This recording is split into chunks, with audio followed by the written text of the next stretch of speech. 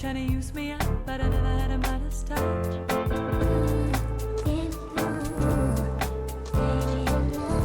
You wanna chew me up, but I never get lose the love.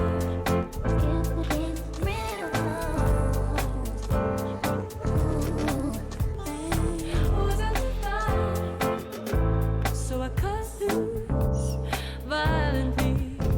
But when you name your price, it only heightens. I never believed what you sold to me. It's wrong, I know it's wrong, I know it's wrong.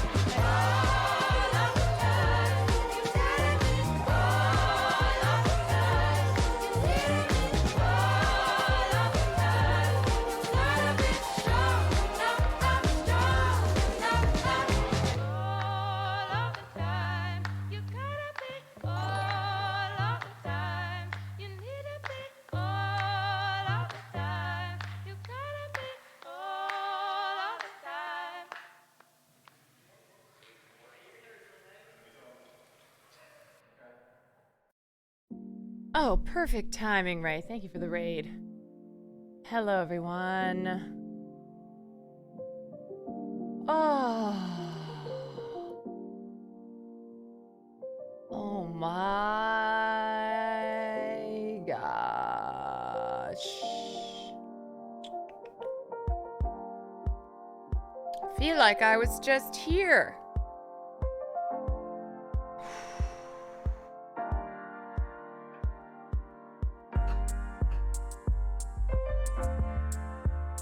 The VOD was amazing to catch up on. Okay. Whose idea was it to have me start 12 minutes at like 11 at night when I just wanted to do a little bit of gaming? My idea was like I would just play an hour of gaming to top off the stream.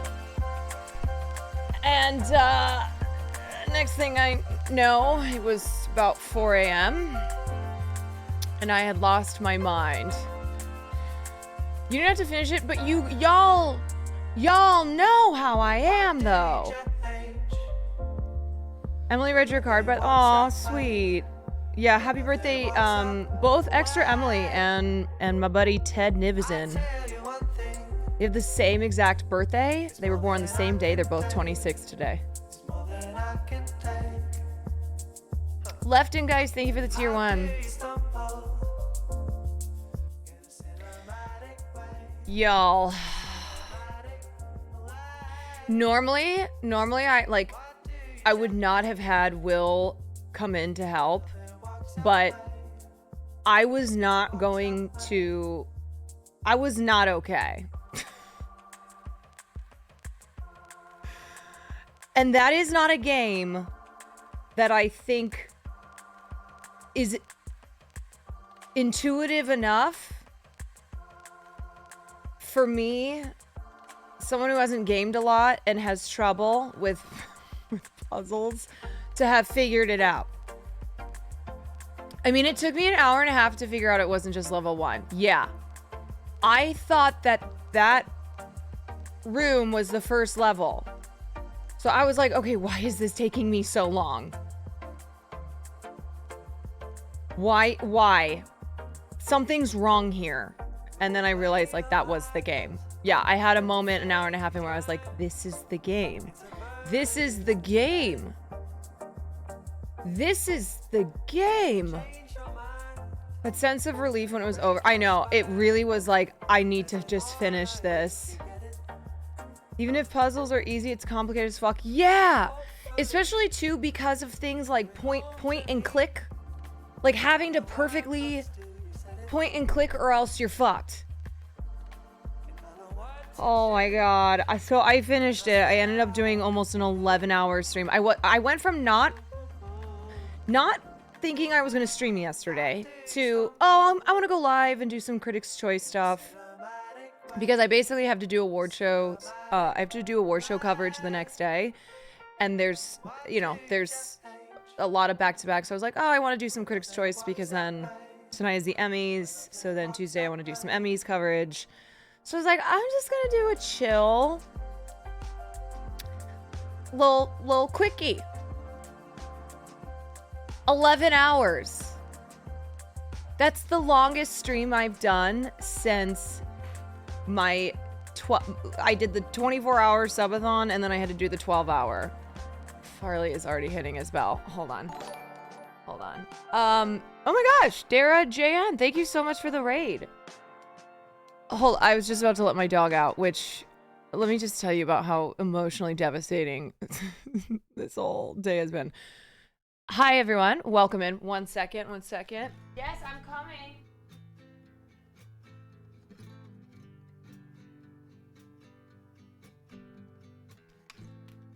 Hello. All right. I hope, Dara JN, I hope you had a great stream.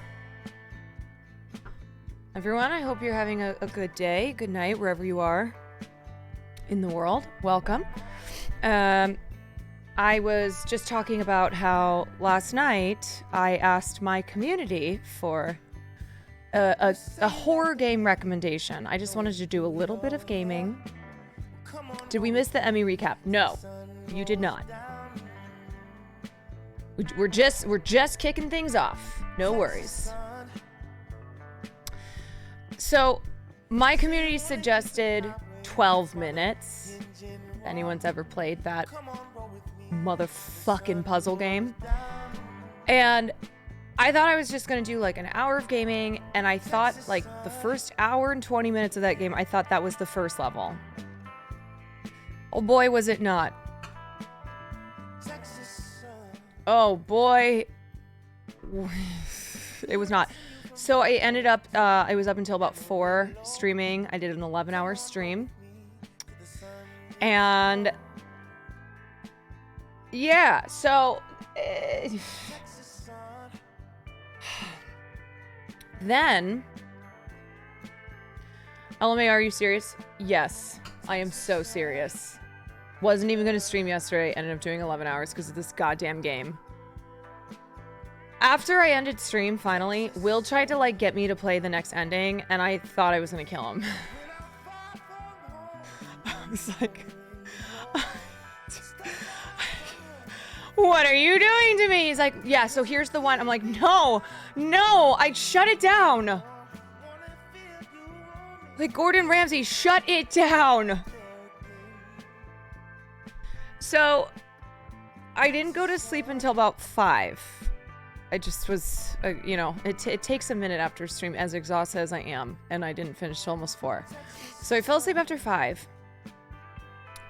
And I had the worst sleep that I've had in a minute. Terrible. Like, I was asleep for a couple hours, and then my dream, I don't remember the beginning of my dreams, but then it turned into this, you know, it seemed tranquil until my precious baby dog, where is he? He's outside pottying. Got hit by a car and died. And I was in the dream holding him in my arms, like wailing, and it was my fault. It was my fault, and I was like guttural wailing in this dream. And I woke up because Will was like trying to get me to wake up, and I was sobbing, shaking, sobbing, just like feeling this deep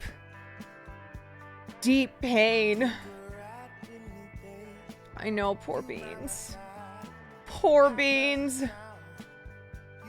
And I couldn't go back to sleep. So I snuggled Farley as I read the news, which, you know, is always, come here, babe. No, you come love your mommy. Mommy had a come here. Come, mommy. Yeah. There you are.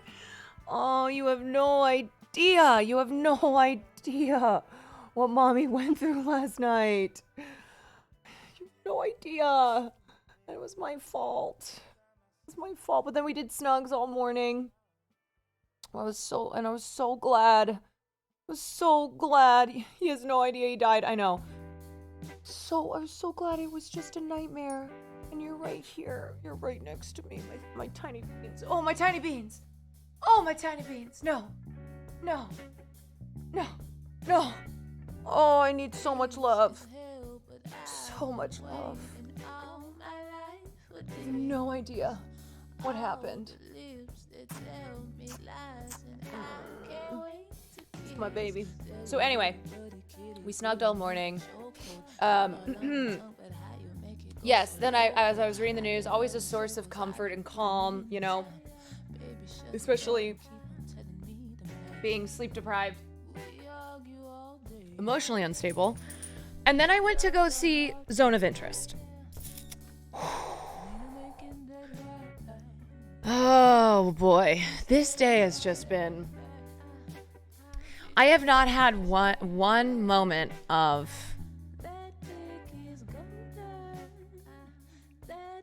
joy. Even just like neutrality. No. What a movie to see after a night like that. Oh my god. So I'm gonna discuss the film, but I'm waiting for Nandre.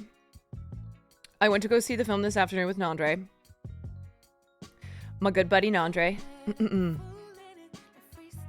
He is he's at the grocery store right now, but when he gets home, he's gonna jump on Discord. And we're gonna discuss the film together. One, because we saw it together. Two, because I need someone else to discuss this film with.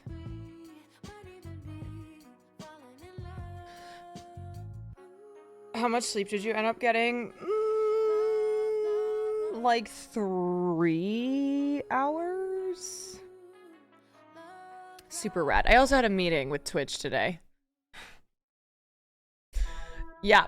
For the last week and a half, I've had meetings or interviews or just something every day. So yeah, on top of a hellish morning, I then had to have a meeting with Twitch, and then I went to see Zone of Interest.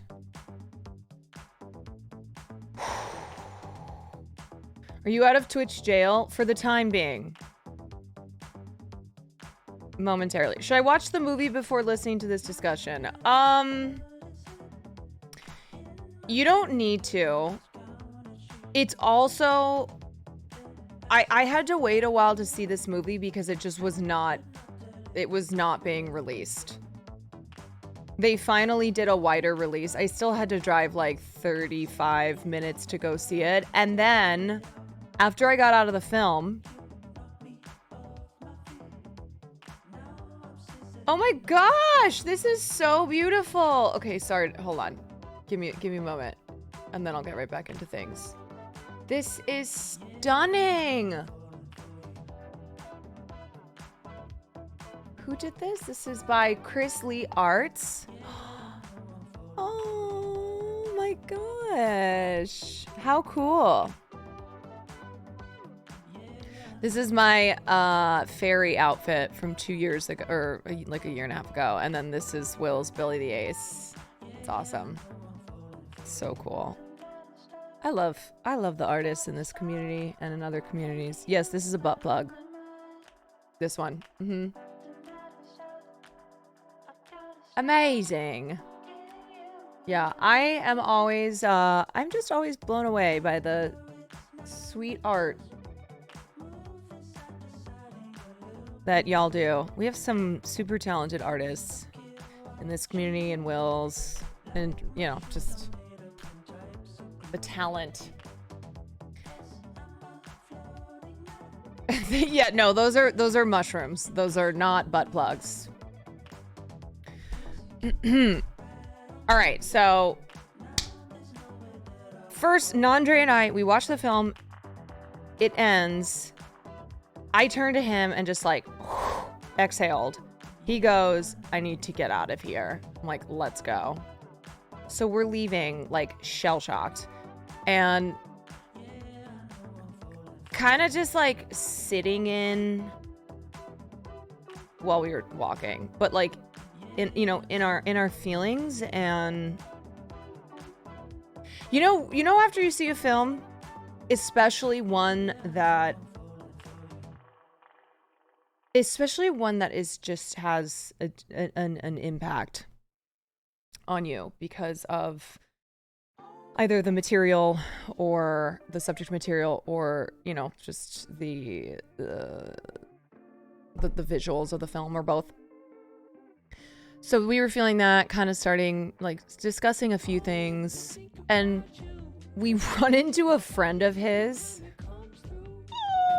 We run into a friend and his girlfriend, and they're like, Nandra, oh my gosh. And I, like, couldn't speak. I'm meeting these people who are friends with Nandra, who's like, hey. And I was like, hi, I'm Caroline. Nandra's like, hey guys, this is my friend Caroline. Very humorous to run into people you know after you've just seen a very heavy film and you're processing it. So we chatted with them, went on our way, And I was thinking about the film. I was thinking about a lot of things, and I realized I didn't know where I parked my car. And it took me 25 minutes to find my car in the parking lot. Oh yeah, and it was a very busy parking lot. A lot of people were looking for spots, and I had so many people be like, "Hey, are you leaving?" And I was like, "I don't know where my car is." And there was one couple in a car where they're like, "Do you have a, like, is that your car?" I was like, "Do you think that's my car? Do you think that I'd be walking back and forth like this? And my car's right there? Also, how would you know my car?" And then they're like, "Oh, do you have a white Audi?" I was like, "No, I do not." Like, because there's a white Audi right there. It's like, yeah, there's a lot of cars. That's the problem. This parking garage is huge. There's a ton of cars. They're just naming, I know. And they were following me. I was like, y'all, I understand. I get it. When you can't find a parking spot and you know someone is leaving, you're like, we'll just wait for them. I don't know how to tell you that I genuinely don't know where my car is. I'm not lying. I don't, like, why would I lie about that? I'm not trying to, you know, pull a fast one here. I don't know where my car is. So I think you're probably better off just trying to loop around and find a spot. And no, that is not my car. Dude, where's my car?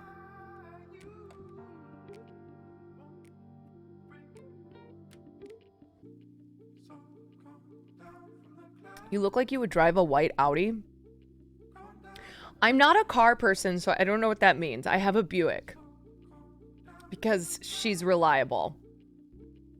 Did you go in the parking lot? Yes. And so it was one of those things where, like, I was still thinking about the film, but also was like, you need to focus. Hell's Kitchen finale today? I think so. I think we shall. Anywho, so 25 minutes later, I found my car. But it wasn't my car, though. It was Will's, and he's got an alert thing, but I don't have that because it's not my car. Like, he has that on his phone. If it had been my Buick, I have a thing on my keys. Beep, beep. That type of thing. But I had taken Will's car, and so I was shit out of luck. I just had to, like, I am not an actual senior citizen. A Buick is a trusty, good car. And mine is cute. They have made Buicks to be, you know, for the younger generations.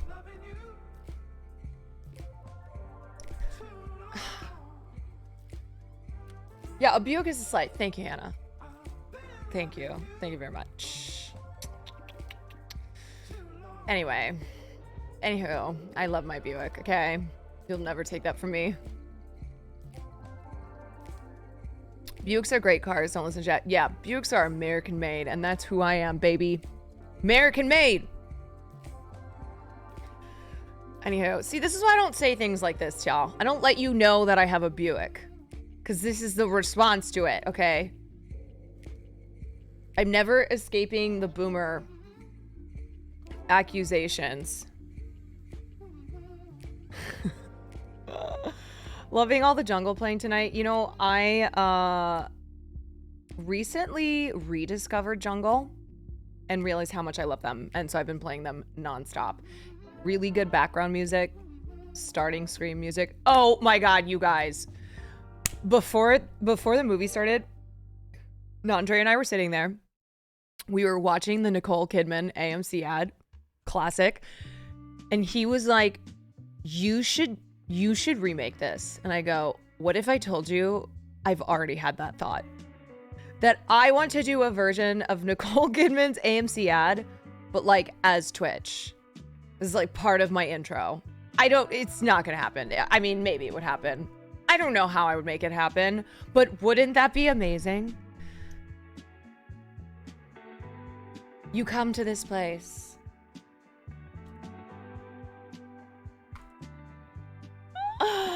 Ah, Caroline Kwan's stream. We make streaming better. You come to this place for magic. You come to this stream to laugh, to cry, to care. Oh man, it's something that I am kind of half joking about, but also not. Apparently, they just auctioned off Nicole Kidman's suit, the pinstripe gray suit that she wears in it, for like $50,000. Just rent a whole theater, easy, easy. Dude, as a transition, I know it would just be so great. It'd be such a cool. I just have ideas like this where I go, I don't know how I would do this or how much money it would cost, but I love this idea. We make fashion better. Show the non. Oh yeah, maybe not everyone knows. Not everyone knows what I'm talking about. Here. This is the now famous Nicole Kidman piece of art. Okay. But apparently she got paid $20 million for. Did not expect that it would become a cultural, a cornerstone of culture. Nandre! We come to this place for magic. We come to AMC theaters to laugh, to cry, to care. Because we need that, all of us. That indescribable feeling we get when the lights begin to dim. And we go somewhere we've never been before. Not just entertained, but somehow reborn. Together. Dazzling images on a huge silver screen. Sound that I can feel. Somehow, yes! Heartbreak feels good in a place like this. Iconic. Our heroes feel like the best part of us. And stories feel perfect and powerful. Because here, we make. They are. Oh shit, I fucked up. AMC because here theaters. They are. You guys, I need to do this. I've got to do this. Wait, please play the lady. There's a Lady Gaga one. What? Wait, there is a. Hold on. There's a Lady Gaga like she recreated this.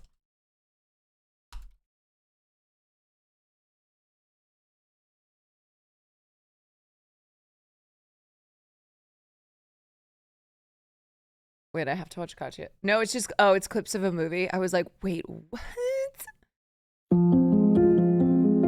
We come to this place for magic. We come to gay MC theaters to laugh, to cry, to care.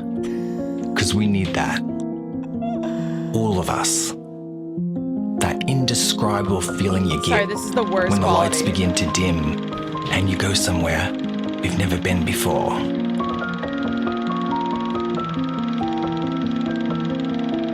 Tony Not just Foster. entertained, but somehow reborn together. Dazzling images on a huge silver screen. Sound that I can feel. KMC Somehow, theaters. heartbreak feels good in a place like this. Our heroes feel like the best part of us, and stories feel perfect and powerful. Because here, they are. KMC theaters. We make movies better. We make movies better. Guy MC Theaters. Laffy Taffy Seth, thank you for the prime. Oh, Nandre, I just saw you called me. Are you in here? We make movies better. Guy MC Theaters. Okay, hold on. Let me pull this up. I don't know why I don't get Discord notifications. Incoming call. Yo. Yo. You're on streamer mode. Okay, wait. No, you should keep it on. It's nice. It's annoying to get a bunch of pings while you're live. Let me turn you up a little bit. Okay. Y'all, how's the volume on that? Yo, mic test. Hey, chat. What's up? Jimmy got- test. Mic test. Ew. You going no cam? I can turn my camera. No, it's fine. Whatever you want to do. Fine. Let's see. Actually, it might be broken if I do this like this. Oh, we were talking about our busted ass cameras. Truly. We had such a nice moment of levity after the movie. Wow, my God. I was starting to tell my chat about it.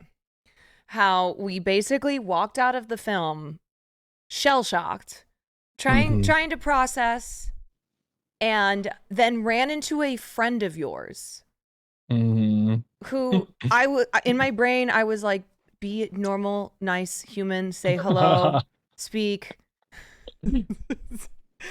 introduce yourself, try to be pleasant. Yeah, it was something, wasn't it? Holy shit. Anyway, for everyone, if you're just getting here, first of all, this is Nandre, the Nandre. And we went to go see Zone of Interest today. After both of us being up until 4 because I was playing 12 minutes and Nandre was in chat telling me to put the cake in the bed. Was there a better way to see it though? Like pushed to your brink. Like yeah, I know. It's just like I don't want to necessarily like I mean, maybe it's thematic of the movie, but I don't want to go see something like that when I'm having a great day either. You know what? Actually, that's a great point. That's a great point. I think because your day is going to be so somber and depressing afterwards, you don't want to ruin a nice day. So maybe coming into it and being exhausted. I was especially emotionally spent because my nightmare where Farley died. And then, you know, just, reading the news of the day. So, yeah, day was already fucked. Let's just fuck it up a little bit more. Yeah. So, my chat, we are going to discuss The Zone of Interest, Jonathan Glazer's new film. It is not... I don't think it's playing in theaters everywhere. We have been waiting for it to have a wider release in Los Angeles because it was both a highly anticipated film for both Nandre and myself. And I have on my stream been working through all of the award contending films or ones that have been getting attention or in the conversation so that I can cover awards on stream. And Nandre is also a huge film head. But this was a big movie. Like this one Palme d'Or, I think. Yes. Like it's been, and that was a while ago. That's like what 6-7 months ago. So yeah. Oh, spoiler nice free to finally or see not? It. Well, we're gonna do spoiler free, but I gotta be honest. This isn't really a movie that has spoilers. I mean, because. Unless you're a Holocaust denier, like, you know, like what is there to spoil about this movie? I guess like the filmmaking techniques, you know, but yeah. Hey, yeah. If you don't believe in the Holocaust, spoiler. It's very real. It happened. But yeah, it was just one of those films that like there wasn't really a story to it. You know, you could have walked in at any point in that film and gotten what the point was and what was going on there. I think it's a huge point of emphasis about it is that it's very plain.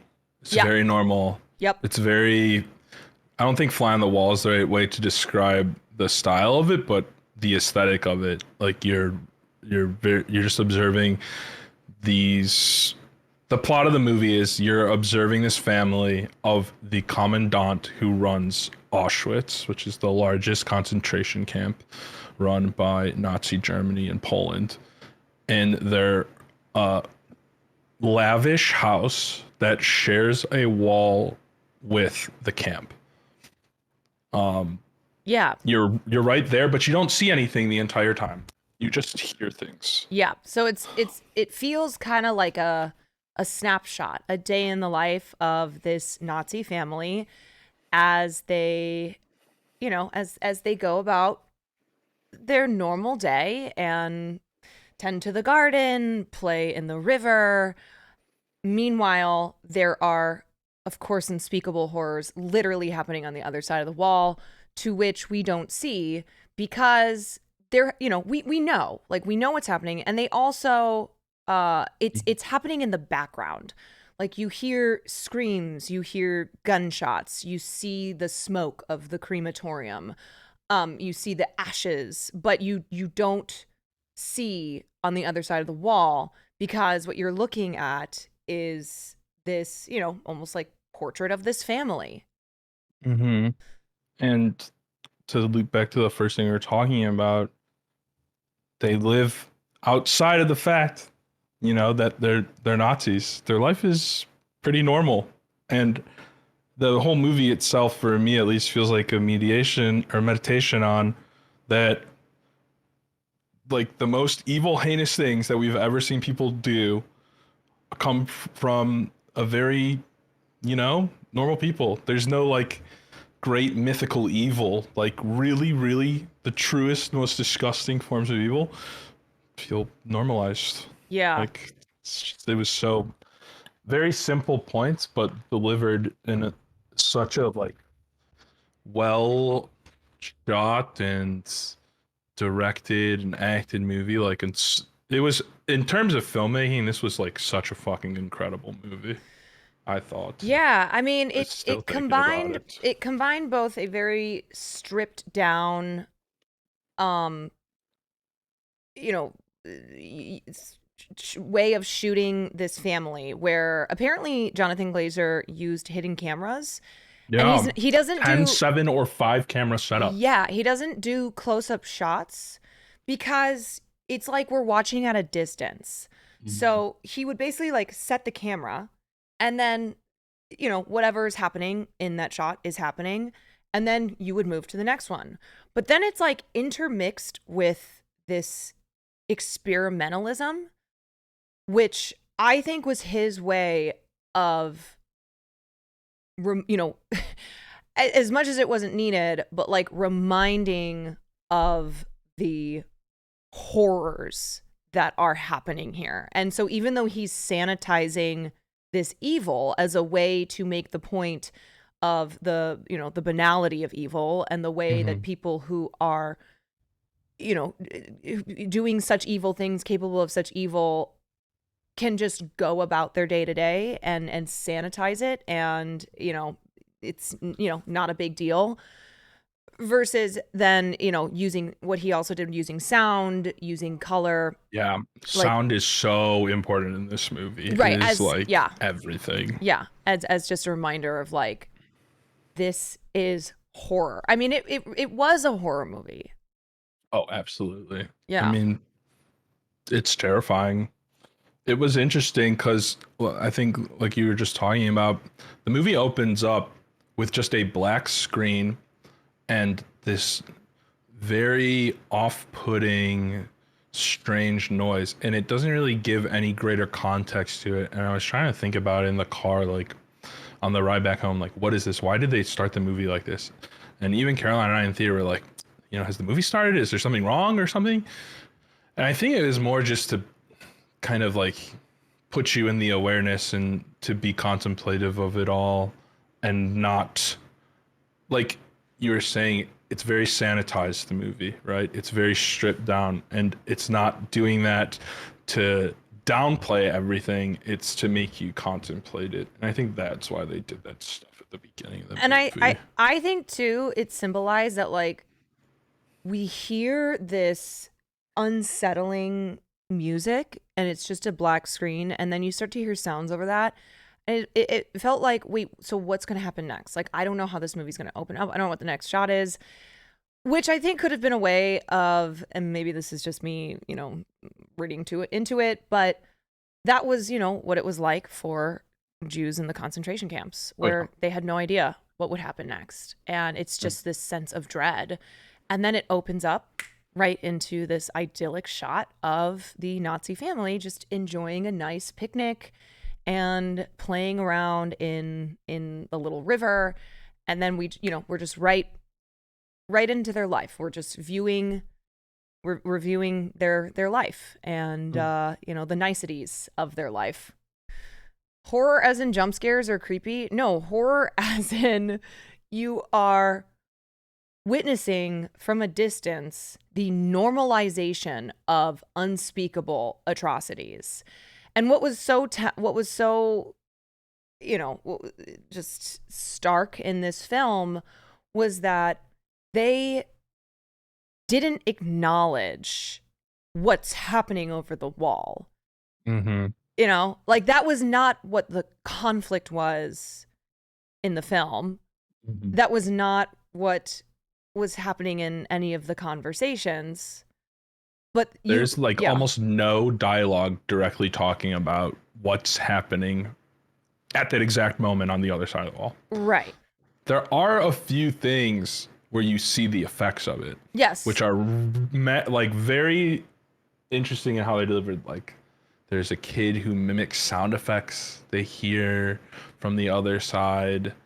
There is a dog in the movie that is, we were talking about when we walked out, that was like super alert and kind of just like wasn't acting like a normal, you know, puppy. It was just very on edge. Yeah, and built all that tension and like drama without showing anything directly. It's pretty awesome.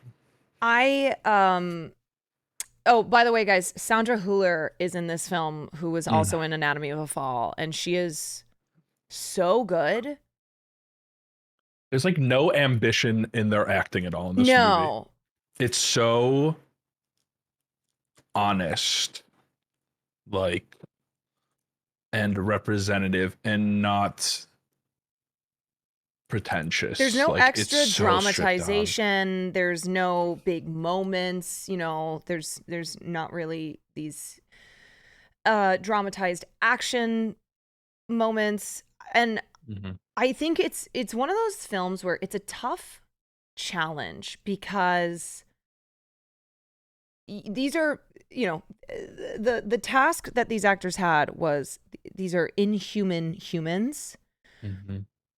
And the task, you know, the challenge that Jonathan Glazer has is people watching this film knowing that, like, there is not going to be any relating to these people. There is not going to be I care about, or, you know, I want to see this story. I want to see these people. And it's you know, that's something where normally that's not good for a film, to be so disconnected from your characters and to not care about them. But the point with this film was to look at this particular snapshot, but from a long tragic history. But I also think, and he wasn't intending that with this film. It took him 10 years to make this, by the way. So long. 10 years. It's shot on location at Auschwitz. Yes. But because of the timing of this film, it coming out as there is an ongoing genocide in Gaza, you couldn't help but to sit there. And I knew Nandre was feeling exactly what I was feeling. But the parallels between the sanitization that these Nazis do, you know, the normalizing of the sounds of gunshots, of, you know, mass death being in the background, and, you know, just not dealing with the horror of that in any way.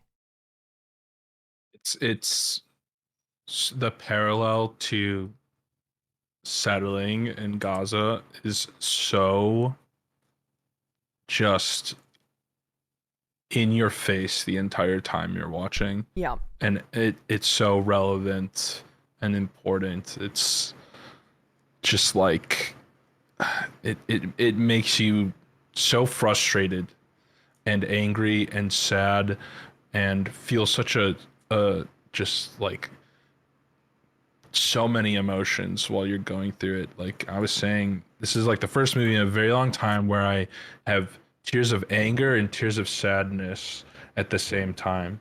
And just so frustrated. Oh God, it's very difficult to watch in that sense, but very important. Yeah. You know, it's like, what's the bare minimum that I can do? It's like watch, teach, and share. You Yeah. know, Yeah. that Uh goes for the Holocaust, for Gaza, for any kind of genocide. You know. yeah. I mean, what happened in the Holocaust, what happened to Jewish people was its own, horror. Just one of the worst atrocities ever committed in the existence of our world. But you see how this is something that is not just unique to the Holocaust. The the banality of Mm-hmm. evil and of the normalizing dehumanization as a and dehumanizing who you see to be the enemy as a way to like be totally fine with this horrific shit happening. Yeah. Yeah. Yeah. So much of it is about talking about people being indifferent or just ignoring it, and it being normalized like that. That's why it's so important to have the kids in the movie, his children who are there, have these reactions like the sleepwalking and the sound making and stuff, because kids are very honest, they're very genuine, they see the world as it is. Yeah. So to have those inserts to really, I mean, not that it needs hammering home, but to give it even more oomph, I think is a very talented way of telling it. I thought it was interesting the way each kid was different, like seemed to have a bit of a different experience. I almost wish that we had more of the kids, like less of the commandant who's the father, and him going about, doing his bureaucratic stuff, especially once he goes to, back to Germany, has his little meeting with other concentration camp leaders. I wish that we had stayed with Hedwig, the wife, and the 5 children, so that we could have seen all of this through their perspectives. Like how do they witness their father, who, by the way, y'all, the Haas family were real. Oh yeah. Not only Commandant that, Haas. most of the scenes in the movie are reenactments of actual testimony. Yes, and Commandant Haas was an evil piece of shit. But I think because of the movie's emphasis on like the kind of it almost being numbing and very bureaucratic in like how he went about things, I wish that we had seen this through the wife and the children's perspectives of like how is their understanding of what's going on based on it being filtered through the father. Yeah, I agree with you. That would have been nice to see, I think, a little bit more at the end of the movie. I feel like everything after their discussion on the catwalk by the lake is so much more focused on them.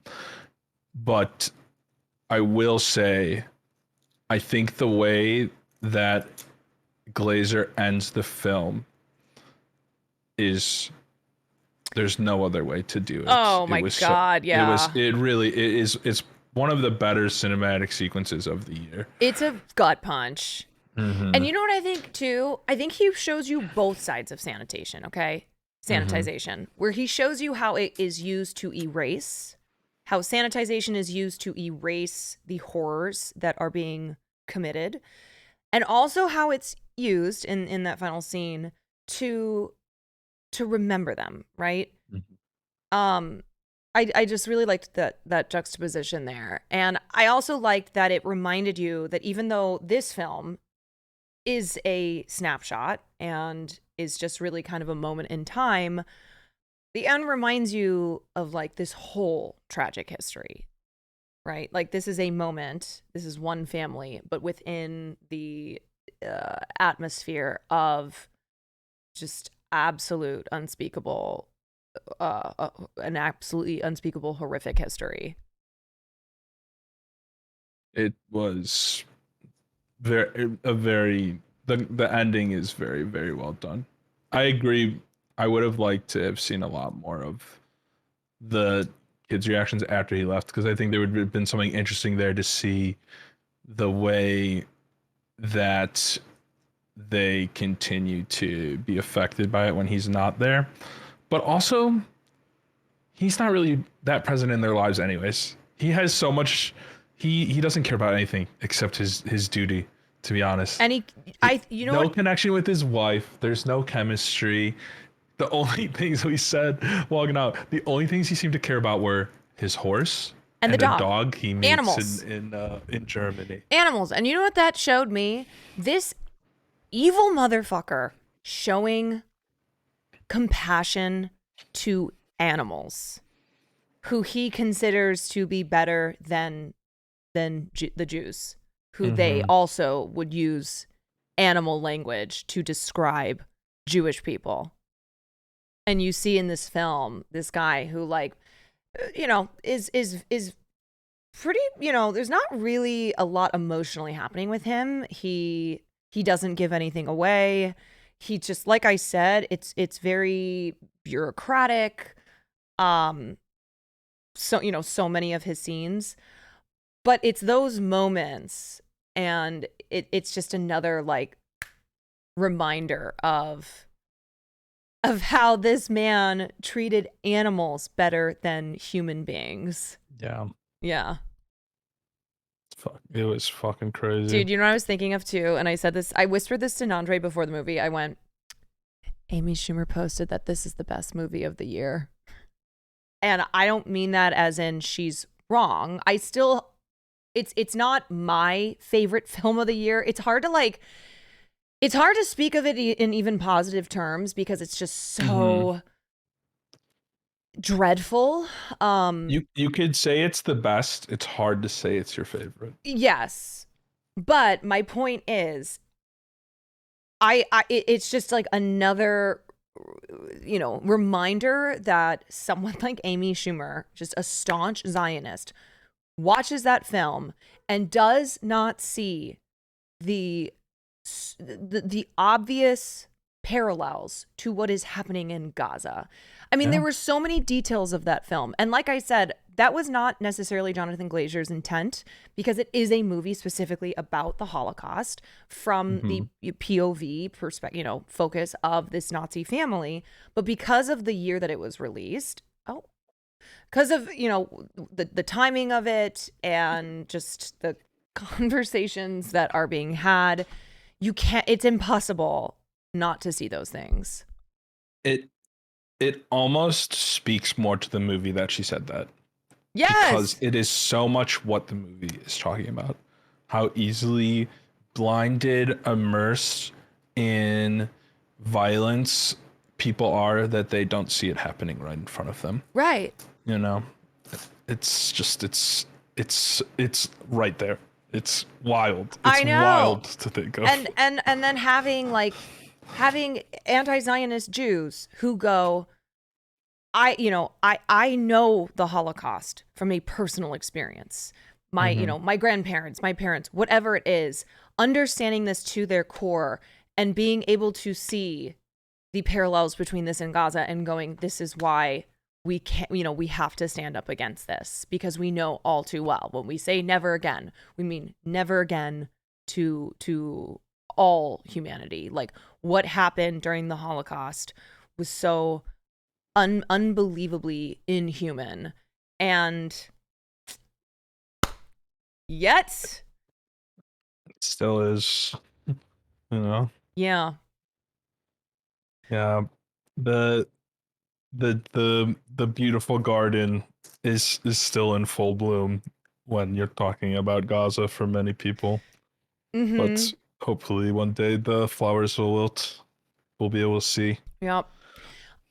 I also, so good. Dude, I also was just thinking of, because we have such insight into what's happening in both Israel and Gaza due to social media. You know, like how many videos have we seen from people in Gaza who are documenting the horrors, and how many videos have we seen of people in Israel, of soldiers, of civilians who are like doing what's happening in the film, where there's bombs in the background and they're like, oh my God, so here's a day in my life as an Israeli, okay? And you can literally hear the bombs in the background that are, you know, murdering thousands of Gazans. And they're like, so I went and got my Starbucks, and then I went, and it's like this dissonance, as their point being that, you know, this, like, look at what's happening here in Israel, you know, this constant thing in the background as we just are trying to live our lives and be as normal as possible. And it's maddening. Very much so.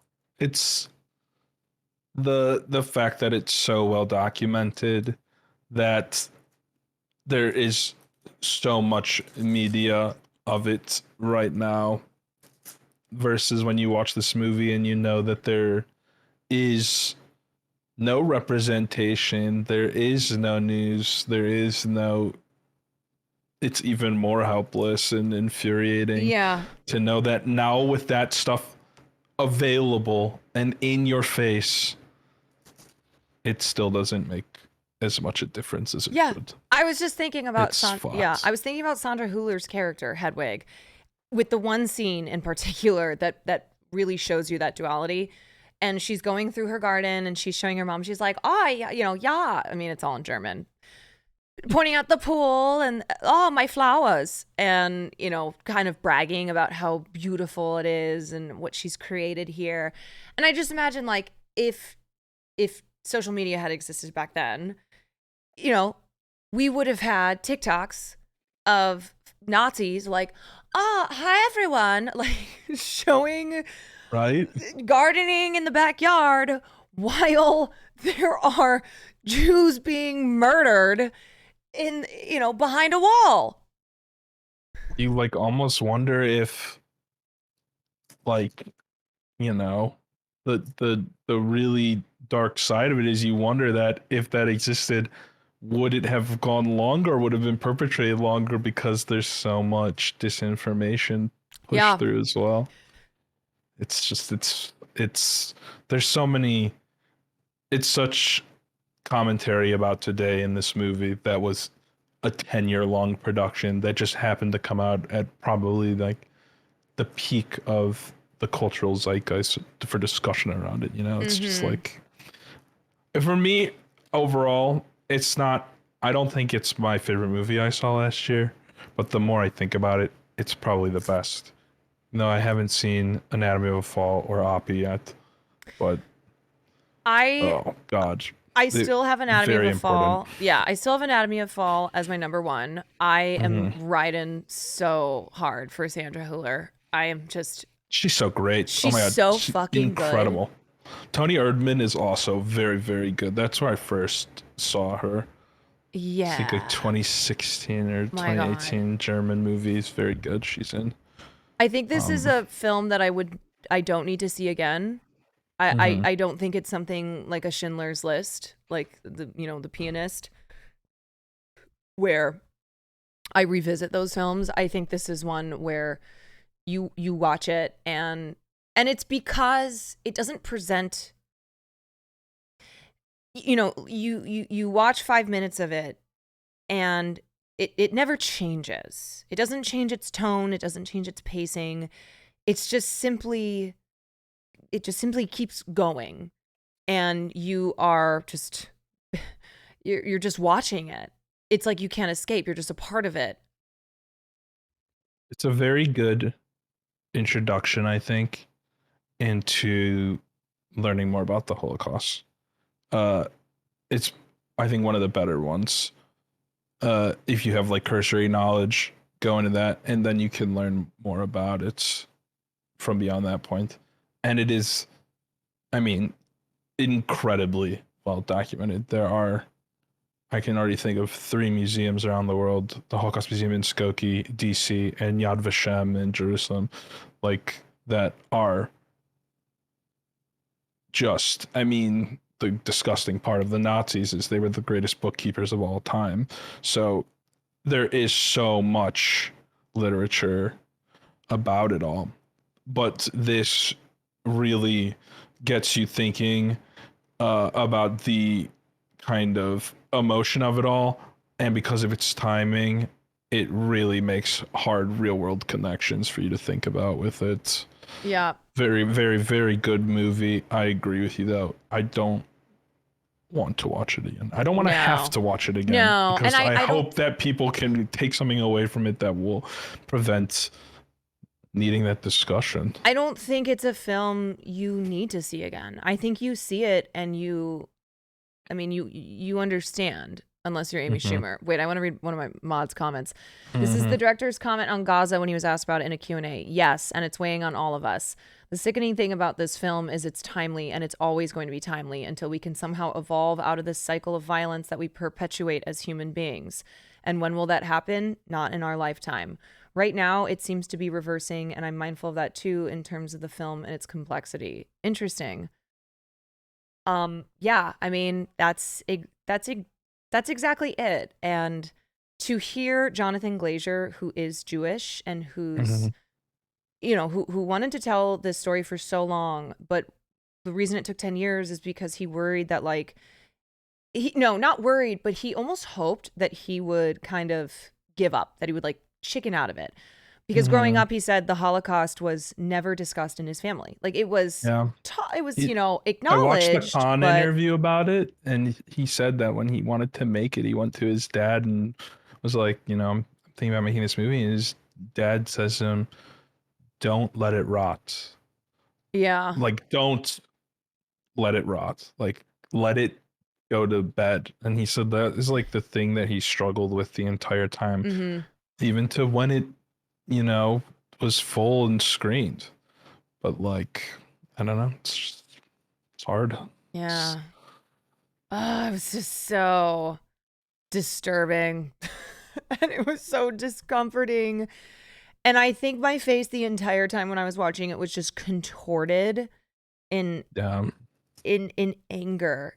And what I would say about makes you mad. It really makes you mad. It makes you mad. What I would say about Holocaust films, y'all, too, it is so important to, of course, get the stories of Jewish people who lived through this and to see the other side of the wall. And we have so many films, so many television shows, so many documentaries, so many novels, just so many pieces of art that give you that perspective and show you those horrors on the other side of the wall. So to have this film, which is purposefully not showing what's happening on the other side of the wall, but what's happening, and instead the focus is on how is evil happening in front of people's faces in their backyards, and yet they are able to erase the reality of that evil and do something like host a party in their house and play in the pool and, do all these other little day-to-day niceties of life. Yeah, it was great.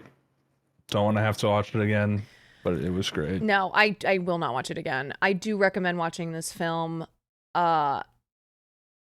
I think it's my favorite of his movies that I've seen. But I've only seen Under the Skin and a short he did. I haven't seen Earth he hasn't made that many movies. I have seen Sexy Beast. He hasn't made that many right? films. Yeah. I also think he's a filmmaker who doesn't really get a ton of attention. I think he kind of is often left out of the conversation, and he's doing some really, really unique, interesting things in his films, because I think a lot of times he's not concerned with the what or the why, but just more concerned with the experience of watching it happen. Yeah, he has an extremely profound cinematic language to his stuff. That is, I think the problem with a lot of art house film is it can come across as inaccessible in how avant-garde it can be sometimes, right? But I think his movies are cool because they are avant-garde, but not in a way that feels like it's pushing you away. If you can convince somebody to get it on and turn on the screen, it just speaks to something very, I don't know, that's in everybody. Like Under the Skin does that too. It's just like very haunting and slow and not super dialogue focused, but it reaches into something that everybody has, a very instinctual level. I really appreciate him too because I feel like with his films, he does something different with the genre. You know, Under the Skin, just putting out a sci-fi film that like we haven't seen before. With Zone of Interest, you know, doing a Holocaust movie, but not in the way that we've had done a bunch of times. Mm-hmm. Yeah. It's interesting. I don't know if you've ever seen there's a movie called Son of Saul that is a movie about the uh the Jews who were forced to like shovel the ovens. And that movie is interesting in that it's shot almost completely in close up and it's right in the face of the people experiencing it directly. And it feels like the total opposite of this movie where it's all that stuff is removed and sectioned off and compartmentalized. They're both great. They both do the same, you know, talk about the same thing. They just do it in completely different deliveries. It's pretty cool. What Son of was Saul is another really good Holocaust film. Son of I Saul? would recommend. Wait, Mm-hmm. make a note of that. Polish. Any Memes. last thoughts on this? I'm glad I didn't go see it alone. It truly, walking out of the movie like that, it sucks to have to walk out of something like that by yourself. I know. You just feeling very alone in your viewing experience. I don't know if you saw, but the guy next to me, who was like this 70-year-old Asian dad, who basically ate a whole thing of popcorn and then just fell asleep. Like, when we went in to sit down, I think 70% of the theater was eating food. I was like, this is I could never eat a popcorn or a slice of pizza before this movie. They must have had just been like, oh yeah, this is in the Oscar buzz. It's like, not one of those that films was that you're insane to me. that That you're was just crazy. sitting there eating popcorn too. Oh. And then him falling asleep, and then I saw him wake up. I can't even remember what point it was. Oh God. Oh God. boy. Look, it is one of those films that not at all boring, not at all, but because there's not anything big happening in the movie, you know, you don't have some big battle scene. I think if people think here, oh, it's a Nazi movie, they're probably picturing some, you know, some big action scenes or just a real liveliness to the film. And this was very somber. It was somber. It was dreadful. It was disturbing, but it's simple and it's stripped down. It's not about and being heroic at all. Right. Or like kind of conquering the evil Nazis. It's more interested in how the entire situation itself was capable of humans doing to other humans. Like it's very uncomfortable. Yeah. I get it's just very uncomfortable. I think with other Holocaust films too, what they want you to do, they're asking you to bear witness to the horrors, you know. Watch Schindler's List, bear witness to the horrors that Jewish people went through. I think with this movie, it was less of like bear witness to this and more of just like seeing how this cognitive dissonance works on like it's on the, you know, at maximum capacity, and how there are, you know, parallels to that for evils committed throughout history and around the world. Because like I said, even though the Holocaust was a, you know, unique, horrific thing that happened, the cognitive dissonance in doing evil acts and separating yourself from, you know, from feeling, from like really feeling that evil and having to sit with it. That happens all the time.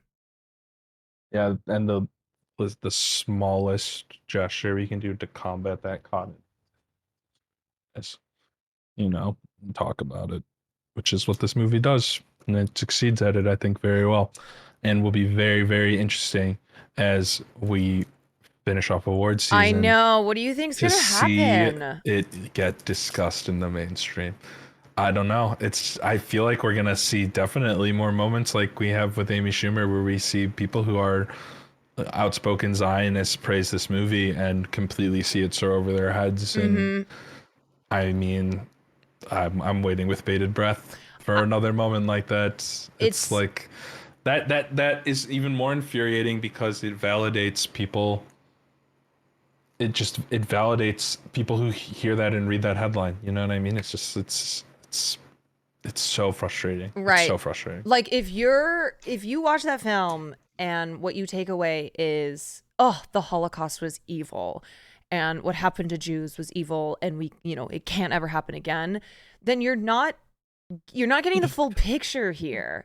You aren't.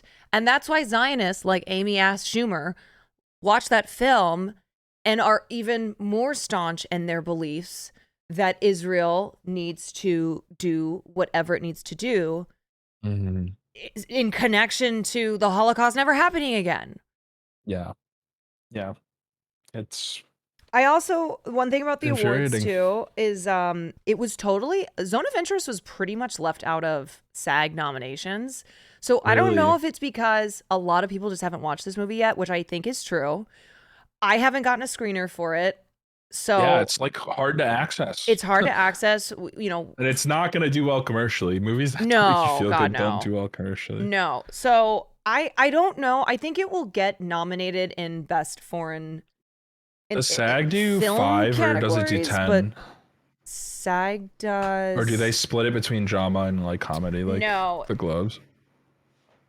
They Zone of Interest got nominated under Best Foreign Language Film along with Anatomy of a Fall, but basically, other than that, SAG voters kind of didn't really give it any attention. It's not to say though that because of what she said. It's just that it was not really accessible. Yeah, I think it has to do with the accessibility. I think it could win something, but I think more people need to see it. If it wins something, it should win something for its sound design and mixing. That will probably go to Oppenheimer or Barbie. Probably. And at least for editing, I think it's really interesting because it breaks a lot of rules they teach you in film school, like rule of thirds. And it's edited very on like rhythm, like somebody walks through a door, the next shot is them walking out of the door. It's very documentary style in that way, which it's not impressive technically, but in its design is very, I think, effective. But I don't know.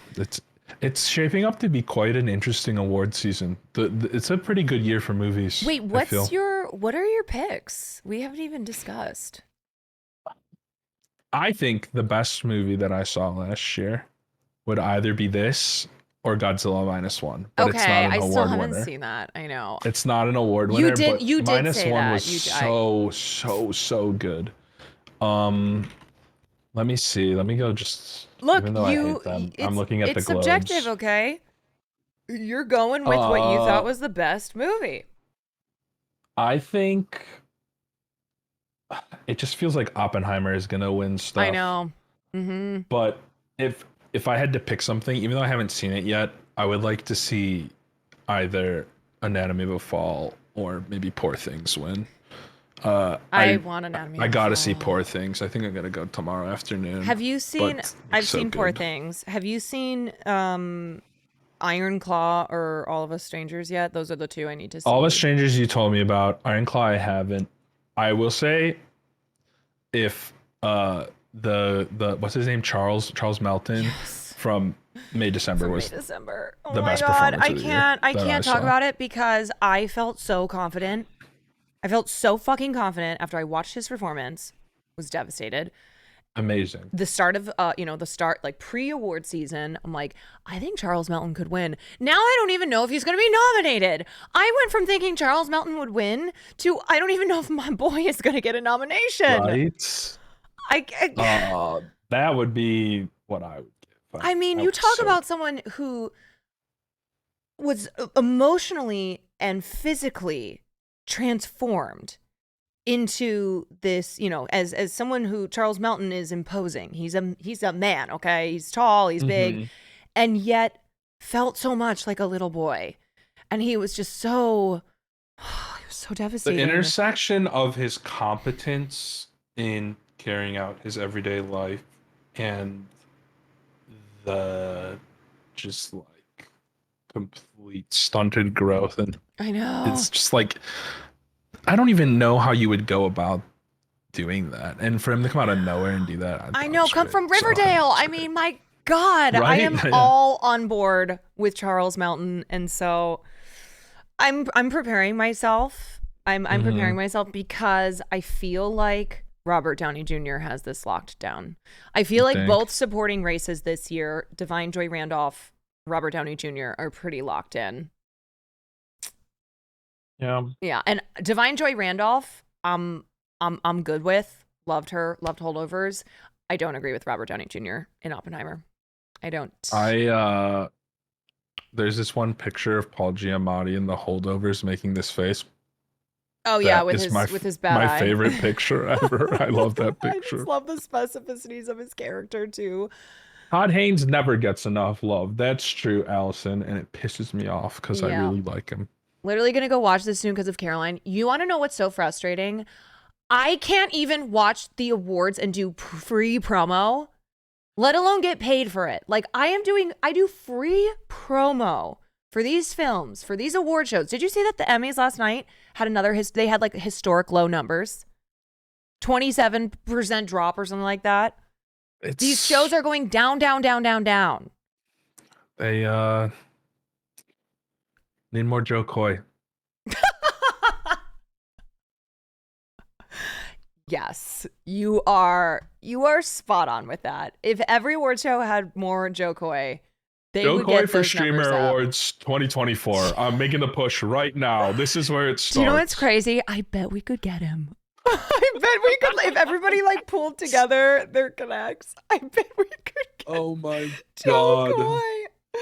Oh, that would be breathtaking. Oh man. What a time that would be. And especially with him not knowing anything about streamers, just like with the movies. He clearly didn't know anything about them. What a dingus. What a dingus. What a dingle hopper. Okay, wait. So you said Godzilla -1, Zone of Interest. Are there any actors that you're pulling for? I think Charles Melton, I would like to see win something. The other categories, I just want to see. I don't know. Yeah. I just don't have. Do you have a preference really that between many strong feelings? Lily Gladstone? Maybe I think it would be Emma cool Stone. for Lily. I think it would be very cool for Lily Gladstone to win. That would be cool. That would be very interesting. To see that. I don't know. For me, the award season.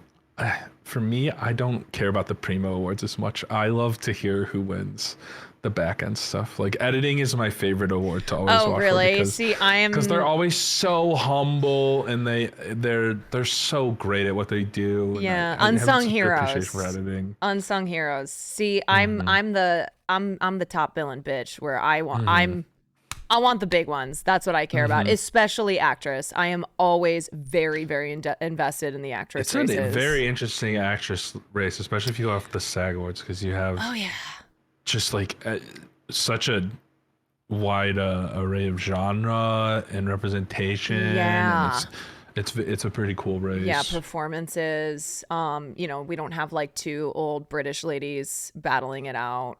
I will say Emma Stone maybe, I mean, I haven't seen Poor Things yet, but if I like Poor Things, she could end up having 2 of my favorite performances of the year.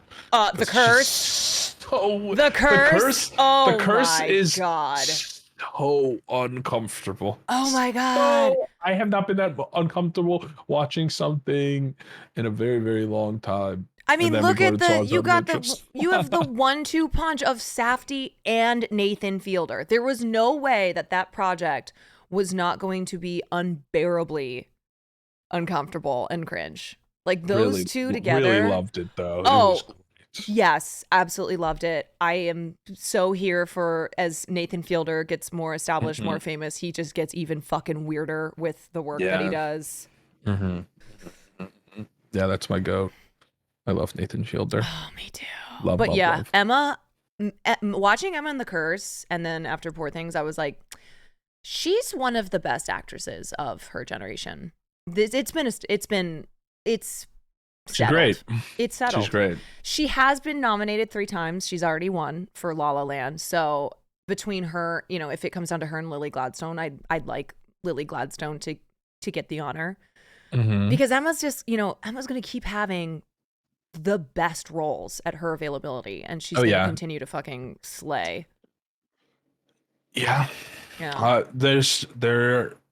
I feel like there's a huge amount of incredibly talented creatives right now in film. It's like feels like a really, really good time in movies, which was kind of bleak for a moment when the streaming wars was going so hard, and especially this year with the strikes and everything. But you know, film's back, baby. Cinema is back. We're so fucking back. We're so fucking back. We've never been so I gotta back. go make some pasta. I have some people coming over for dinner, but I had so much fun going to the movies with you and talking. This was great. Thanks for coming on. Everyone say bye to Nandre. Nandre, Bye, is there like guys. anything you want to promote, or you know, like, Yeah, I do, push guys. anything? If you are enjoying tonight's content in stream and you haven't already voted Caroline for Just Chatting Streamer at the Streamer Awards, Sapphire Award, No, Gamer that is of not the what I Year. meant. You saw yesterday. You saw yesterday. If you were watching the 12-minute stream yesterday, and you don't think that she's the motherfucking Gamer of the Year. Okay, you're we'll a take fool. that. I will take Gamer of the Year. Get on there and I spam will. across every I single will. goddamn category, guys. I will. And since he won't do it himself, Nandre is he is a rising star and would be honored to have your vote. And look at this guy. I mean, look at him. He's a star, baby. He's the best. Nandre, love you. The chat loves you. You're absolutely killing it. I'm so glad too that I have you, because Will's a film guy, but he doesn't watch these movies. He likes genre. He doesn't keep up with any of this stuff. Like, I can't talk to him about any of this. I had to make him watch Killers of the Flower Moon. And then some other films that I've watched, he's tuned in for 20 minutes and then had an opinion on it. I'm like, no, you don't get to talk about Anatomy of a Fall when you watch 20 minutes of that movie, okay? But yeah, Will has like a genius, savant type of brain when it comes to cinema, but he doesn't keep up with, one, he doesn't keep up with awards, and 2, he doesn't keep up with the films of the year that are in the conversation. I think that's fine, but I like No, to totally. do both. Totally, but like I need to talk about these things. He does want to see Iron Claw though. So I've been waiting to see, and that's the other Iron thing. Claw looks very good. That's Iron the Claw other looks thing, very because good. like I'm on a mission to watch these fucking movies. Okay, I have a giant I can't list on my believe phone. he hasn't seen it yet. That's so his kind of thing. I feel like when Iron Claw feels like the perfect intersection of both sides of what you like about Right. So that's why he movies. is down to see it, because I've asked him to see a lot of these other movies, and he has responded. He's gonna show with, up in like, a leotard He's gonna just like go with a belt. cosplay it, but he wants to see it. So if we can, he's right here. We see Iron Claw. Billy Notch. Yeah, and Andre, Gearbox is giving us Risk of Rain DLC keys to give away when we play next time. Wait, where are you doing? Whoa, let's go. Yeah, yeah. buddy, they love our streams apparently. Fuck yeah. Gearbox, we love your game. It's my favorite game. That's so sick. I on don't a know what roll. that has to do with seeing these movies, but anyway, congratulations. Very exciting for you guys, whatever that means. Alchemy, thank you so much for the 9 months, by the way. Okay, so I'll see you later. yeah, I will see you later, and then maybe we can go see Iron Claw with listen, with whatever you old want to do. Billy You and know, I'm always Mefferson. down. Okay, I'm always down. dope. All right, Bye. see you later.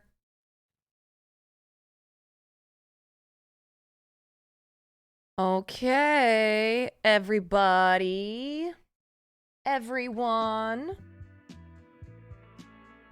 Hope you enjoyed the first official Quandre film conversation. I just coined that. I just came up with Quandre. When's the Quandre podcast dripping? I know. Dropping. I could talk these films with Andre forever, and TV. We have a lot of similarities. Because like I said, Will's one of the biggest film heads I know, and can go really in depth, especially with with genre, but he doesn't keep up with award season and the award contenders like I do, but Nandre loves that shit. A Quandre podcast where you cook Wagyu in various air fryers. Never again. You live in the same house with a movie guy of Twitch and he was not down. Yeah, but there's different ways of being a film watcher, you know? I am not as well versed in, I'm not as well versed in film the way that Will is, but my forte is awards and the films that are part of the awards conversation. Like, that's what I really focus on. I've seen a bunch of film, but I didn't study film. Will did. He knows a ton of film theory. He has a literal master's in film. So that's how he approaches film. Whereas I love, first of all, I love actresses. I just love actresses so much. I just am, I'm obsessed. I'm so obsessed. I have this ability where whenever we're watching something and we'll be like, who is that? I can tell them who the actress is. Actors, not as good. But I love actresses. I love following their careers. I love seeing what's happening during award season. And I just love watching these films so that I can be a part of the conversation.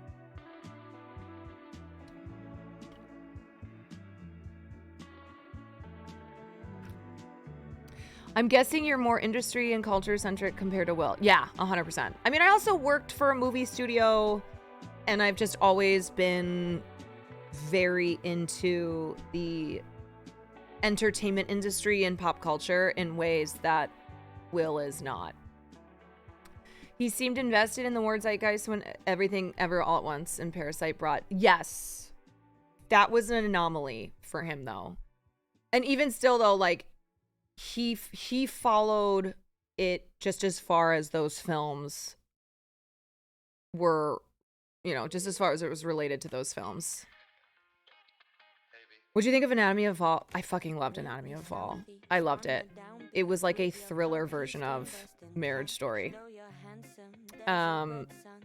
You can watch my take on that in one of my old VODs. I can't remember from when though. To be fair, he loves those movies. Yeah, adores them. Absolutely. Look, everybody's got their own niche. They got what their thing is. And this is mine. So I love to talk about these movies that are currently in the cultural zeitgeist and the awards shows that accompany them. This is from last night when I lost my mind. I look like I'm having an episode. I literally look like I'm having an episode here. Did we get a Ryan Gosling emote set up? I think we did. Anyway, has anybody else seen Zone of Interest yet before I move on to the Emmys? Did anybody else see Zone of Interest and, I don't know, either relate to what we were talking about or have anything else? No, because it's only playing in 10 theaters in the world. I know. Wait, I think I actually retweeted this.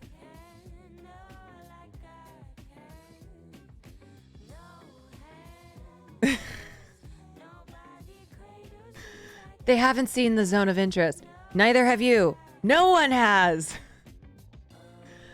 I don't think there's been another movie that has been talked about as much, but hasn't been seen. Like, nobody had seen the movie. Zone of Interest versus Boy in the Striped Pajamas. Very different films. Very different ways of approaching the Holocaust. The closest theater playing it is 20 miles away. Oh my God, feels bad, man. Like I said, I'm in Los Angeles.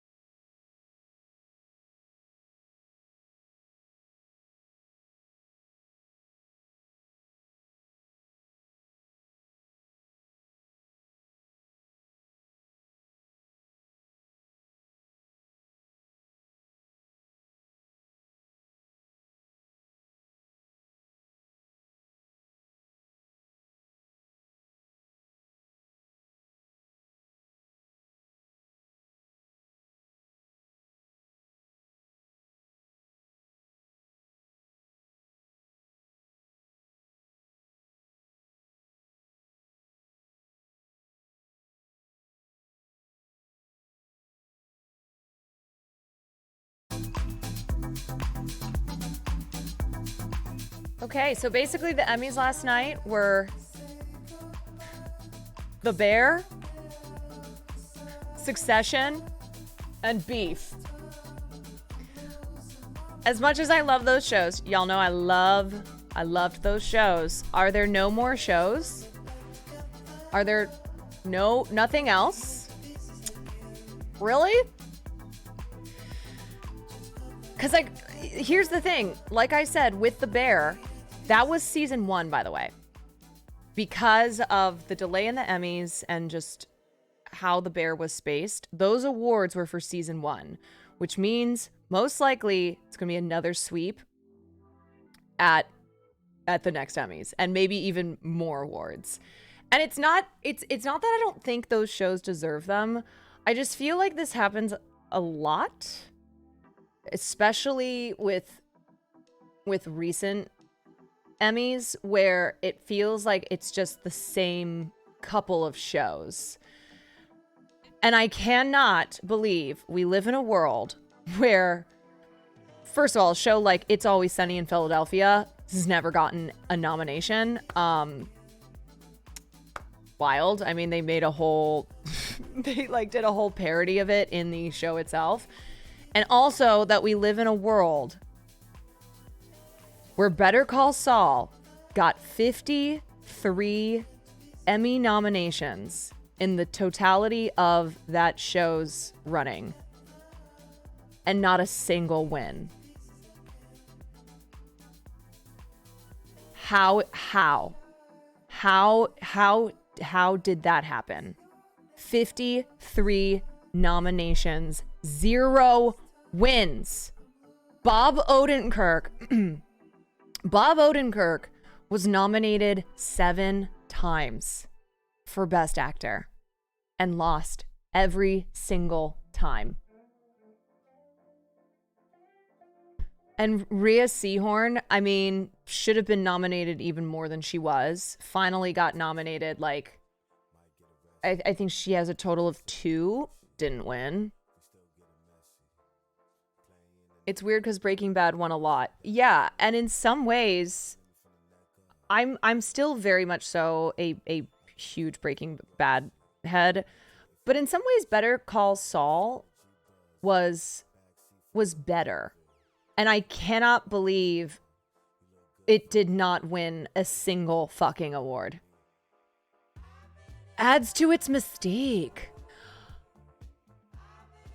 I don't want to live in that world. I don't want to live in that world. The world that we live in where Better Call Saul gets nothing. And it's done. It's over. It's done. No more chances.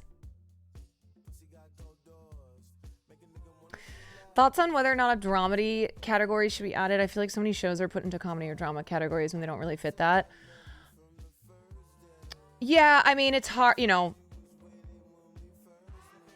TV and film really are not one category. And so this is often a debate and a persistent problem where they will get put in certain categories depending on what the studios or production companies think will give them a better chance of winning. So keep that in mind. Like December, for instance, Netflix submitted that into Best Musical or Comedy category for the Golden Globes. But I don't know. I mean, they have expanded since the Emmys were incepted. Throughout the decades, they have majorly expanded the categories to give more opportunities to shows and performers that were previously being just completely shut out, aka like performers of color and shows that feature, that are stories of marginalized people. But yeah, I mean, it's just like one of the I think we should add an okay. This show was, you know what it should be? It should be a show that people fucking loved, but it's not good. Patrick, thank you for the 6 months. A show that, like, oh my God, this show couldn't stop watching it, but it was not a good show. Maybe we just gotta like change it up that way. So let's look at Sagna. Wait, am I on a different? Oh, wait a second. Is this what I want? Oh, okay. I have so many freaking Google Chrome windows open. I'm lost. Most mid-show. Have you watched this season of True Detective? You mean, have I watched the premiere? Yep. Did I see Pedro Pascal attending with Lux? Of course I did. Is there a limit to how many things each movie and show can nominate? Like, Barbie has had so many original song nominations. There's something that stops movies from just submitting everything? No. Apparently Benny Blanco. Yeah, we're going to look at that clip. That was funny. Bill Hader went 2 out of 14 for wins nominations over the course of Barry. I will not be silenced. I can't even be mad, though. I can't even be mad for Bill Hader because all of my fury is for Bob Odenkirk. When it comes to best lead actor in a drama series, like, all of my ire is for the snubbing of Bob Odenkirk.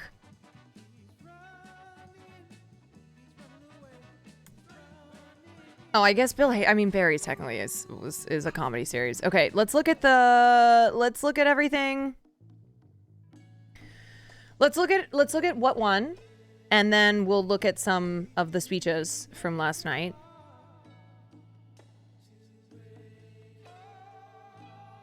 Okay, so the Emmys were supposed to air in September, but because of the writers and actors strike, they were delayed, as were the Creative Arts Emmys. So the Creative Arts Emmys happened like a week and a half ago, 2 weeks ago. And then the Primetime Emmy Awards happened last night. Anthony Anderson hosted the ceremony. A lot of people were pissed off. Anthony Anderson has multiple allegations against him. I don't think we're going to get into that tonight, but just wanted to add that context there in case you were like, why were people pissed off about Anthony Anderson hosting? That's why. The Television Academy bestowed the 2023 Governor's Award to GLAAD for its work over nearly 4 decades to secure fair, accurate, and diverse representation of the LGBTQ community in the media and entertainment industries and to advocate for LGBTQ equality. Whoa! GLAAD president and CEO Sarah Kate Ellis accepted the honor. All right, so here's how it went down last night. Best drama series went to Succession. No surprise. Succession has just dominated. And it's funny because all three of Jeremy Strong, Kieran Culkin. Wait, wait. No. Sarah Snook, Kieran Culkin, and Matthew McFadden won. Jeremy Strong, I think, has an Emmy as well. Connor Roy, aka Alan Ruck, is the only one of the siblings who does not have an Emmy now for Succession. And that just feels so appropriate. And I don't mean that as in Alan Ruck isn't amazing. Alan Ruck is amazing. I just mean you look at the Roy siblings and Connor is the only one who doesn't have an Emmy. Makes sense. Character-wise. And neither does Logan. Like, there's something funny about that too. Okay. So Succession won Best Drama Series. Best Actor in Drama Series went to Kieran Culkin. I love Kieran Culkin. He has been cleaning up. He won the Globe. He won the Critics' Choice. He won the Emmy last night. He's great. He's the smarmy motherfucker. I mean, the character of Roman. I really wish this had gone to Bob Odenkirk. I really, really wish that Bob had finally won an Emmy for this. Even though, yes, both Succession and Better Call Saul have ended, Kieran got multiple awards already this season, and I don't think his performance as Roman Roy was better than Bob Odenkirk's performance in Better Call Saul. And especially that last season of Better Call Saul. My God. My God. And it's Bob Odenkirk, man. I'm not trying to piss off the Roman heads. Okay, I love Kieran Culkin. I'm not mad about Kieran winning. This isn't a Kieran doesn't deserve to win. I just am mad that Bob Odenkirk never won. Never.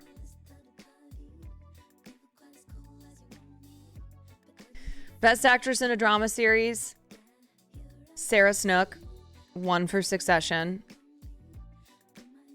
I mean, Rhea isn't even nominated here. I just like, what the fuck? Emmy voters?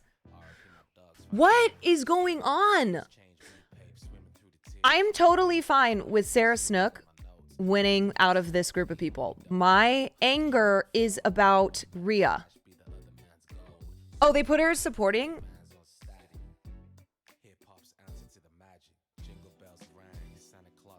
Okay, I'm about to give a speech again. I fucking love Jennifer Coolidge. Jennifer Coolidge has won so many awards for this role.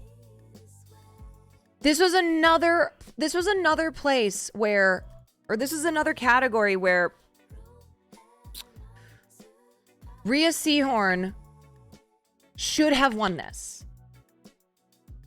And again, White Lotus has won so cumulatively.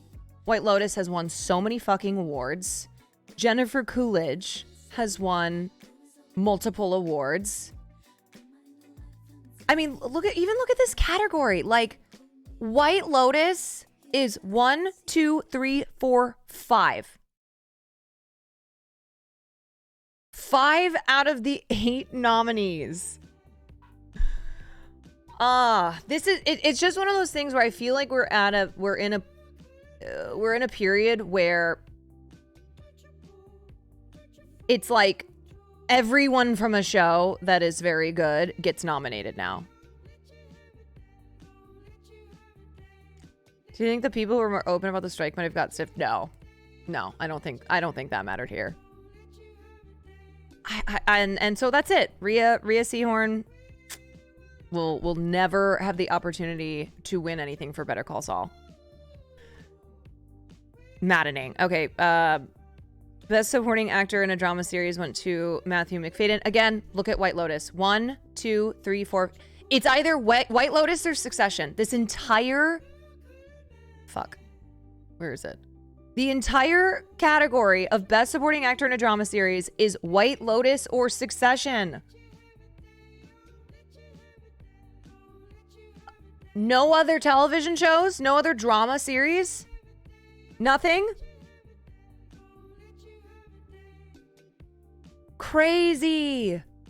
And it makes it boring, if I'm being honest. When your award shows are just the same couple of shows, and in some categories is literally 2 shows, it's not as fun. It's not as interesting.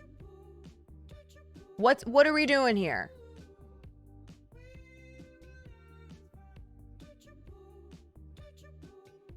Best Comedy Series went to The Bear.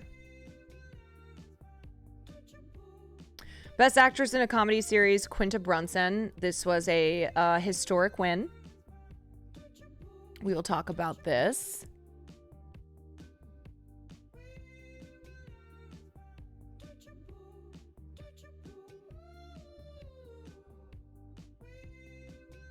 Best Actor in a Comedy Series, Jeremy Allen White, The Bear. Best Supporting Actor in a Comedy Series, Ebon Moss-Bachrach from The Bear. Best Supporting Actress in a Comedy Series went to Ayo Edebiri in The Bear. Best Limited or Anthology Series went to Beef.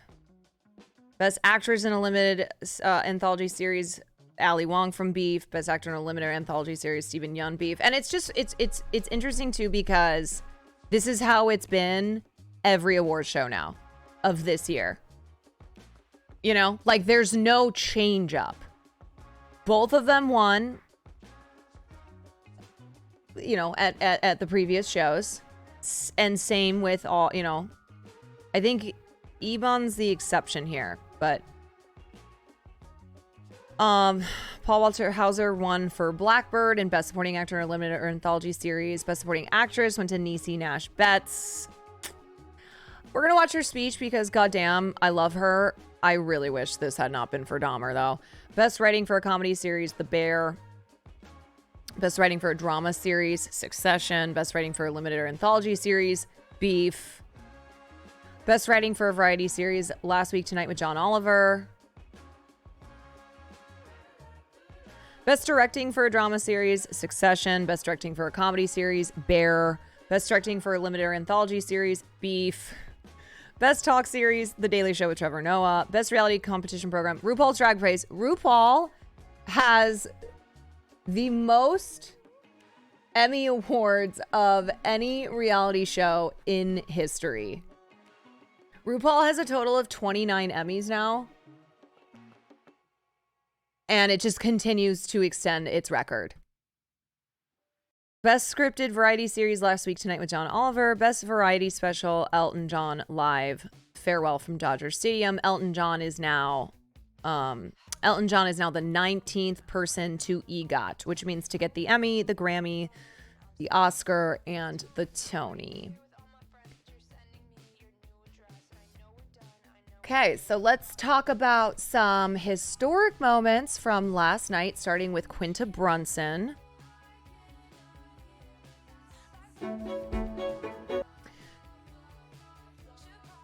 So Quinta Brunson became the second Black woman to win Outstanding Lead Actress in a Comedy Series for her performance in Abbott Elementary. Quinta, who went from BuzzFeed, once upon a time, co-workers with Will Neff, to now being the second Black actress to win this category. And it hasn't happened since 1981 when Isabel Sanford won for The Jeffersons.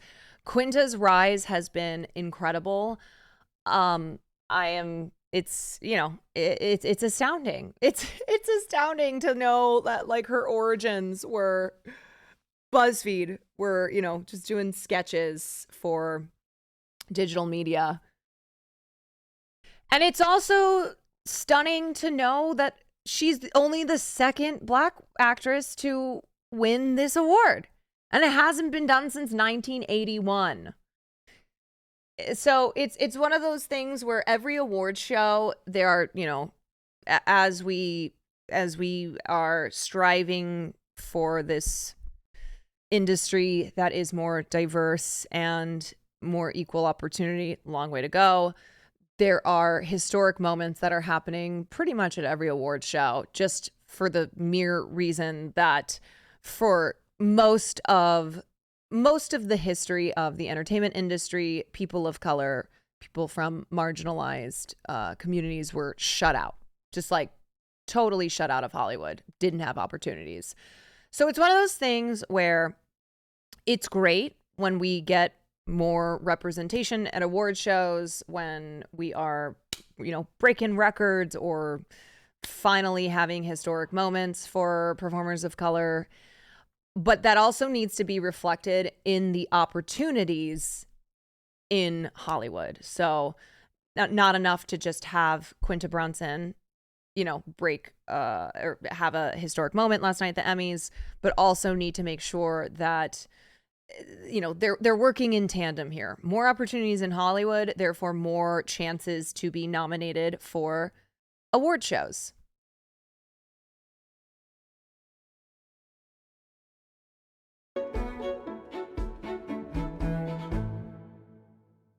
This is a big one for me. I have only had one picture framed in my home, and it's of this person and myself. I mean, all of you are very famous, but she's more important to me than any of you. I'm so sorry. You're really cool. Anyway, Carol Burnett. Also loved to see Christina Applegate there. Christina Applegate has been dealing with MS, and it has severely limited her ability to work in Hollywood. And she was so funny last night. She made a joke where the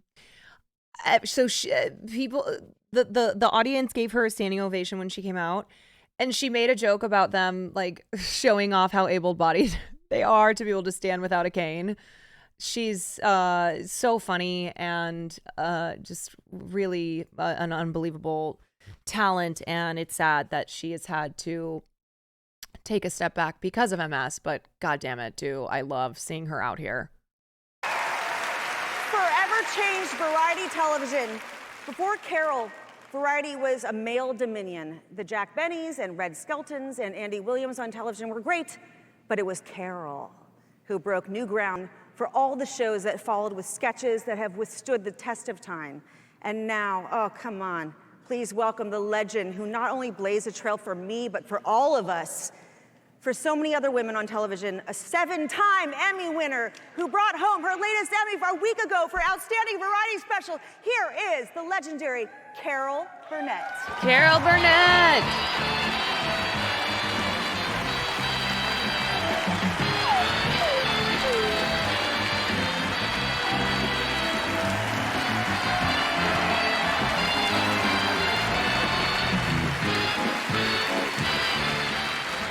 Slay Queen.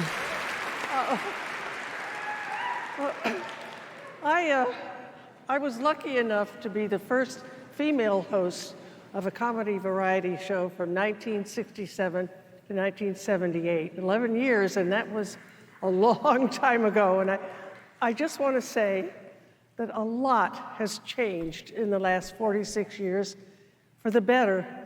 Progress has been made, and it truly warms my heart to see how well men are doing in comedy now. Good.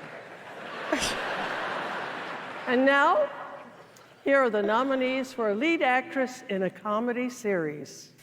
Carol still got Christina it. Applegate, Dead to Me. Rachel Brosnahan, The Marvelous Mrs. Maisel. Quinta Brunson, Abbott Elementary. Natasha Leone, Poker Face. Jenna Ortega, Wednesday. Okay, and the Emmy goes to Quinta Brunson, Abbott Elementary. Take John down, Carol will go this way.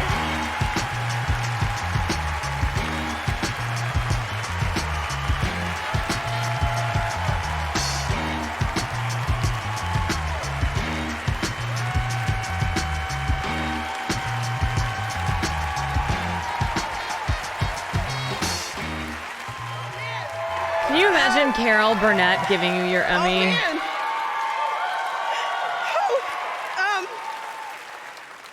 Wow. Thank you so much.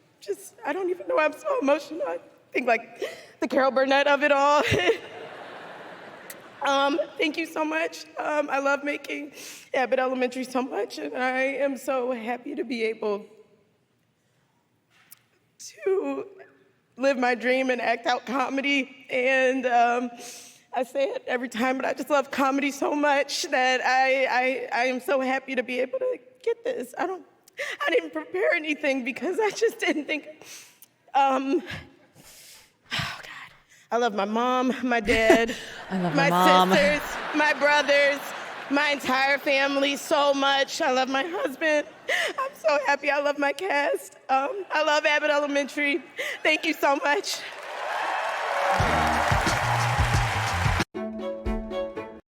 Wild. I mean, look, I don't know Quinta Brunson, but just the connection to the early days of BuzzFeed when Will was there, and then to see her getting this Emmy as only the second Black woman to do so is it's one of those moments where even though I don't know her, I feel like Quinta Brunson made it. It's like one of those weird I don't know. I can't explain it. It's just looking at her and going, yes, Quinta Brunson made it, you know. No nepotism, just forged her path the way that a lot of us try to do so. And she did it. She fucking did it. I'm so stoked for her. All right, let's watch lead supporting actress. Where is it? Supporting actress. Supporting actress in a comedy series. Where's Io's? Okay, these are truly all over the place. Okay, am I insane? Let's see, supporting actors in a drama series. Where is Control F? Smart. Supporting actress. Do they not have hers on here? I don't understand.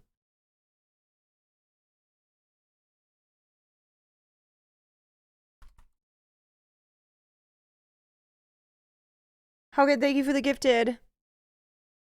Okay, where's her speech? There we go. Now, our first presenter made her television debut at the age of 1. Now think about it. Applegate. So this is when Christina Applegate first came out, got a standing ovation. But the reason I want to share Io Edeberry's speech, one, I am team Io all the way. all the fucking way. But two, this was the first time in Emmys history that both comedy awards went to Black women. So you had Quinta Brunson winning Best Lead Actress in Comedy, and then Io, who it is her year. It is Io's world, and we are all living in it, and she won Best Supporting Actress. Love and marriage, go together like a horse and carriage. This I tell you, brother, you can't have one without the other. Also, Io is so fucking funny, and I hate to be so cliche when I say she's so real, she's so relatable. But every time she's on the carpet and they're like, Io, did you dream of this moment? Like, can you tell us how, what you thought of when you were younger and working towards this? And she'll just be like, no, I didn't really think about this because I was really just thinking about getting dental insurance. And then another reporter was like, what is it like now that you've made it and you're up there with the biggest, the best of the best in this industry? And Io goes, I don't know. I mean, I'm still renting, so I don't really look at it as like I'm still renting, so. Thank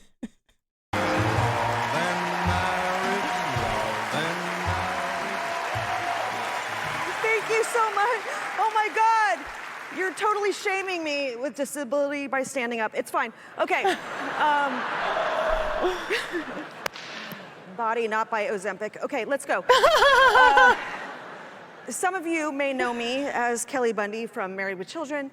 Body, not by Ozempic. We don't have to applaud every time I do something. Or Samantha from Samantha Who, or probably maybe my last job from Jen Harding from Dead to Me. Thank you. But very few of you probably know me from that debut. I'm gonna cry more than I've been crying. Baby Bert Grizzle on Days of Our Lives. It was really a breakout role. Is there a picture? Oh, look at that! Look at that. I think I've been canceled. Anyway, it's been an honor to play funny, flawed, complex characters like the women nominated for supporting actress in a comedy series. Alex Borstein, The Marvelous Mrs. Maisel. Io Edeberry, The Bear. Oh, I've been pronouncing her last name. Edeberry. I say Edeberry. I say Edeberry because it sounds more Irish. Io Edeberry. Lee Ralph, Abbott Elementary. Juno Temple, Ted Lasso. Hannah Waddingham, Ted Lasso. Jessica Williams, Shrinking. And the Emmy goes to Io. Get your ass up here. Oh my God.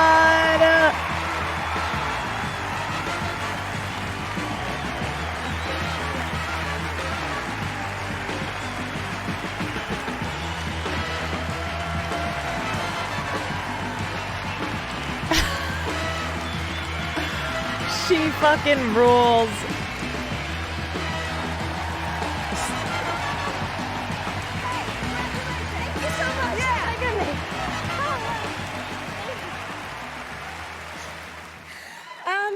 Hi, I have 43 seconds. Okay. I'm so incredibly grateful for this for so many reasons. But the main one, this is a show about family and found family and real family. And my parents are here tonight.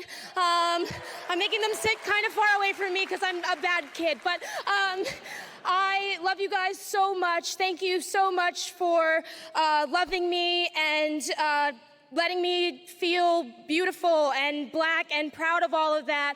I just love you so much.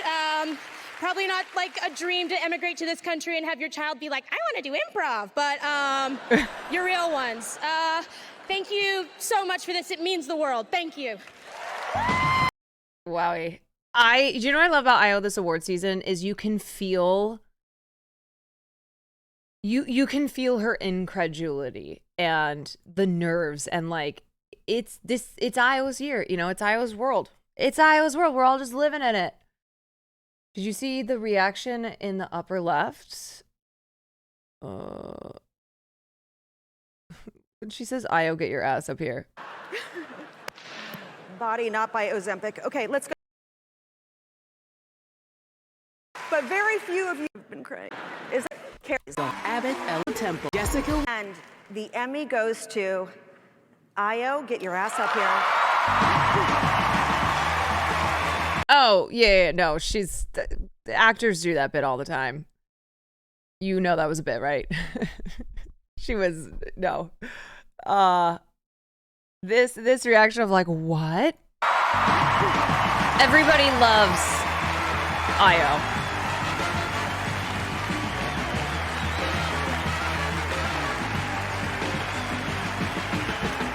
Yes, very much so a meme.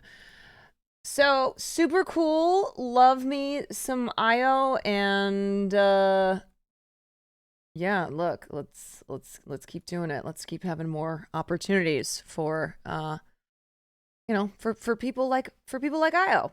All right, next is we're gonna watch. Oh, by the way, The Bear won 10 awards, which breaks Schitt's Creek's record from 2020 for the most Emmy wins in a season for a comedy series.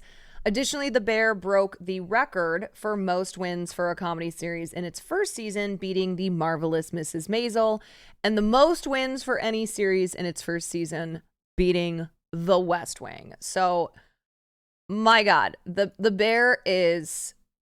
The Bear is absolutely killing it. And this was her season 1. And I can only predict that season 2 is going to be even more, if you can believe it. Okay, sorry. Ali Wong became the first Asian woman to win Outstanding Lead Actress in a limited series for her performance in Beef. Okay. Come Emmy.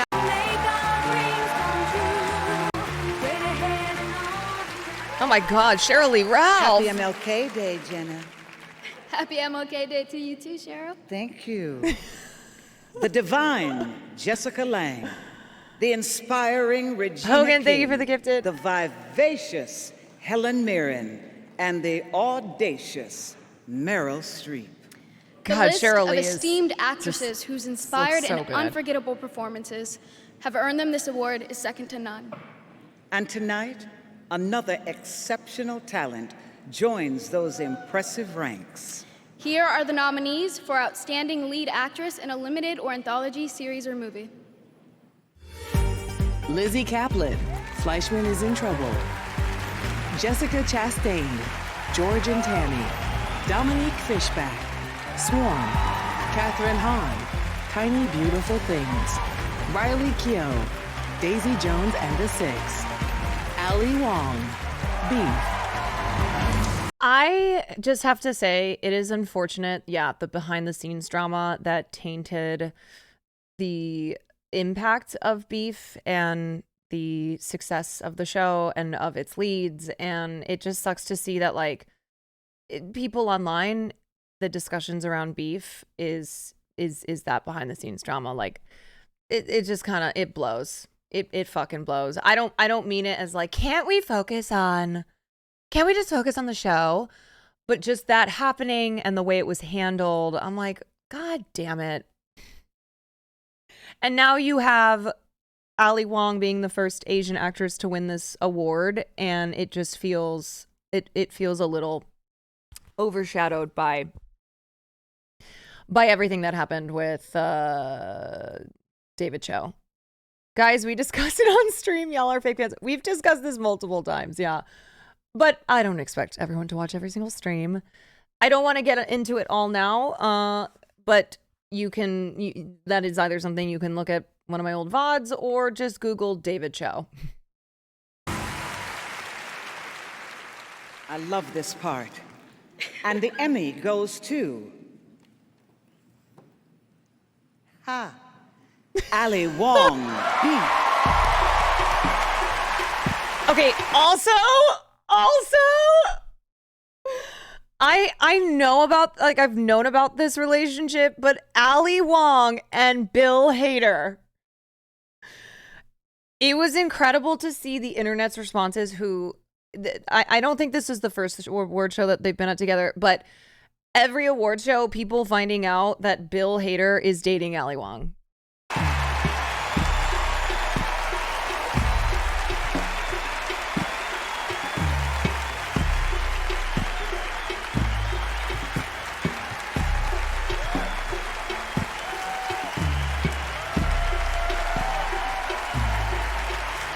I'm not doing fashion criticism tonight, but I got to keep it a buck. One of my least faves. This dress. Wow. I have to, of course, thank Sunny and Steven and Jake and Maria, Joe, Young, the rest of the incredible, talented cast and crew of Beef. I wouldn't be standing here without my parents, my amazing parents, my mother and my father, who I so wish was alive to share this moment with me, my hilarious father who loved me unconditionally and taught me the value of failure. And to my beautiful daughters, Mari and Nikki, you are my everything, and thank you for inspiring me. And this is for you. Thank you. Yeah, so I mean, look, it's still really cool that she is the first Asian. I mean, not cool that it took so long, but that, like, yeah, breaking barriers. Ali Wong's the first Asian woman to win this award. All right.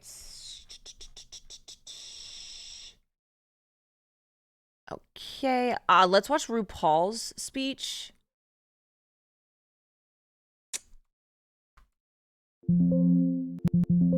Okay, is that not there? Maybe not, maybe not.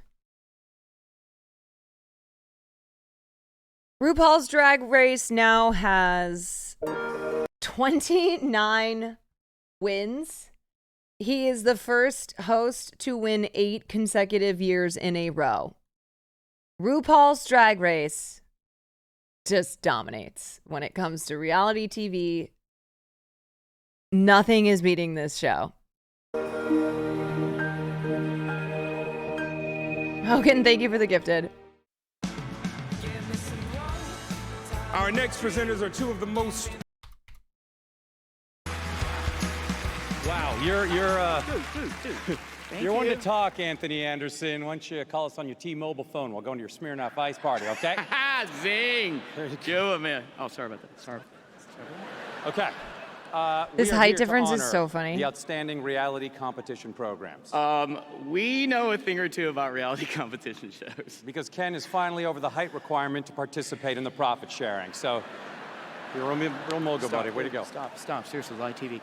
Reality competition programs are better than they've ever been. In fact, reality is the most noble of callings, even more than medicine. I should know. Here we go. You were thrown out of medicine, Dude, okay? He killed a guy. You can't say that. He killed a guy. You can't he say left that on live. surgical That's not in the prompter. inside of him. You cannot and he sewed him say up. that. I was He's a being real sued by doctor. Kaiser for the last 12 years. Say that. The instruments that almost killed that dude were the ones the nurses left in, okay? The ones that saved his life, I left in. And besides, I only had the gig for 10 days at that point. Give me a break. Okay. And that is the end of our comedy bit. It never started. Joel McHale did. is Here are the looking. nominees for outstanding reality He's competition looking program not good. involving Ken Jeong. It's a career route. The Amazing Race. RuPaul's Drag Race. Survivor. Top Chef. The Voice. And the Emmy goes to RuPaul's Drag Race. Yeah, like no shit. RuPaul just goes 8 years in a row. RuPaul's Drag Race has earned a total of 63 Emmy nominations. This is the show's 5th win in this category. Accepting the Emmy on behalf of the team is RuPaul. This year marks the 8th consecutive win for RuPaul as host of the show. RuPaul continues to reign as the most awarded host in Emmys history and holds the record for most wins by a person of color. Thank you so much. Thank you. Thank you so much, you lovely, lovely people. We are so honored. Yeah, America is doomed because of RuPaul's Drag Race winning an Emmy, not because of our engagement in genocides happening around the globe. To have this award. So true, bestie. Listen, you guys are just pure lovely for honoring our show and recognizing all of these queens. We have released into the wild hundreds of drag queens. And they're beautiful, and they're beautiful. On behalf of all of them, we thank you. And listen, if a drag queen wants to read you a story at a library, listen to her, because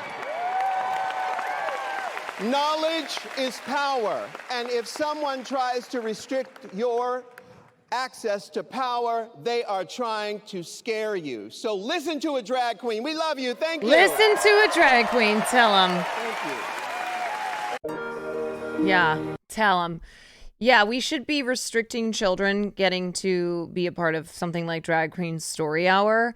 That's what we should be doing. That's the real problem. Not like the actual restricting of books, but like making sure that we can restrict children attending Drag Queen Story Hour at a library. Okay, Sarah Snook became the first Australian to win Outstanding Lead Actress in a drama series for her performance in Succession. Shout out to my Australians. Your representation is Shiv, is Sarah Snook.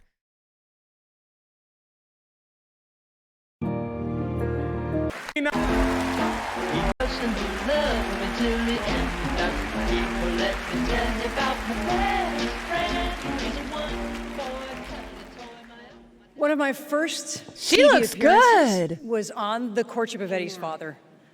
Back then, portraits of interesting, complicated Can we women watch on the TV It's Always Sunny were few and crew far present? between, Yes. even for a 6-year-old. But luckily today, television provides the canvas for talented actresses to go deep, bearing their souls, blowing our minds, and breaking our hearts. In a golden age, Tony, here are the thank you for the nominees 2 lead months. actress in a drama series. Calabo, thank you for the 6. Sharon Horgan. Welcome in, Bad everyone. Sisters. Melanie Linsky. Yellow Jackets. Elizabeth Moss. The Handmaid's Tale. Bella Ramsey. The Last of Us. Carrie Russell. The Diplomat. Nonstop Otter Pop, thank you for the Sarah Snook. 16. Succession. Yeah, there was no way Sarah was going to lose this. And the Emmy goes to Sarah Snook, Succession. Sarah Snook! You know what did never win, though? The Succession soundtrack or score. A fucking shame. Ba-da-ba-ba-da-na-na-na-na-na.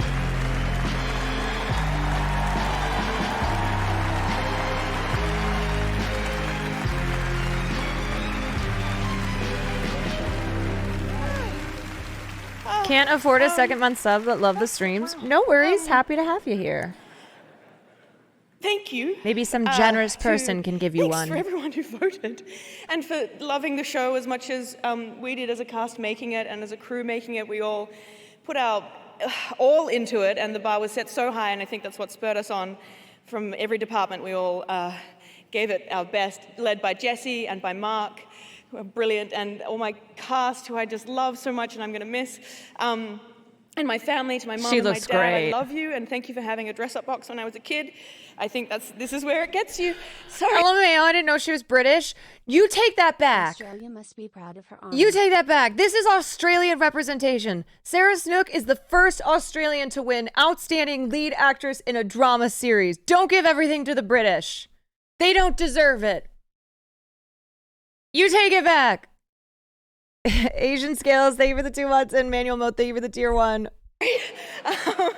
And also the biggest thank you, I think, though, is to someone who won't understand anything that I'm saying at the moment. But I carried her with me in this last season, and really it was her who carried me. It's very easy to act when you're pregnant because you've got hormones raging. And it was more that the proximity of her life growing inside me gave me the strength to do this and this performance. And I love you so much. And it's all for you from here on out. Thank you. Incredible. It's always amazing how many actresses are pregnant when filming shows, movies, whatever, especially television, just because of the schedule of TV. And to be able to deliver some of the best work that they've ever delivered. Sarah Snook was amazing in the last season of Succession. I mean, all of Succession, but particularly season 4. Tony, thank you for the bits. It's all for you. I know. So Aussies, here's your representation. Okay, you can feel proud. You can feel proud in Sarah Snook. Okay, the next, so Elton John was not there last night when he won his Emmy and therefore became the 19th person to EGOT. But let's look it up anyway.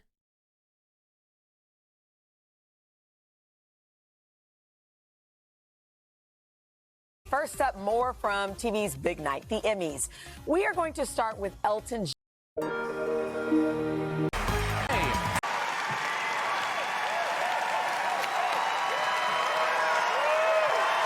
Wait, what?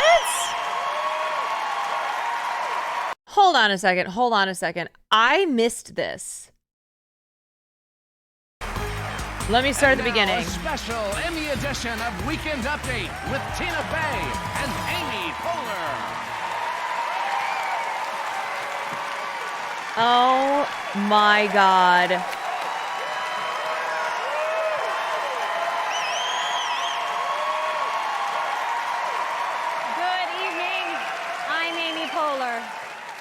I'm Tina Fey, and we've reached the stage in life where we'll only present awards sitting down.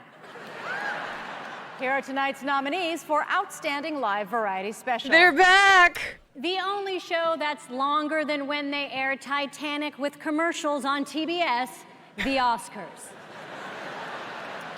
Chris Rock, Selective Outrage. Chris could be here tonight, but if he wins, we'll accept on his behalf because we miss getting Emmys. Elton John Live, Farewell from Dodger Stadium. Now, I can't speak for Elton, but he got to be excited about that. The concert's so good, it got us all pregnant. The Apple Music Super Bowl 57 halftime show starring Rihanna.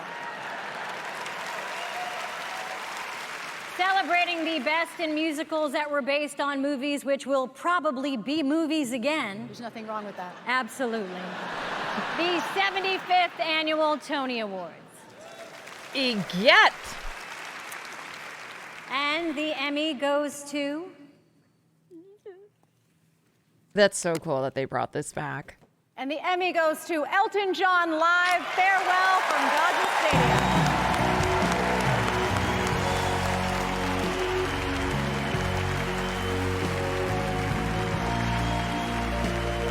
Elton John Live Farewell from Dodger Stadium received 3 nominations this year. The concert event took place November 20th, 2022 in Dodger Stadium. Can you imagine Where not in being there, 1975, though? John performed 2 sold-out and career-defining concerts that cemented his legacy. Like, globally. how crazy In a for this full-circle historic moment. He took the stage in his final North American show. And as Elton's part not of even his there. farewell Yellow Brick Tour. Thank you so much. I am not Elton John. I'm not. Sadly, he had a knee op. He's absolutely fine. But he wanted to send his love and thanks to the Television Academy for this incredible award. I want to thank, on behalf of Full 173 and Gabe and myself, I want to thank David Furnish, who had the creative vision for this show, who has been just the most remarkable partner. I want to thank Luke Lloyd Davis and all the team at Rocket Entertainment. I want to thank the incredible team at Disney Plus, Io, Charlie, Nicole, Mark, Dana, Craig. I want to thank Paul Dugdale, who directed this special so incredibly brilliantly. I want to thank Sally and the team, Lou, Meredith, Lauren, and everybody. We knew this show would be historic because it was going to be Elton's last ever show in North America on tour. We knew it would be historic because it was Disney's first ever live global stream. We didn't know it was going to be historic because it was going to win a man who has created the soundtrack to all of our lives, who's done so much great for society, who is all of our heroes. We didn't know that it was going to win him an EGOT. Thank you so much. We are so grateful. Thank you.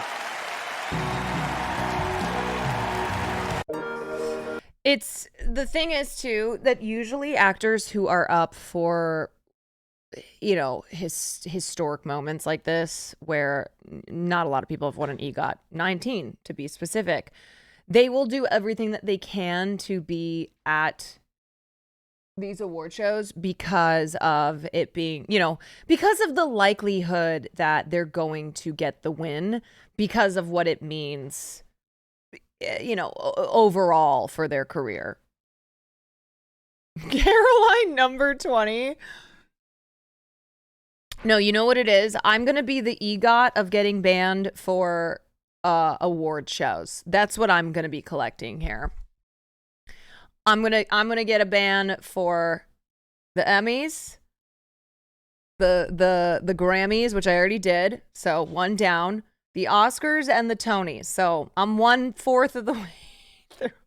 I'm joking. Obviously, I'm joking. I'm kidding. I'm not putting that energy out there. I have learned my lesson. And I hath repented. Do you ever see yourself acting again? Yes.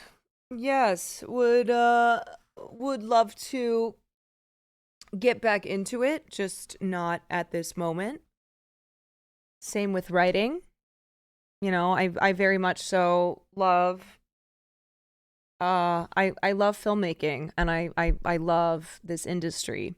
So I am, you know, I'm on the outside looking in now because of being a streamer, and now I cover these things, but as like a content creator. But it never, I don't know, when you love to create and you're passionate about filmmaking, like that never goes away. Okay. And then finally, last night was historic because actors of color won 5 out of 12 acting awards, which tied with the record set in 1991. The 5 winners being Quinta Brunson, Io Adebari, Niecy Nash, Stephen Yeun, and Ali Wong. So let's watch Niecy Nash. Which, like I said, I wish this hadn't been for Dahmer.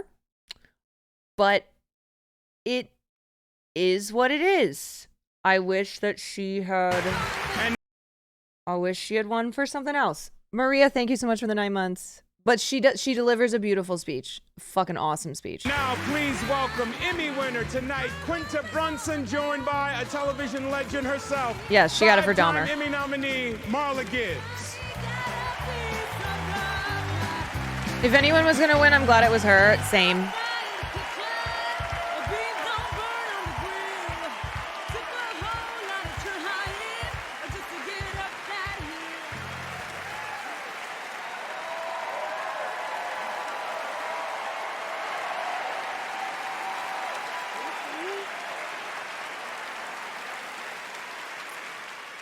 am so honored to be presenting this award with the incomparable Marla Gibbs. Your career has literally spanned decades. You got your first job in 1973, and you are still working. What's the secret to working in Hollywood for so long? Oh, that's easy, baby. The wage gap. I gotta work 20 more years before I can retire. But if you great writers write something for me, By the way, she's I'll just 92. keep on working and cut into that wage gap. Marla's Black 92. Don't crack, baby. And it's never too late. She just said black don't crack. Facts. Okay. Let's look at the nominees for supporting actress in a limited or anthology series or a movie. Annalee Ashford, Welcome to Chippendales. Maria Bello, Beef. Claire Danes, Fleischman is in Trouble. Juliette Lewis, Welcome to Chippendales. Camilla Moroni, Daisy Jones and the Six. Niecy Nash Betts, Dahmer Monster, The Jeffrey Dahmer Story. Merritt Weaver, Tiny Beautiful Things. And the Emmy goes to Niecy Nash Betts, Dahmer Monster, The Jeffrey Dahmer Story.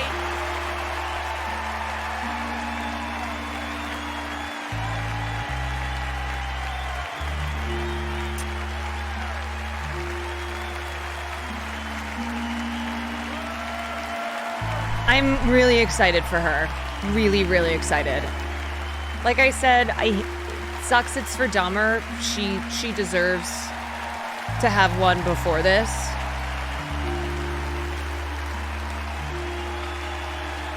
It's a huge moment for her. I'm a winner, baby! Thank you to the Most High for this divine moment.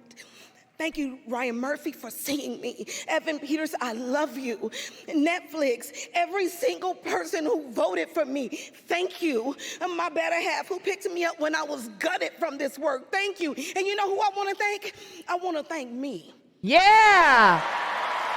For believing in me and doing what they said I could not do.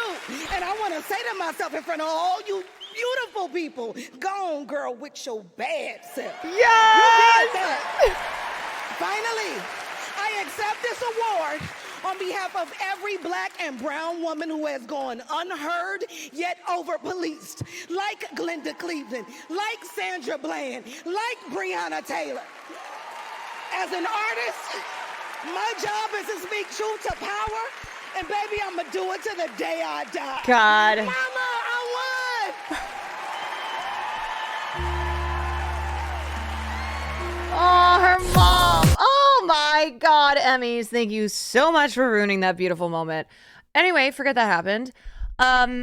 Holy moly. I almost like need to watch that again. It's short. I need to watch her because she's so powerful in that moment, and I just you never ever hear anyone like thank themselves, because winning an award is about humility, right? It's about, oh my gosh, I couldn't believe it's, you like me, you really like me. Or it's running down the list of people that you have to thank, from your family to your managers. There's what is it? There's like two ways that people usually accept awards. It's I'm trying to remember. The first is gathering as in like gathering all the names together, just running down, I have to thank this, thank you to the producers, yada yada. And then the other one is, I can't remember what term they use for it, but it's the one where you're just gushing and you're like, thank you, oh my gosh, I can't believe this, I'm in awe. And then you have something like Niecy Nash. Okay, you have a speech like Niecy Nash where not only does she do all those things, but she acknowledges herself. She acknowledges herself because if there's one goddamn thing that you need to succeed in the entertainment industry, especially someone like her who is queer, who is who is black, who is a woman, is belief in yourself. when that goes, everything else goes. And it's the, it's the first thing that you have, but it's also the hardest thing to hold on to. And so her acknowledging that and her acknowledging the fact that, like, from me to me, thank you for everything. Thank you for continuing to push and to, to work your ass off and to never give up. And you are the reason why you are here today. And the other thing that she does is she gives it a political moment too. She makes this moment about Black women who go, are unseen but over policed.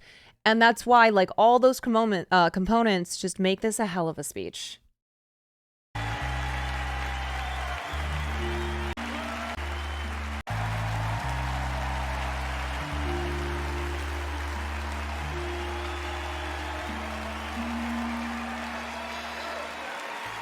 I'm a winner, baby. Thank you to the Most High for this divine moment. Thank you, Ryan Murphy, for seeing me. Evan Peters, I love you. Netflix, every single person who voted for me, thank you. And my better half who picked me up when I was gutted from this work, thank you. And you know who I want to thank? I want to thank me for believing in me and doing what they said I could not do. And I want to say to myself in front of all you beautiful people, go on, girl, with your bad self. You did that. That's the energy we should all be carrying. On behalf of every Black and brown woman who has gone unheard yet over-policed, like Glenda Cleveland, like Sandra Bland, like Breonna Taylor. As an artist, my job is to speak truth to power, and baby, I'm gonna do it to the day I die. Mama, I won!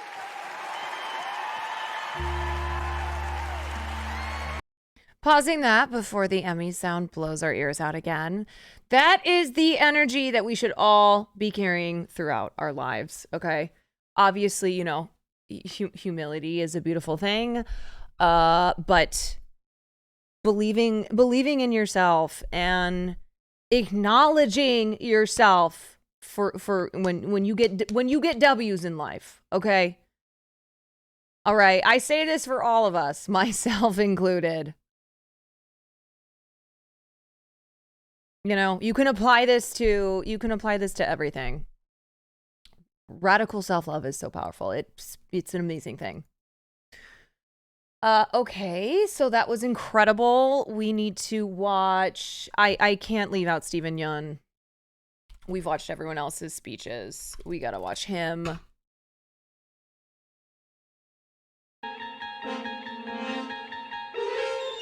Rod Serling's iconic Emmy-winning Twilight Zone paved the way for an ever-evolving generation of work that continues to push us into a new dimension. We'll watch Jennifer Coolidge, of course. That is no average house, one that may appear structurally sound, but folds under the weight of secrets of a dark history.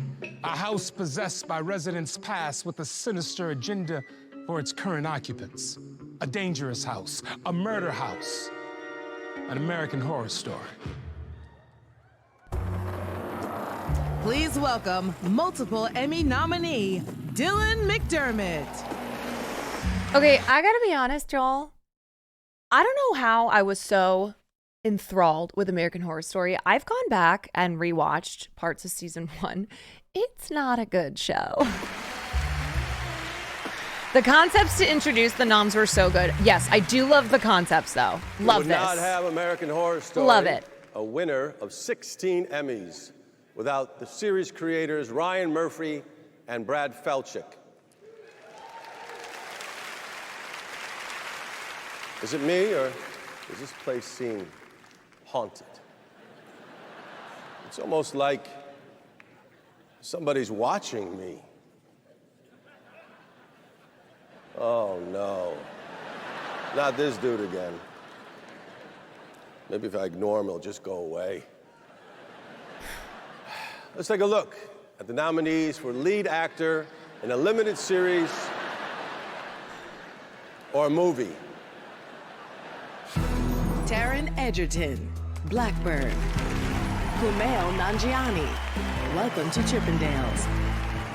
Evan Peters, Dahmer Monster, The Jeffrey Dahmer Story. Daniel Radcliffe, We're, The Al Yankovic Story. Michael Shannon, George and Tammy. Stephen Young, Beef.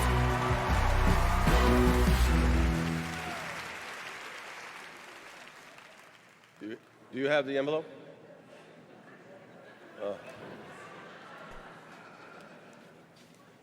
Where are you? Yeah. It's hard to breathe in these kind of things. Yeah. I don't know how that dude did it in Pulp Fiction. Yeah. Hey, am I sweating back there? Oh, yeah. Kumail's jawline. I'm naked. You know, Dylan, I thought my butt was bigger till I put on this thing. Oh, yeah. The biggest problem with American Horror Story is his That looks good. insistence on And casting the Emmy me. goes to Oh wait, I'll read that Stephen after. Young, Beef.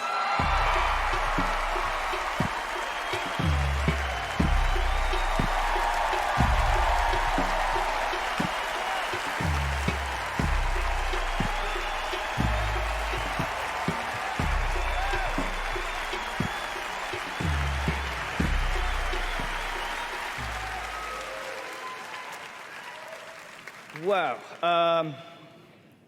Thank you for this. Thank you for this immense honor and blessing. Man, I have a lot of people to thank. A lot of people that looked out for me on my way to even get to be in this business. So I want to thank Sonny, Allie,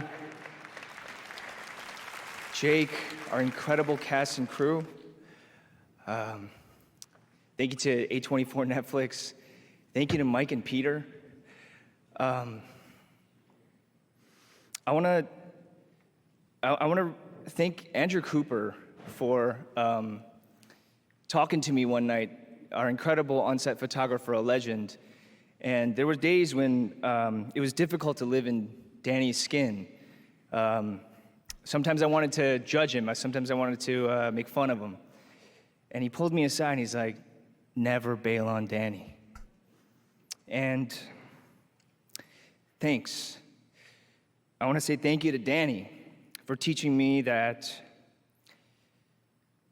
judgment and shame is a lonely place, but compassion and grace is where we can all meet. And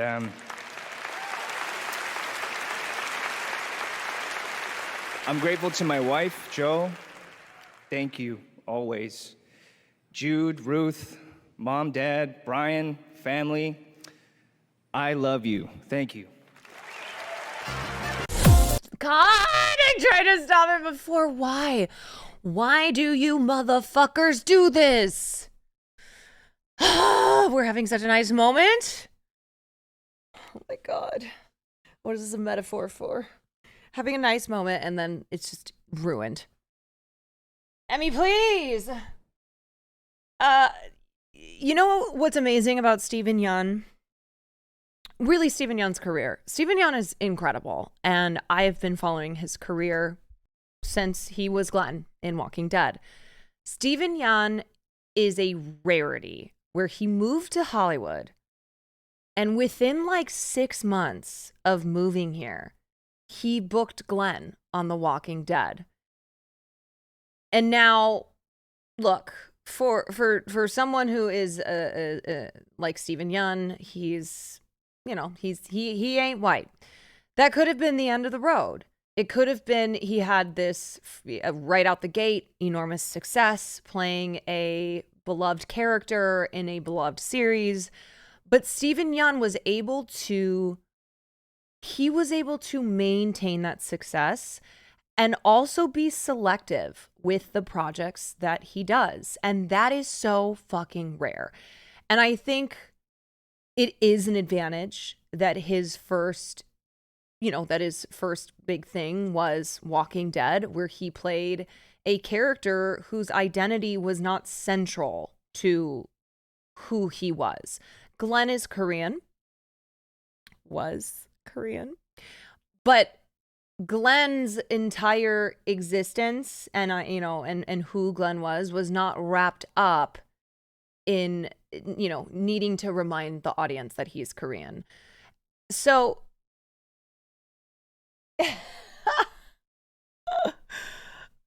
never mind. Come on.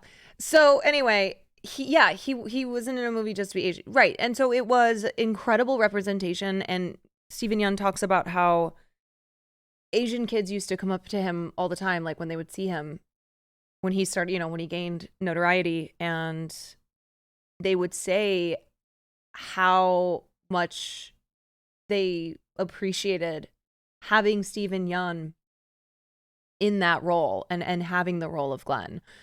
And from there, Steven has done a number of incredible projects, and I feel like he's never been pigeonholed.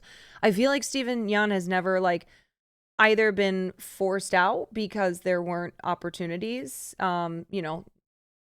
or felt like he had to take things because, that was it, take it or leave it. And he's really done such a range of work. He's done work that is by Korean filmmakers. He's done work by American filmmakers, but all in Korean. He's done television. He's done film. He's done comedy. He's done drama. He's done black comedy. He's done horror. He's done it all. And I thought he was incredible as Danny in Beef. I really, appreciated having that character on screen. And it's one of those things where I don't think Steven Yeun's career is it's the norm. I think it's more of the exception to the rule. And I love seeing his success, and I want more Asian actors to have the careers that Steven Yeun has had thus far. And he's in Invincible, right? Like he's really, really, really had a remarkable career, and is only, let's see, he's 40. He's got a ways to go. And I just love that Steven gets to play he gets to play a range of characters. He's not always stuck playing the Asian guy and having that be who the character is, the character's whole existence revolving around being Asian. I'm pretty sure he's 40. Let me double check. Yeah, Steven Yeun is 40. Okay, let's watch Jennifer Coolidge. Now, I just have to say, I love Jennifer Coolidge. This should have gone to Rhea Seehorn. Please, I love you, Jennifer. I love her so much. But Rhea Seehorn got so fucking snubbed. I can't live with it. I can't. And I say this. Here are the I say this because Jennifer has won. Jennifer's won awards for playing Tanya. nominees for supporting actress in a drama series. Jennifer Coolidge, The White Lotus. Elizabeth Debicki, The Crown. Megan Fahey, The White Lotus. Sabrina Impacciatore, The White Lotus. Aubrey Plaza, The White Lotus. Ray Seahorn, Better Call Saul. J. Smith Cameron, Succession. Simona Tabasco, The White Lotus.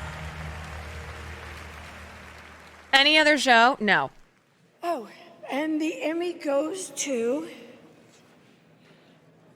Jennifer Coolidge, The White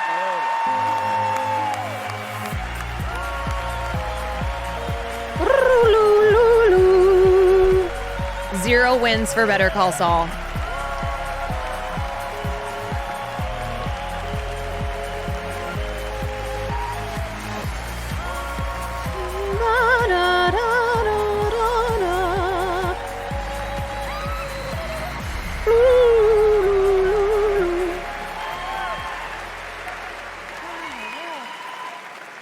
Wow, thank you. You know, Wow.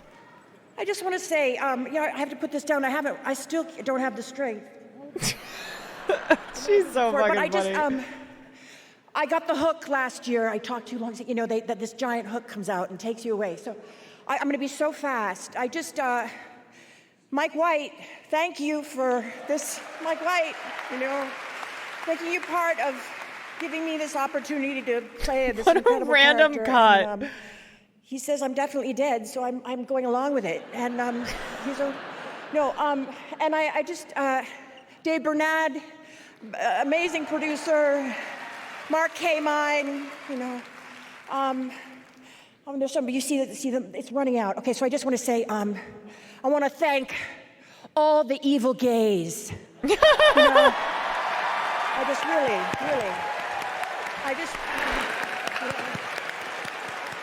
especially, yes. Wait, that's a thing? Paulo, Francesco, and Bruno, thank you. What is the clock? I know, I'm getting wrapped it up. Okay, yes, okay. Baby. Yes, and I just... I love you, baby, but time. Okay, guess what? What is Guess what? hap- One more thing. I love you too. I just want to say one thing. Okay, one last thing. It's got to be a I had bit. a little dream in my little town, and everyone said it was impractical and that it was far-fetched, but It's a it did bit. happen after all. So don't give up on your dream. Thank you. It was a good. I was gonna say, I'm like, that's not a thing. I've never seen that before. That woman sold it though. That's Anthony Anderson. Oh, that's his mom. Oh, that's fun. Okay, that makes it funnier. Shouting out the evil gays,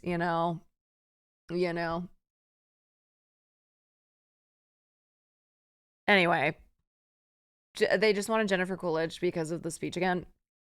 I just will forever. It'll be my, I don't know.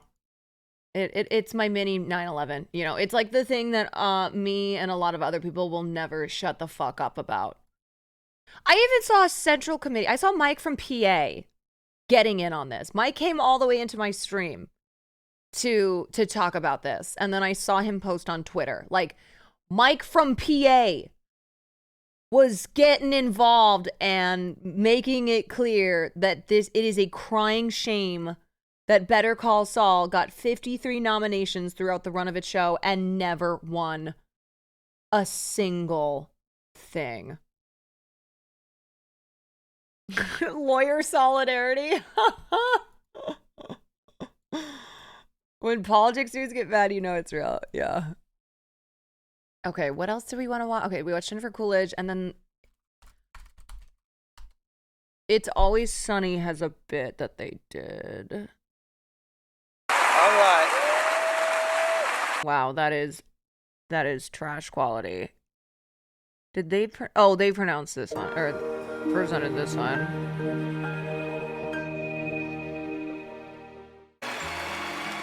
From It's Always Sunny in Philadelphia, the longest running TV sitcom of all time. Yeah. And like the first time they've been invited to the Emmys. Here are Caitlin Olsen, Rob McElhenney, Glenn Howerton, Charlie Day, and Danny DeVito.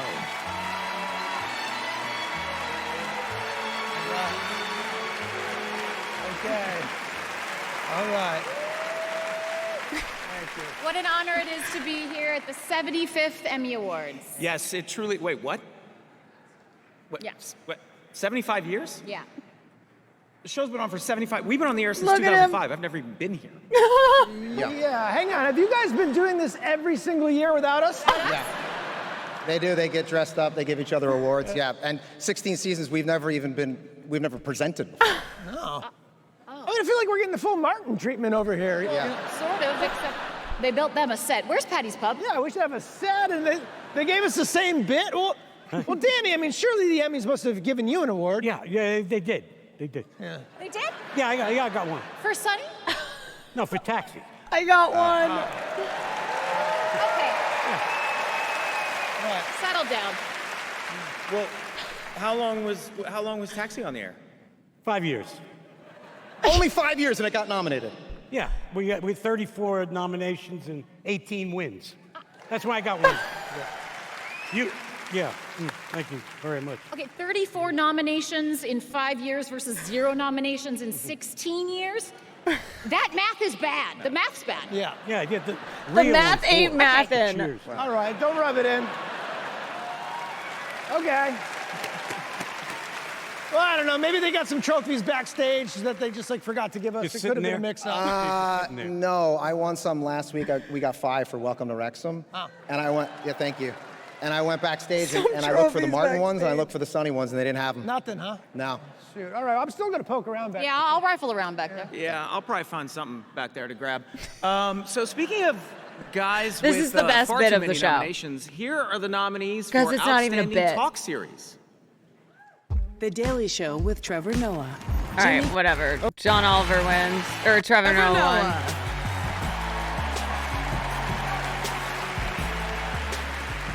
Oh, wow. I don't really need to hear his speech, but we can play it. That was the best introduction to any award category, and it's because one, they're incredible together, but two, they're not lying. It's not even a bit because it's real. Like, this is what doesn't make sense about the fucking Emmys. You have the same couple shows winning, and then what will happen is that like those shows will win like every fucking year. Every year. You know, Game of Thrones. I just can't believe how many Emmys Game of Thrones won in its seasons that weren't good. It's like Game of Thrones, though, because it was Game of Thrones and it was so established and HBO just could not be stopped. They just kept winning. You know, it's like you have incredible, legendary shows. Like It's Always Sunny in Philadelphia, not even getting nominated. And then you have stuff like Game of Thrones that just, it's a given that they would be nominated a million times. Peter Dinklage has 4 Emmys. 4. He won for the last season. What? Ah! I told you. No, I'm not saying Peter isn't great. 4 Emmys though? 4 and 1 for the last season of Game of Thrones. Really?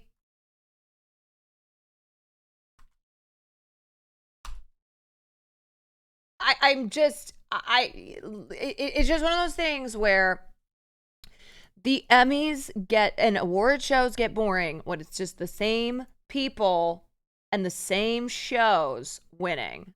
I told you we would beat John Oliver if he wasn't in our category. Okay, I'm not getting into a debate about whether or not Peter Dinklage is good. That's not my point here. If you're like, well, Peter Dinklage is great. If you don't understand though why like winning an Emmy, especially for the last season of Game of Thrones, when he already had 3 on top of it, is pretty crazy, especially when this conversation we've been having tonight is about how it's the same shows and the same people who get these awards. And there are so many amazing performers and seasons of television that just get and shows of, television shows that get completely cut out. We did it! We got rid of John Oliver! Yo, really quick, I'm so glad everybody's coming up here. Can I just say, this story has Roy been so Wood long, goes, it's been please so crazy, hire it's been a so host. wonderful. I start by thanking the crazy Africans who followed me to this country. David Kibuka, Joseph Opio, thank you so much. David Meyer, my partner in crime, and then the writers in the team, Roy Wood Jr. from the very beginning. Jordan Klepper, whose flight got canceled. The showrunner of Jen Flans. This woman rode with me through the trenches. Thank you so much to the team, to everyone who gave us an opportunity. And honestly, the person I always thank, because he's just a crazy genius for thinking of it. Hey, Jon Stewart, wherever you are, my friend, thank you for calling me up. Thank you for asking me to come and join you on this crazy journey. And thank you to everybody else in this category. Thank you to these people. We did it, baby. We did it. I love Roy Wood, dude. Roy Wood mouthing, please hire a host. And Chelsea Handler being the potential replacement. Not even replacement, because Trevor Noah has not been hosting The Daily Show. Don't know if you watched earlier John Oliver's speech. I didn't watch it. Does he say anything important? Is it noteworthy? We come to this place What do I want? Bookmarks. Love how the Bears team made sure that the supporting actors that aren't nominated yet get to speak during their acceptances. I thought that this was really cool. You know, I thought this was great because there were a lot of amazing actors in that show who just aren't getting nominated. I hope that they get their moment too, but letting them speak at like the group awards is something that everyone should do.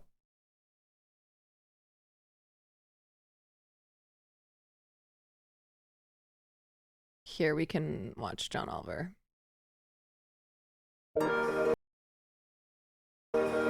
Welcome Taylor Tomlinson and 10-time Emmy winner Stephen Colbert.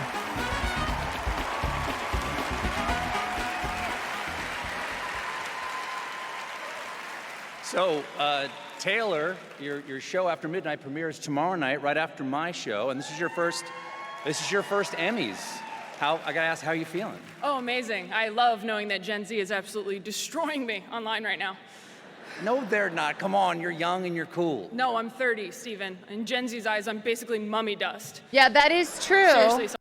That is true, you little assholes calling me a boomer.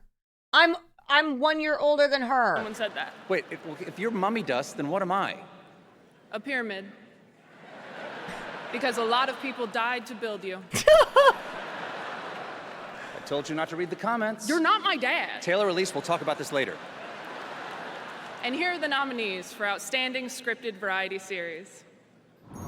A Black Lady Sketch Show. Last Week Tonight with John Oliver. Saturday Night Live. And the Emmy goes to... Last Week Tonight with John Oliver.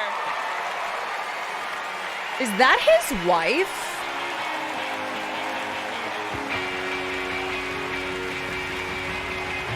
Last Week Tonight with John Oliver has received 4 nominations this year and a total overall of 61. This year's nominations are in production It's his design, mom. writing, directing, and scripted variety No, it's his series. sister. Except the Emmy is John Oliver. Thank you so much. Thanks so much to my staff. Many of them are here tonight. Liz Stanton and Tim Carville, who's not here. He's back in New York with some of our other staff who are burning down a bar there somewhere. Thank you, they all work so hard.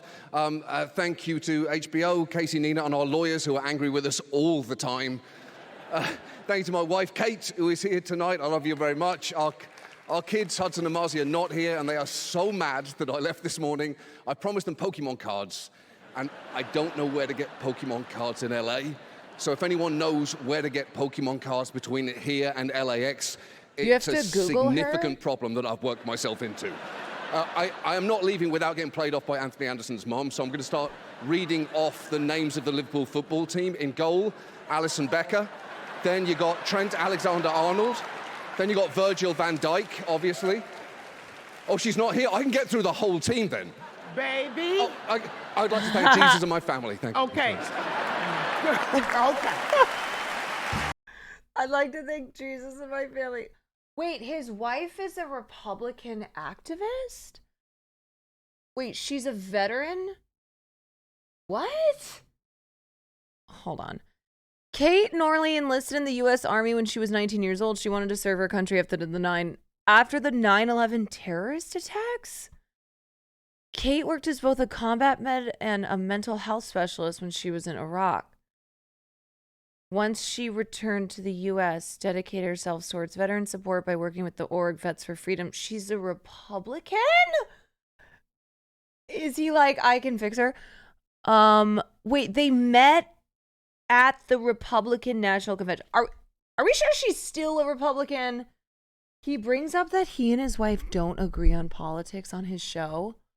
No way. They literally met at the Republican National Convention.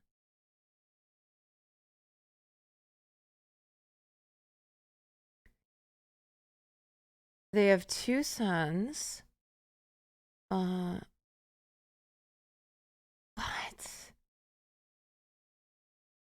To be fair, 2008 Republicans are much different than now. That's why I'm saying, is she actually a Republican today? Because a Republican in 2008 is quite different from, like a John McCain Republican is different from Republicans of this era. And she's a military Republican. Interesting. Huh. Huh. All right. Well, you know what? Nothing separates love. Nothing separates love. Okay, wait.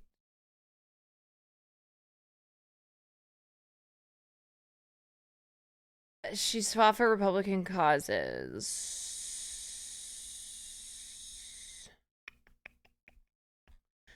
I'm a little more defensive how America is perceived overseas, he told the outlet. America takes a lot of shit, much of it well-earned from the rest of the world, yet when something terrible goes down, people are waiting for Americans. Okay, this was 2014. Let's be clear. John Oliver may have supported Democrat Joe Biden in the 2020 presidential election, but when he and Norley met, she was campaigning. Right, but like, who did she vote for? Oliver's been politically open-minded since meeting Norley. He described his wife as an American with a capital A. Okay, again, this is old though. You know what I mean? Well, this is updated on October 2023. That's private. Who she voted for, that's private. She's been off the grid since Trump. Interesting. I am really curious. I'm sure there's like polls and stuff out there and somebody's written about it, but how many Republicans like Kate Norley, who were staunch Republicans in 2008, even in, you know, even in 2012, and now what are they? If they don't agree with Trump and they don't agree with like Trump's Republican Party, what are they now? I guess some of them would say independent. Vivek. There's still a lot of them are still Republicans. Yeah. Huh.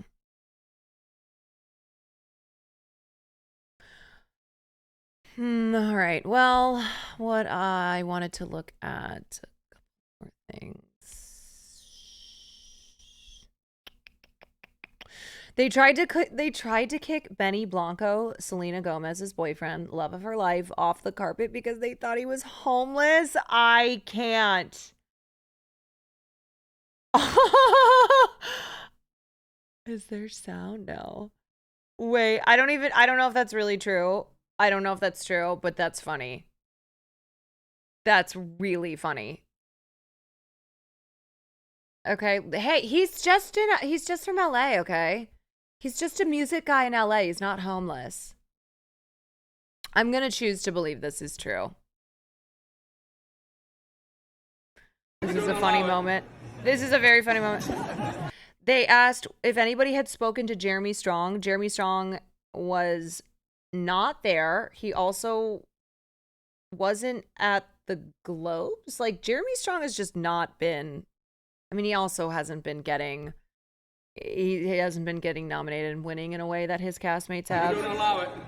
But they said, where's Jeremy Strong? Or has anyone talked to Jeremy Strong? And Brian Cox goes, we don't allow it. Also, why is he sitting like this? We do not allow speaking to Jeremy. Stay with us. I like that people awkwardly laugh. He's like, no, I'm serious. We're not speaking to Jeremy. No. Aside from him, has anybody spoken to him and how's he doing? I've spoken to him and he sent his best wishes. Oh, he sent his best wishes. We're in contact. Yeah. A lot of texting and stuff, yeah. He's busy shooting. Wish he was here. He's going missing. Wish he was here. Next question comes from Leah Williams of TV Insider, and she's in a virtual press room, so she'll come in with the speaker. I don't know why that's so funny. Also, why is Brian Cox sitting on the stage like this? Oh, Brian Cox famously does not tolerate Strong's bullshit. That is true. He does not tolerate method acting. He thinks it's a bunch of baloney. He's like, it's acting. You turn it on, you turn it off. How do I do what I do? It's called acting. How do I get into character? I just do. Okay, I think that's what I have for the Emmys. God, she's so fucking good. Megan Fahey. On his Hot Ones interview, he said he's taking time off at his beach house in Switzerland because the method acting messed him up. We need to stop method acting, and we need to stop encouraging it as well. All right, we're gonna look at this Noah Schnapp clip. Okay, speaking of actors, speaking of celebrities, we're gonna watch this.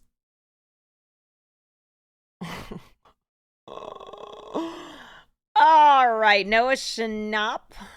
Noah, stop it. Shares his thoughts on Israel and Palestine. Okay, whatever. I'm just going to play the clip. Just wanted to come on here super briefly just to discuss everything that's been going on online. Boo! I feel like my thoughts and beliefs have been so far misconstrued from anything even close to what I believe. Okay, you're a fucking liar. Brett Gelman also tweeted, yeah, I wonder why. Both of them are in the same show, Stranger Things. They're starting to shoot it. They have realized that a lot of people online are saying, boycott Stranger Things. Do not watch this fucking show. Do not support these actors. So isn't it interesting that both Brett Gelman and Noah Schnapp have suddenly tried to they're not backtracking, but they're saying, you've totally misconstrued what I've been saying. And I think we just need more love in the world. It is such a classic, way of not actually atoning for any terrible things that you did or said, but making it about how we need more love in the world. Okay, let's look at Noah first, and then we'll look at Brett's. And I wanted to just state from my heart how I feel. Okay, so you already have. You literally, there's no misconstruing what you believe because you have posted so many things. You said you're either with Israel or you're with terrorism. There was that cute little video of you and your buddies handing out stickers saying things like Zionism is sexy. Yeah, there's Noah Schnapp liking and sharing that stupid ass fake horrible comedy thing where they were so not funny at all. No, Noah, we know, baby. Only want peace and safety and security for all innocent people affected by this conflict. I've had many open discussions with friends from Palestinian background and Palestinian background? He can't even just say Palestinians.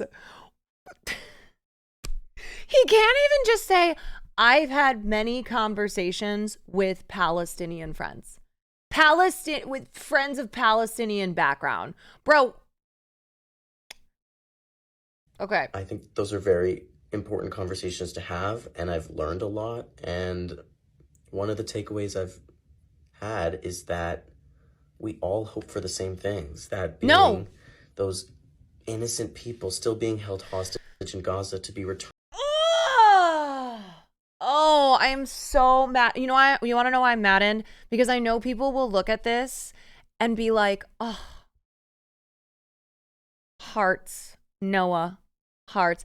This is such a fucking cop-out. This is bullshit, okay? Because supporting Israel does not mean that you can, in any world, want the same things that Palestinian and Palestinian supporters want. Because as long as Israel is existing, as it does, Palestinians will not be free. Palestinians will not have the same rights and dignities that all human beings deserve. They will never be allowed to return to their homes from where they were cast out.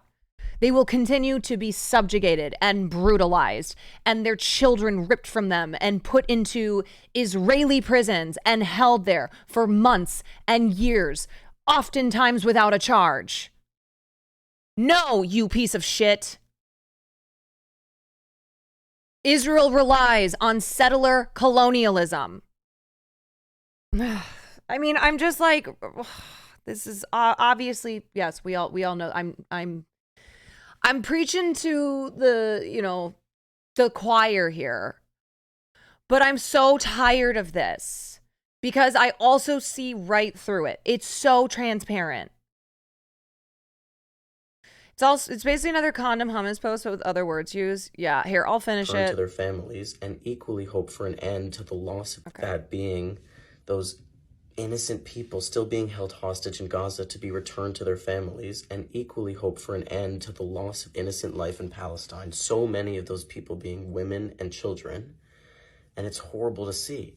And I think anyone with any ounce of humanity would hope for an end to the hostility on both sides. I stand against any killing of any innocent people, and I hope you guys all do too. And I just hope to one day see those two groups be able to live harmoniously together in that region. And I hope for 2024 online to see people be a little more understanding and compassionate and recognize that we're all human, regardless of our race, of our ethnicity, of our background, of our country of birth, is the most even our lived up sexuality, of anything. political We are bullshit. all human and we're all the same. And we should all love each other for that and support each other and stand together. And you know that like he's like, I fucking nailed that. And I won't look at the comments because I'm sure it'll be snaps. Oh my God, Noah, we love you. Yes, we just want peace. Let me be clear, okay? Let me be so fucking clear. And I've said this a million times, all right? Okay. It is not that people like me and many of you in here who are calling bullshit on this don't want peace. That is what we desire. Okay, of course. And it's not as if like what we're, the statements of his where he's like, I want there to be harmonious coexistence. That's not what we're finding fault with. What it is statements like this, what they do is completely erase the reality of what's going on here. You cannot both sides this because it is not a both sides matter. One is the occupier, one is the occupied. One side has all the power, one side is the powerless. One side has the backing of the fucking Western world and one side does not, okay? There's not two sides here. And to continue to both sides it and make this like a kumbaya and pretend like Jews and Jews, Israelis and Palestinians all just need to come together. Jews, Israeli, Palestinians and Arabs just need to come together, join hands, sing kumbaya, and that'll, that's what we need to do. That's not, I'm sorry. That how nice, how lovely. You cannot speak about wanting to end the violence here, wanting a ceasefire, wanting a humanitarian pause, whatever your wording is, without also calling for the liberation of the Palestinian people. That is what has to happen. Palestinian people have to be free. They have to. They have to be allowed to, to return to their homes. They have to have freedom from the river to the sea. They cannot be trapped in certain areas that have been delegated by Israel. And even within those areas, they are controlled. People of Palestinian background. This is a two-step thing. It is a ceasefire, and it is the freedom of Palestinians.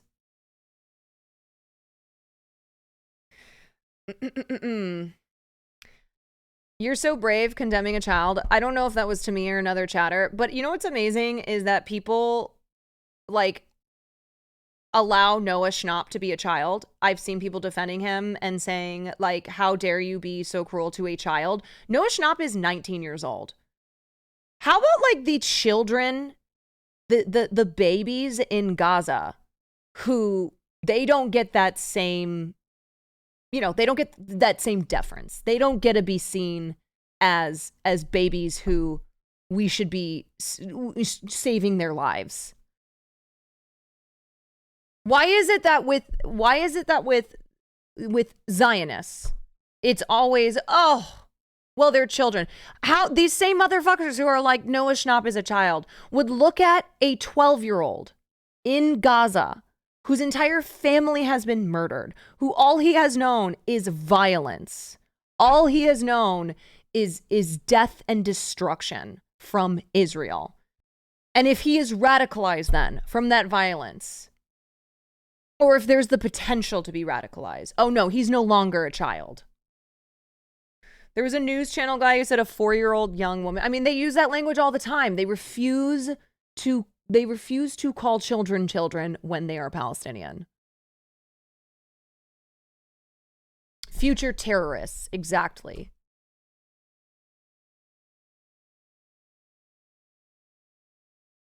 No, that wasn't directed at you, people wishing him death. I mean, I don't think that, like, I don't think wishing Noah Schnapp death is the right move here. I don't believe that people in this community would do that. Death to the ideology of Zionism, certainly. I do stand for that.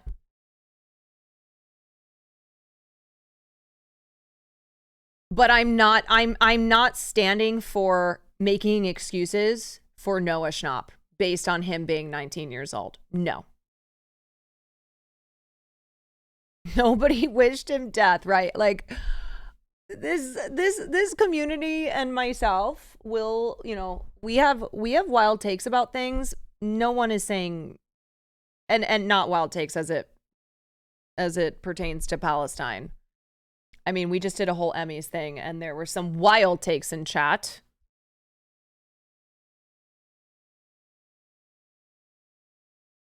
But no, I feel pretty confident that this community is not wishing death upon Noah Schnapp.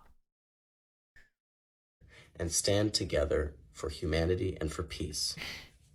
Stand together for humanity and for peace. If that is what you believe, you cannot support Israel.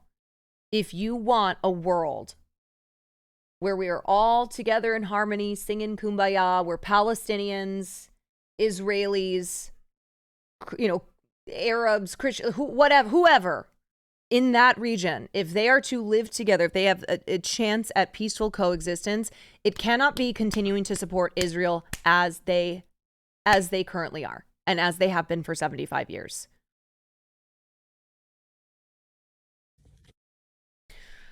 So then we have Brett Gelman, who tweeted out, Zionism only means that you believe Israel has the right to exist. This motherfucker. It does not mean that you are for the deaths of innocent Palestinians. It actually has nothing to do with the war. You know what, folks, please, please, please, please. I implore that nobody falls for this bullshit. These evil assholes who for the last 100 days have been gleefully celebrating the destruction in Gaza do not get to go on. They don't get to go on not even an apology tour, because they're not apologizing, a rebranding tour where they realize that a lot of what they said was not taken very well by lots of people online, and here they are requiring these people to support them and their shows, and seeing massive calls to boycott these projects because of these motherfuckers, and now going, all I want is for everyone to be free. No, you don't get to do this, because you don't. But you don't get to make it seem as if what you've been saying all along is that you just want the violence to end. And this statement is also just factually wrong, okay? Factually wrong. Go consult the actual Zionists who led to what Zionism is today. Okay, go read what those people had to say about what Zionism is and what the goals of Zionism is. It does not. And do you notice how they keep saying innocent too? Innocent Palestinians. Isn't it funny that this is basically what Noah Schnapp said in his statement as well, when he was like, the innocent the people in Gaza, mostly men or mostly women and children. You know, that they can't say Palestinians. Right? When the truth is that all Palestinians need freedom, because Hamas comes from the brutalization and subjugation of the Palestinian people, of, you know, not having freedom and having you know, your daily reality be violence.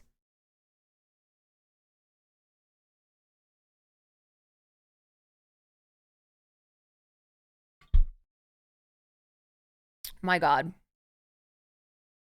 This would be true, except y'all attempt to silence anybody who speaks out for Palestine as anti-Semitic. What did Israel have to do for that right to exist? Oh, I hate this guy so much. This Weasley asshole. Piece of shit. This makes me so mad. So mad.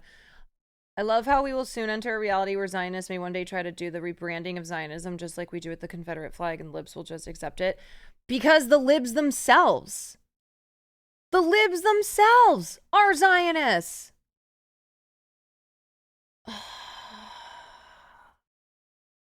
That is why from the get-go, you've seen people be like, do not forget who these people were and what they stood for. Okay? Do not let them try and erase it. Don't let them try and gaslight you and trick you into believing that you were the one who misunderstood. All they wanted was peace. That's what they were advocating. No, that's not true.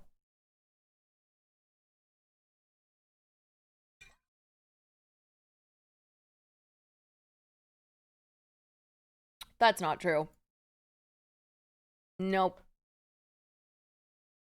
So we're not gonna let it happen. No. We're not gonna let that happen. No, you don't get to pretend as if you said something or meant something other than what you really said and meant, and what you've been saying for months. It's exactly as you said. Them cheering on the genocide is what makes it infuriating that they're now trying to back. And they're not even backtracking in a way where they go, I apologize, or I have realized that I realized that I was looking at this one-sided, yada yada. There, like, no sign of actual growth, okay? No. It's the kumbayaing of it. And accusing us of misinterpreting them. Yeah, and of the internet being cruel.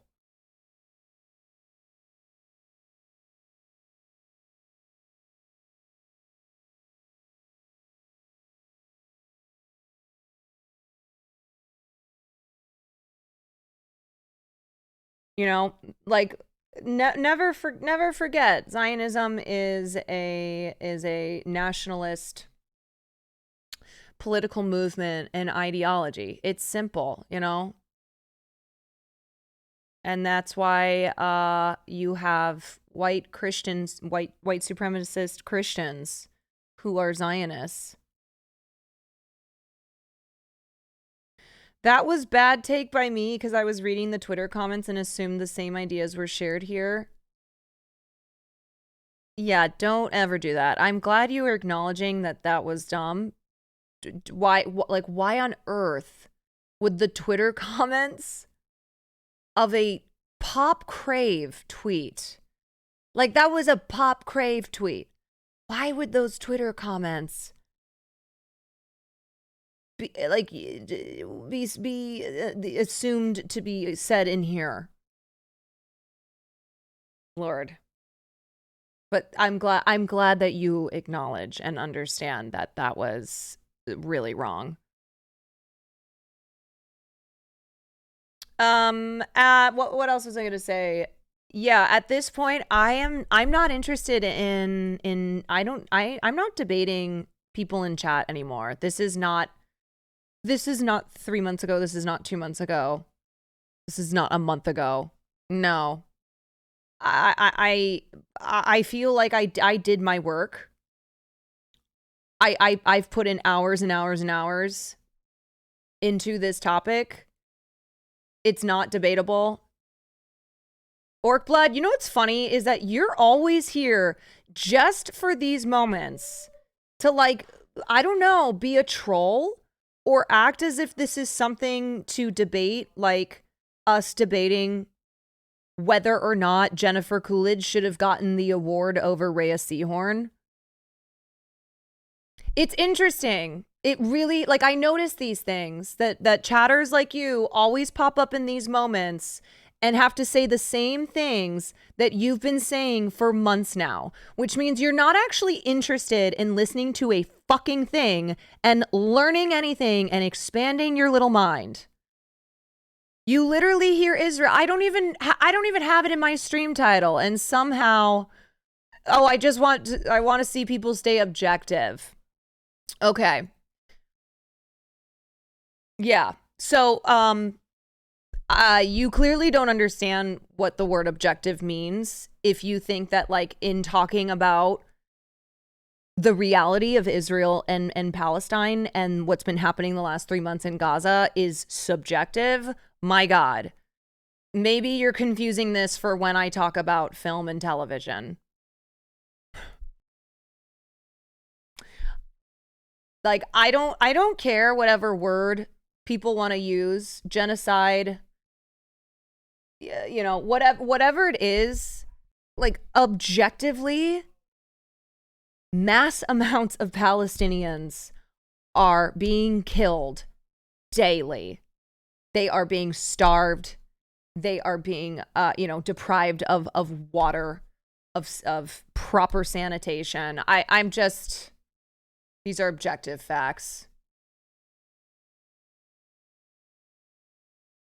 How are people supposed to come together if we hate? You should talk to Noah Schnapp. Because he's doing a little kumbaya circle. Since that is what he and you think is what the problem is here, is that we're not holding hands. We're not coming together. When that's what actually those of us who support Palestine, that is what we believe. But because we support Palestine and we understand the realities, the objective realities of Israel being an apartheid state, being an occupying force, that we understand that coming together and holding hands isn't a solution here if you are supporting Israel's regime. Anyway. Oh, boy. You know, 101 days since October 7th. And now we are at that point.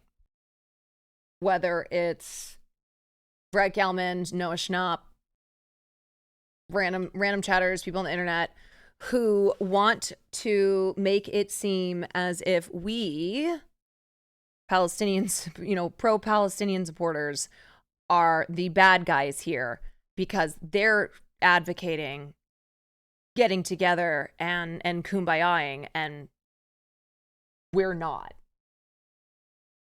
When that's such a willfully wrong, not even misinterpreted, just analysis of what pro-Palestine support means. All right, I'm gonna move on though. No dogpiling. Y'all, we've talked about this. It is not helpful to dogpile in chat. Sometimes I handle it sometimes by saying things, sometimes I just ignore it.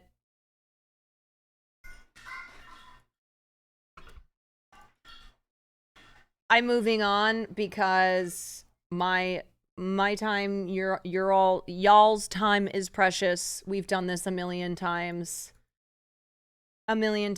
and maybe there will be a day that I feel that it's necessary to do it again, but I really don't feel that anymore.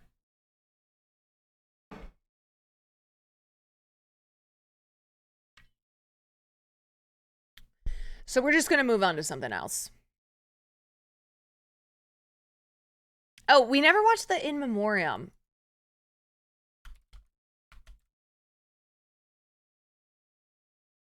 Y'all know how it goes, though. Free Palestine. That's how you achieve true peace. How the fuck can you have peace when one side here is not free?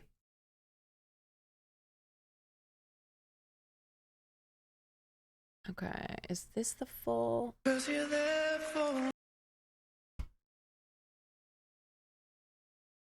All right, I'm gonna run to the bathroom, and then we'll watch the In Memoriam, and then I think we'll do Hell's Kitchen finale.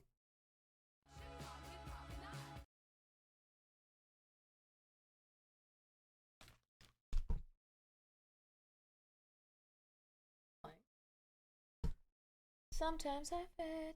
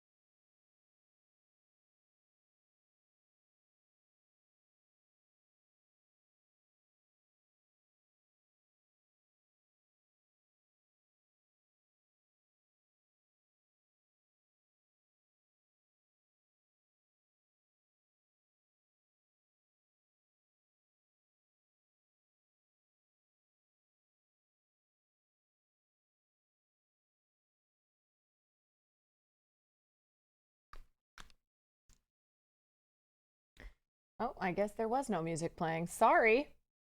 I left you guys without a song. Okay, here I am. In Memoriam.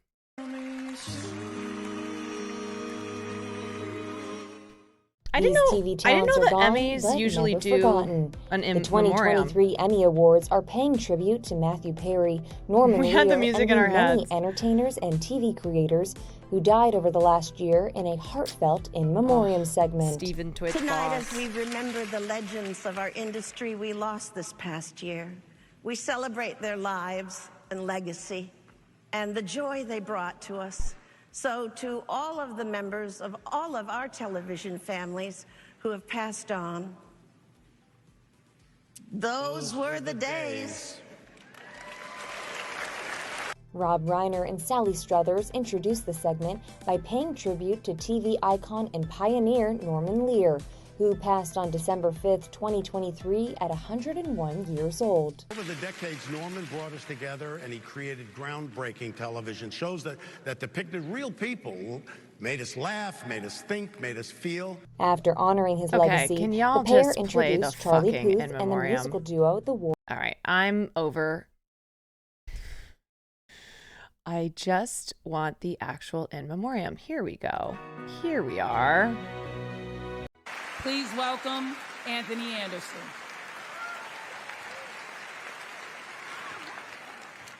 It never feels like the right time to say goodbye to a loved one, a friend, or a cherished icon. Wait, this is to quote Shakespeare. No, this is all this year. the world's a stage, and all the men Wait, and what? women merely players.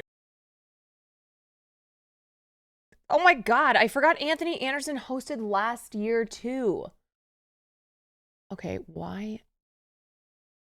Am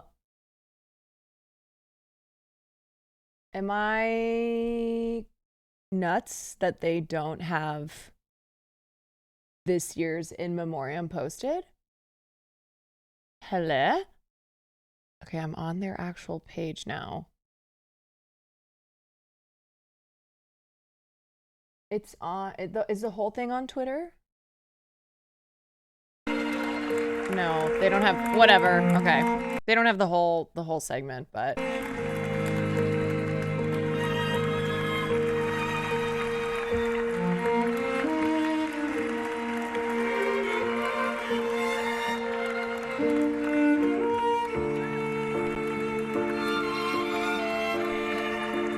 Oh my god, I forgot Kirstie Alley died. Andre Braugher. Harry Belafonte. I'll be there for you when the rain starts to pour. I'll be there for you like I've been there before. I'll be there for you 'cause you're there for me too.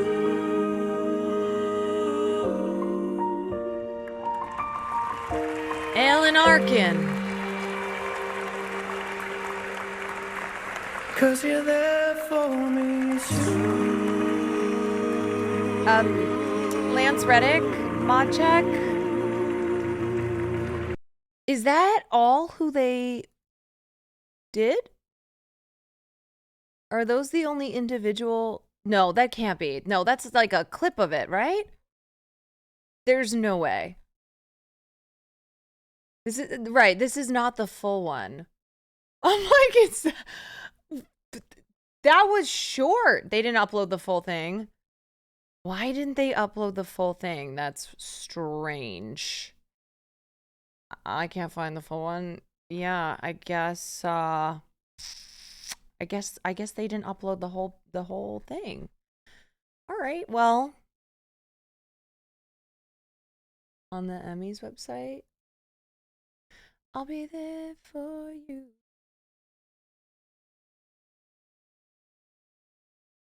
Oh. I need to see. Okay, wait. Ah, thank you. Now let's take a moment to remember the lives and careers of some of our colleagues who passed away this year. Keep a fire burning in your Wait, this is the creative arts one? eye. Pay attention to the open Yeah, this is a different one. This is from 2 weeks You ago. never know what will be coming down. What the hell? Well, okay, it feels rude to like not watch this. And be like, who cares about these people? Losing track of you. You were always dancing in and out of view. I must have thought you'd always Tony. be around. Oh, I love Tony. Always keeping things real by playing the clown. Now you're nowhere to be found.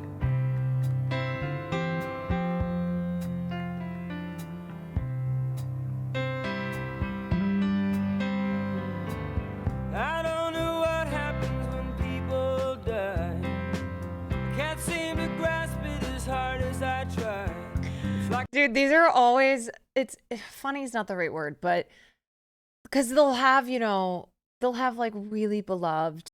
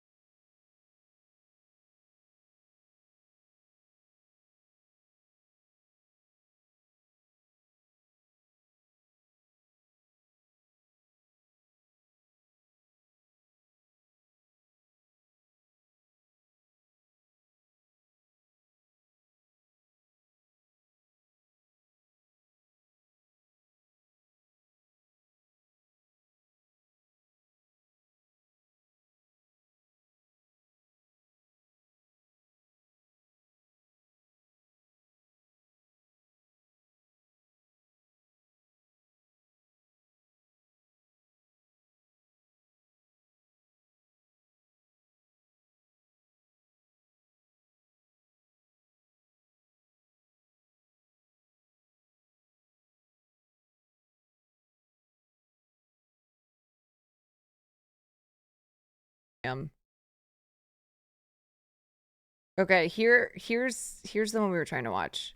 What the fuck? Wait, what's happening? What is going on? Is this a joke? Oh wait, okay. Oh my god.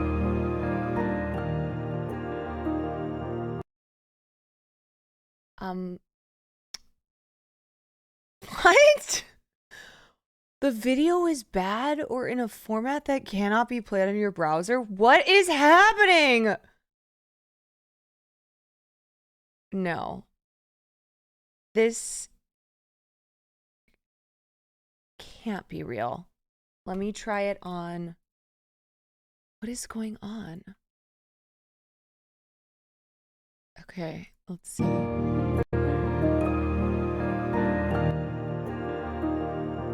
Damn, the video died too. All Tonight, right. as we remember the legends of our industry we lost this past year, we celebrate their lives and legacy and the joy they brought to us. So to all of the members of all of our television families who have passed on, those were the days. And joining us in our tribute are the War and Treaty. And Charlie Puth.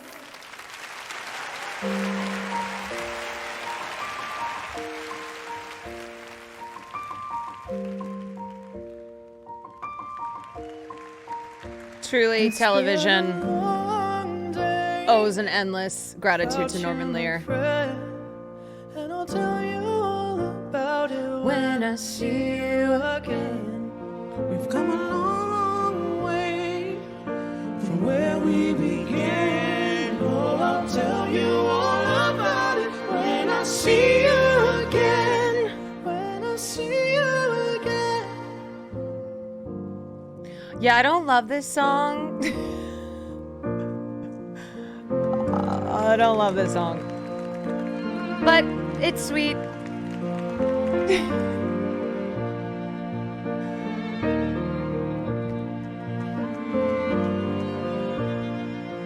Just been used a bunch.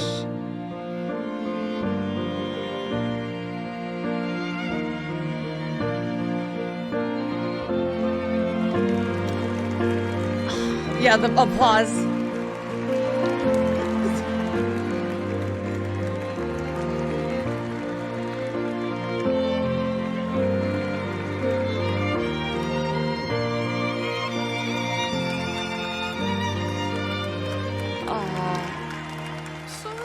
Yeah, popularity contest for death.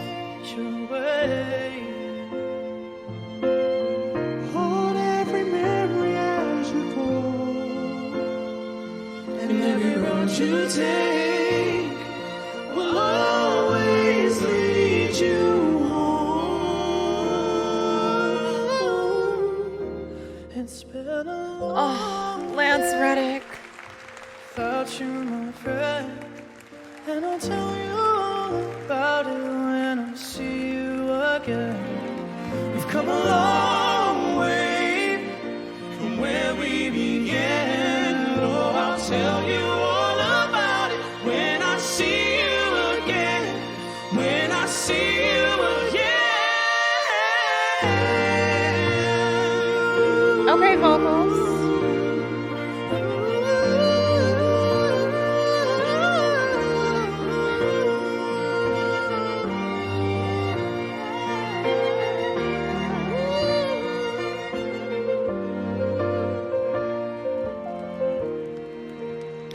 Hey, you got a little applause. Oh, Leslie Jordan.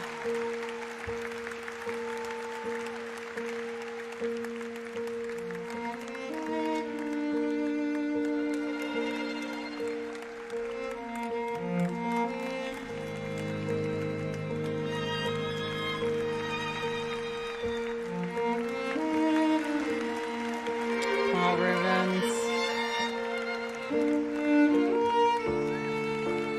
I feel like they shouldn't applaud during. It's like you're always stuck in second gear. When it hasn't been your day, your week, your month, or even your year. But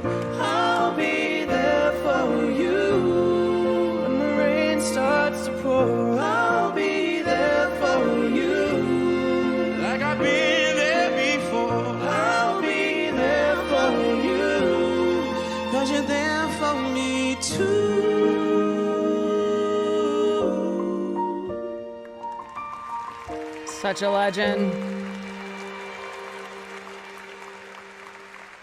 'Cause you're there for me too.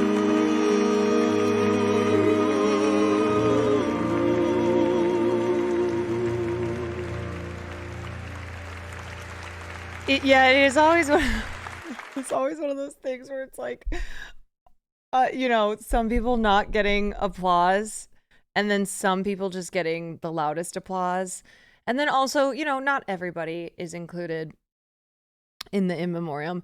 They will usually include, like big performers. They're usually not left out, but yeah, it's one of, I think at the Oscars one.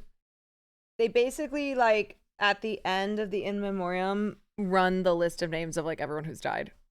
But not everybody gets... Not everyone gets a feature in the in memoriam. I'll be there for you. They should tell him to hold the applause till the end. Charlie Puth would be shining shoes in a mall if Paul Walker didn't die in a car crash. Wait, I don't get this. Hopefully you are in one of these memorials one day. I believe in you. Kara, thank you for the 3 months. 'Cause it's his... For the song? See You Again was the Fast and Furious song. Oh. Oh, I see. Okay, now I get it. Hopefully you are in one of these memorials one day. I believe in you. That's what I'm striving for, okay? I want to have left behind a strong enough legacy, an important enough legacy, that I'm in an in memoriam. Maybe we should, maybe there will be a Twitch one.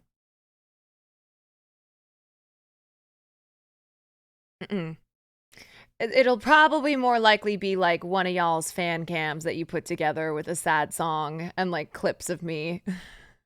Gone but never forgotten.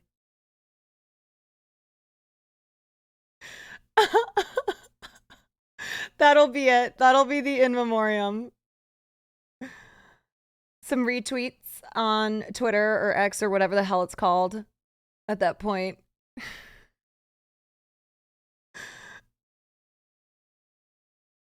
Oh no, let's get to the editing now. Yes. But look, no in memoriam needed because I'm still here, okay? I'm still here. Not going anywhere. Knock on wood. And I'm still here to say that if you have a Prime sub, if you have Amazon Prime, you get 1 free Prime a month. And if you haven't used it, you're sitting on a free Twitch sub. You should use it. You should use it hopefully on me. But if not, then someone else. But hopefully on me.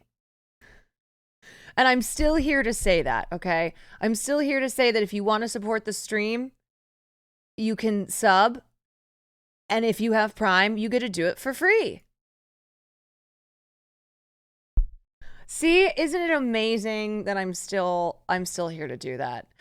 Henza, thank you for the 7 months. We love a sub segue into a Prime ad. Exactly. Vedas Virtue, thank you for the 4 months. There you go. See? An important reminder so that you can enjoy the content ad-free and I've legit been meaning to for do this, free. So thank you, Quan Heart Quan Love. Yay, see? Midnight Squirrels, thank you for the 7 months. That's so Sam Stacy, thank you for the 9. You know what? I feel cringe doing it, but I know it's also a reminder. So thank you.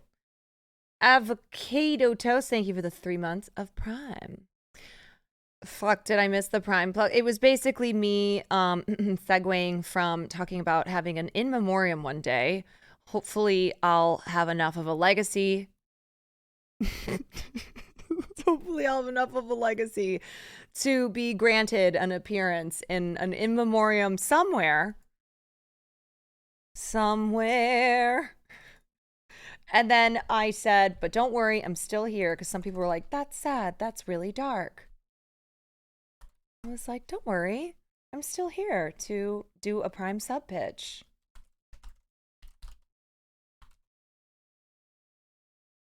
You know, Cutie's got me. Yes, that is true. All right, y'all, we're gonna get into Hell's Kitchen, the finale. The finale. Hopefully they play the poop song over your image when it appears. Yeah, wouldn't that be so nice? Untrained, thank you for the bits. Quad Nation lives on. Tahamed, thank you for the 2 months. Okay. All right, y'all. Look. Okay, I'm being silly. We're joking around, but one day when I am gone, hopefully that won't be for a very long time, I hope that the Quantourage lives on for forever, okay? Quantourage will always be in our hearts. You can pass it down to your children and your grandchildren and tell them about this time. Tell them that you were a member of the Quantourage. And we will live on forever. We are Quan. We are Quan. That's right, everybody. Say it. We are Quan.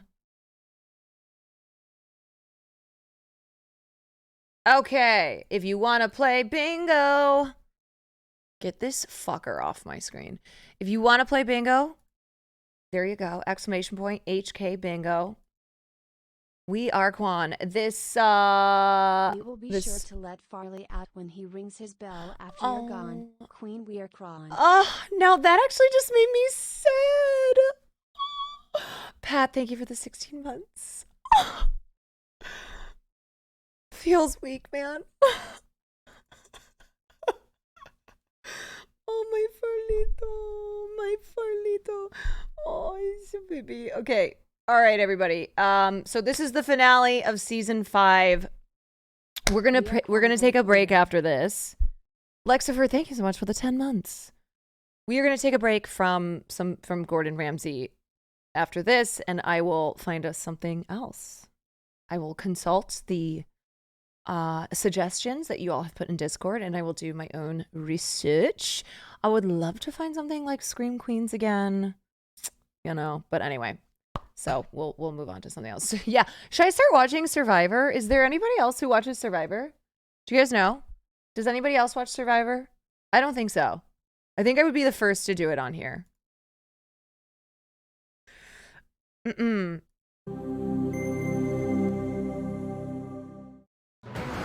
This season on Hell's Kitchen, it was the biggest turnout ever as thousands applied. The but only biggest 16 turnout heard ever. Their name called.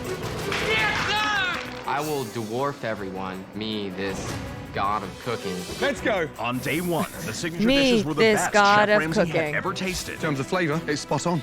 Seasoned beautifully. Thank you. Looks like you ended up in the right place. Thank you, Chef. But that didn't mean everyone escaped from Chef Ramsay's harsh criticism. That's definitely corporate. They eat. Straight after, they vomit. Double react Chef with Will Ramsay had Neff. high hopes for this group of chefs. Good luck, yes. But at the first dinner service, Oh, I see what you're saying. Now it's called It's lazy, just hard because Lacey. Look, madam, it's still raw. Yeah, we would have Colleen. to coordinate with each other. That is the worst risotto I've ever tasted. Who put sugar in there? I thought that was salt. But and Will it wouldn't be that all hard because performed we live miserably. together. Mashed potatoes. Fuck. Will, you are so shit, it's unbelievable. But it was Will who was Really, the first actually, to go. that Will, would. give me your jacket and leave Hell's Kitchen. You know what it'd be? It'd be finding something though. In week 2, that would be the hard part. Unshocking, We'd have to, believable. we'd Come on, let's have to go. find something. When the women Okay, lost this is the a first this challenge, is a season Lacey recap. abandoned her team while they did the punishment. This is a full season recap because it is the finale. Everyone's been bathing your ass all morning. I'm gonna go grab a snack, see what we During dinner got. service, Danny I'll be was right a back. master on meat. That's nicely cooked, that lamb, Danny. Thank you, Chef. But Giovanni failed on the fish station. You get every fucking right to be pissed off, you know that? Yes? Yes, chef. Fucking raw! And in a bad twist of fate, Oh, my ankle feels like shit. An injured ankle took G out of the competition. You, madam, have been phenomenal. In week 3, Time to get up! Tonight, Hell's Kitchen is going to become the most amazing steakhouse. in the challenge, the women didn't know their meat. 6 wrong! 8, all done. And they truly suffered at punishment time. I'm so fucking humiliated right now. At dinner service, Seth butchered the filet. Look at the fucking waste. People have gone to jail for work. Wasting more? Charlie was lost. Why aren't the shrimp on? Sorry, chef. Come on, Charlie. Your cloth's on fire. And it was so long Charlie as he was the next to leave Hell's Kitchen. I've got to see it. I've got to feed it, and I don't. In week 4, This is what you call a team. Colleen, get the fucking hash browns on. Let's cook some breakfast, ladies. the women finally won their first challenge. Leading to a power struggle between Danny and Ben on the men's team. I am obviously the best cook on the team. True. You couldn't cook my cock.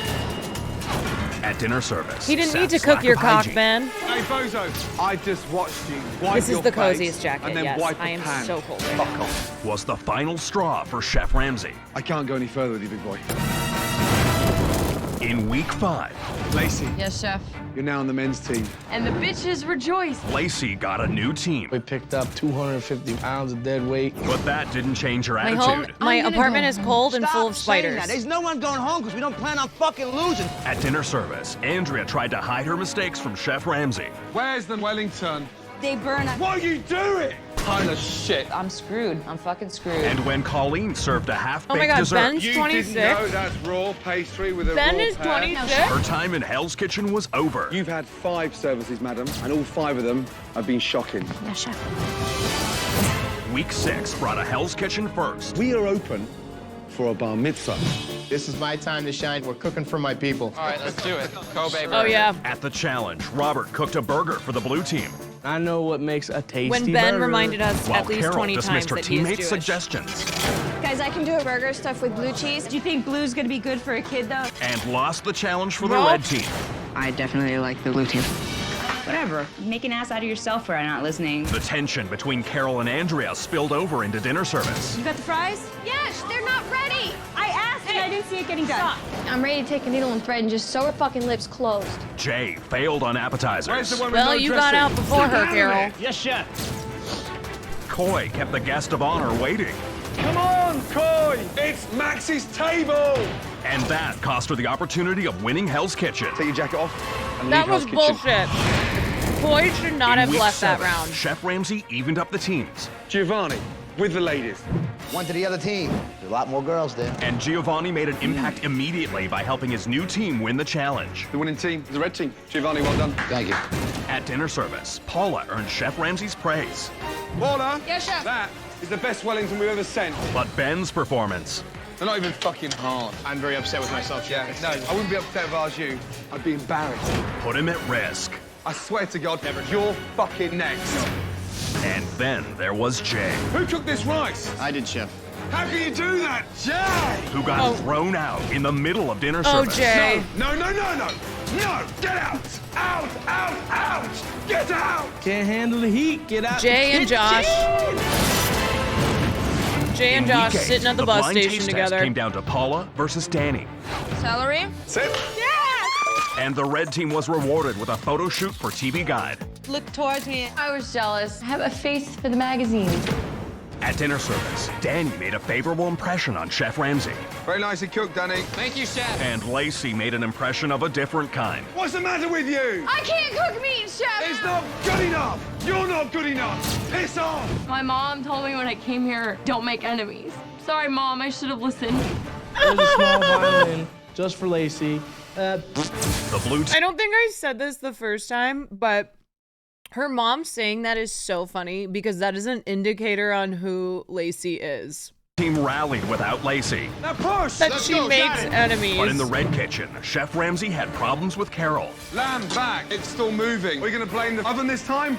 Or are you gonna Her blame mom the was sheep? like, just don't Andrea. be What is yourself, that okay? shit? was fucking awful, Chef. And LA. Bland, cold, horrible mashed potatoes. Chef Ramsay had a number of choices, You have failed as a team again. but decided that LA would join Lacey as the second chef That was to leave Hell's bullshit, Kitchen too. that night. In That week was bullshit. 9, once again, the challenge came down to... Paula and Danny, get your fucking dishes up here. This time, it was Danny's turn to shine as he won it for the blue team. Well done. Thank you, Chef. You got it or you don't, and I definitely got it. At dinner, it was red menu versus blue, You go head to head for the very first time. and both Ben's potatoes Fun at my ass. It looks like a school dinner. and Carol's The potatoes raw. derailed their kitchens. How long then do they cook? Maybe 10 minutes. Oh, look how cool she is. Maybe 10 minutes, everybody. Even though Ben and Robert were nominated for elimination, Chef Ramsay shocked everyone. Carol, jacket off, and you're leaving Hell's Kitchen. In That week was 10, deserved. the two teams became one. Congratulations. Black baby. In the first individual challenge, Ben barely beat Danny. Oh my God. Finally, Ben gets to taste a little success. At dinner, Paula was strong on appetizers. Risotto's delicious, Nothing Paula. like an out of context Giovanni white dude decided just going to challenge black Chef Ramsay's baby. choice of words. I'm not dick face, chef. You're pissed, are you? You fucking are! Donkey! No. And it was so long to the steakhouse chef. Donkey! The person leaving Hell's Kitchen is Giovanni. In week 11, Chef Ramsay sent the chefs to Atlantic City to experience Borgata. Welcome to Borgata in Atlantic City. That's amazing. When I first rolled up here, it was like a fat kid rolling up on a cake shop. This could be The your pleasure space. grotto. My dream coming to a reality. But the dream became a nightmare for Robert. Just having chest pain. And The pleasure unfortunately, one grotto. of Hell's Kitchen's most endearing chefs What did the medics say? I have pericarditis, which leads to heart disease. Oh, dear. Are you coming back? No. had to leave the competition. Then, in a signature dish challenge, Andrea was victorious Well done. Thank you, Chef. and received the ultimate reward. You are safe from elimination. At dinner service, Ben struggled on the garnish station. You send me one more cold veg, yeah? I swear to God, you're fucking history. Yes, chef. Andrea failed miserably on fish, Your tuna's burnt. Madam, you're shit. but Chef Ramsay stayed true to his word. Andrea, you are still safe. Ben, back Ben? in line. And no one went home. In week 12, You are my dream team. at dinner service, Paula excelled, I want the scallops. Yep, perfect. while Andrea Chef, I fucked these Wellingtons up. and Ben continued to struggle. One plain fucking salad. After dinner service, the men went on the Andrea offensive. fucked the Wellingtons? I'm not going to sit here right This now and run season's down my fucking crazy. credentials to either of you. Paula stood up for her friend. You're fucking high on your horse about how experienced you are, but yet you make simple mistakes. And Andrea was spared once again. Ben, take your jacket off and leave Hell's Kitchen.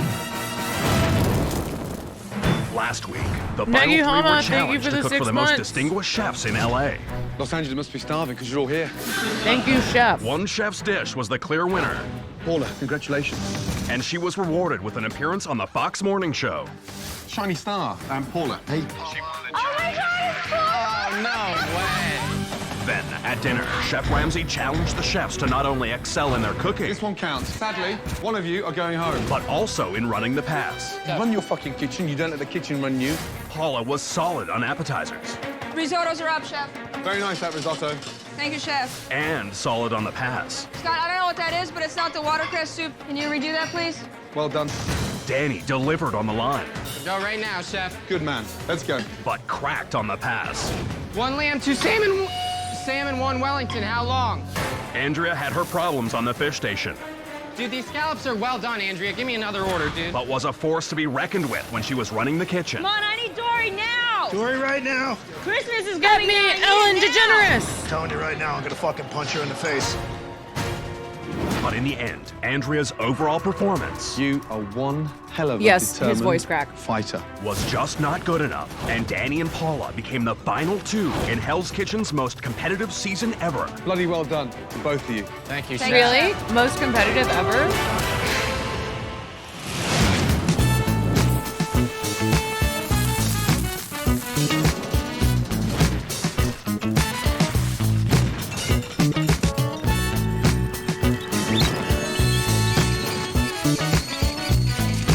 Penis music!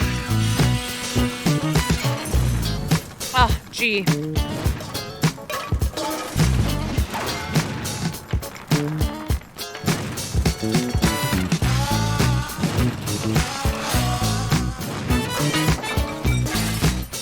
I just ate half this hummus tub.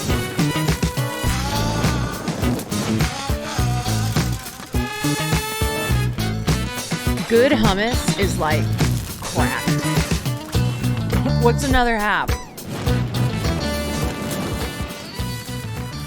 Do you condemn it? No, this hummus is too good. And now, the continuation of Hal's Kitchen. Have I tried Trader Joe's? Mm-hmm. Bloody well done to both of you. Thank you, Thank you, Chef. You are the final two. But listen, your biggest test begins right now. Oh, what the? Woo! Wow. When those screens dropped, Here we I go. thought, oh my goodness, what are we having, like a challenge right now? We What kind is started it? with It's 16. from some... And there's only 2 of you left. One of you is going to Think it's from, become like, the a head chef Mediterranean of your restaurant? very own restaurant at the Borgata Resort in Atlantic City. Paula, Yes, Chef. this side will be your restaurant here. Just thinking back on everything that we went through and just to still be here, it's just an amazing feeling. Danny, Yes, Chef. all this side Yeah. is going to be yours, yes? Yes, Chef. Man, the journey has been so incredible. I should try to make This is hummus what I one time came for here dinner. for. Now, I mean, like more than that. Listen but up. like on a Start cooking becoming stream. seriously creative to put this whole dream into a reality. This will be my first time designing my own restaurant, my 'Cause own I eat menu. so much Everything hummus. is going to be my vision, and that's just so damn exciting. You've got a hell of a lot of work to do tonight. So go upstairs and start creating. Now piss off. Thank you, Chef. Dude, unbelievable. Who would have thought out of I do need a 16 food people processor. that Chef Ramsay would see enough in my punk ass to put me in the final 2? My heart was pounding. Oh, dude, I feel like you can't even describe it. It's just such a great feeling, man. Oh, we got a nice little Fork, pad. fork. Fucking on. notepads, dude. Why Start are you taking our working? notes down. Ooh, got a lot of work to do. Pop open that bubbly. Yeah! Final 2, I'm not worried about anything right now. I think I'm gonna leave it all for tomorrow. What a fucking accomplishment. Cheers, man. To the final 2. We're having a little champagne party, Danny and I. Listen, look. I brought my champagne wanna watch with this? me. We had to Let's watch celebrate. this together. It's hard to calm yourself when you're that, Farley, like, we're rooting for pumped up. Paula. Chef's like, oh, you know, guys, you have a big day tomorrow. You're gonna be up early, this and that. Ah, beautiful sound. Digging the champagne. We're rooting for Paula. I'm Farley. hoping that I can drink enough champagne tonight where I just go to bed and wake up refreshed tomorrow. To the final 2, once more, dude. Definitely the right 2, man.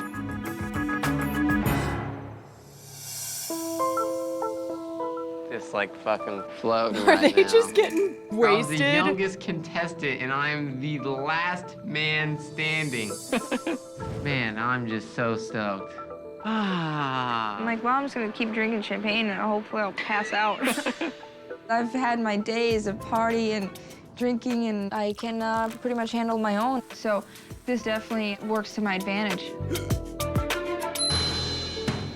After a long night of celebrating, morning comes quickly for Paula and Danny. Okay, that's like 4 hours later.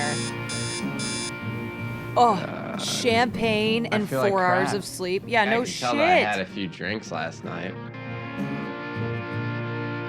Why? I'm feeling a little bit rough right now. Why would you guys This is do probably not a good day to be feeling like this, but I'm a pro. I'm 20 Oh years my old. God. This is nothing. She's 20? Wait, Last Paula night, is Danny and I only didn't 20? Write anything down that I have. Lots of 20 things that no are way. saved up 28, back here okay. that I've Okay. been, thinking I was about like, for days. So I impossible. feel pretty confident. I didn't really work on my menu last night.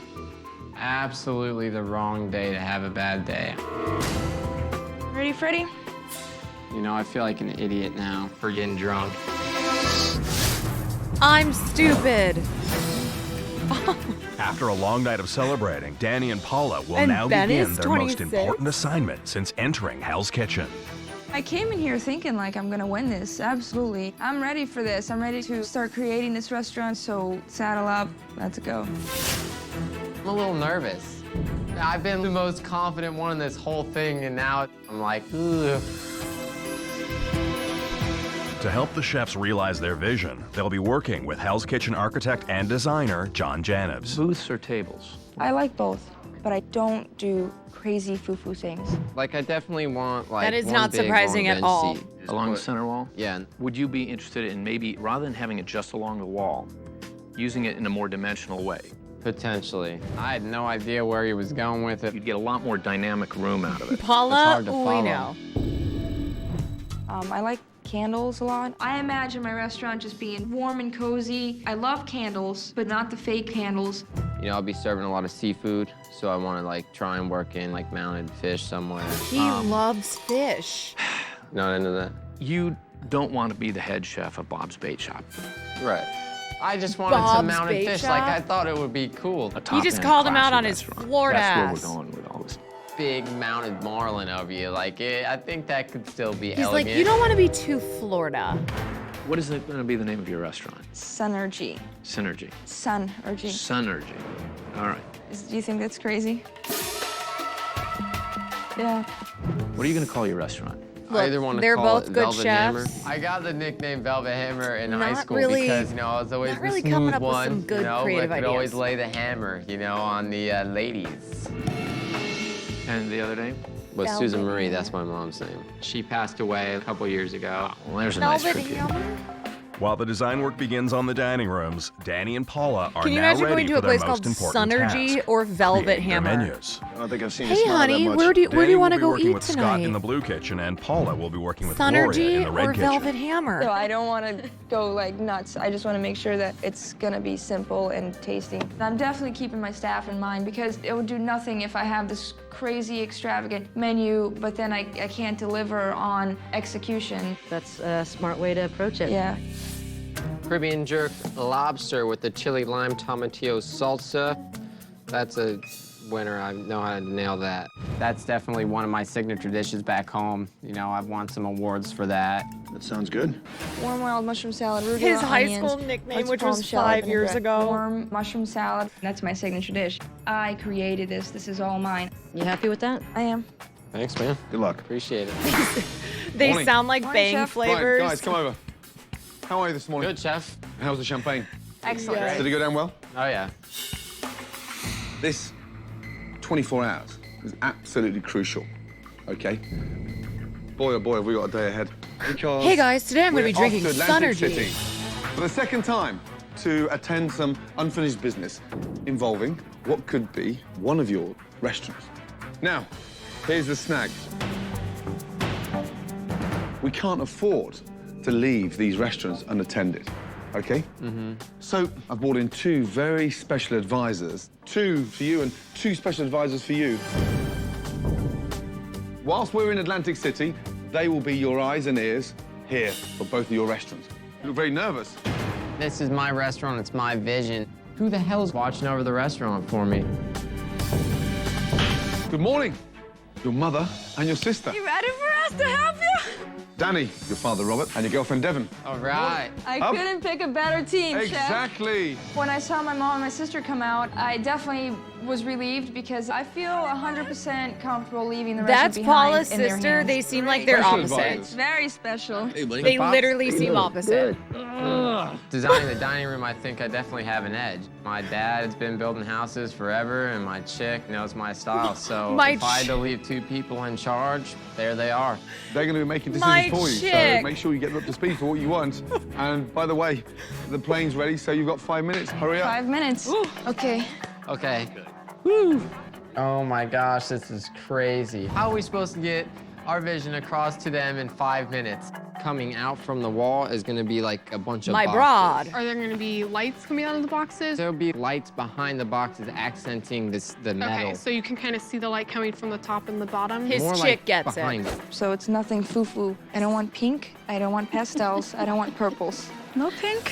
So My like her mother, sister's when I was little, entire made my whole outfit. room pink. Like everything was pink. I fucking hate pink, okay? Paula, we know, girl. Just make sure it's lighted.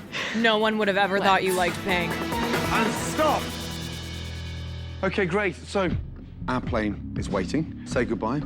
Go upstairs, get changed. Bye. I'm a little nervous. I would like to be here just to make sure that it gets done right. All right, Chef. Hey, Bye, guys. plane's on the runway. Let's go. Let's go. See you guys.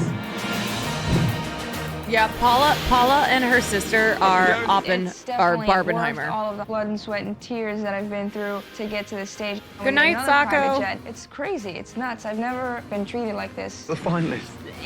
Yes, it is, Chef.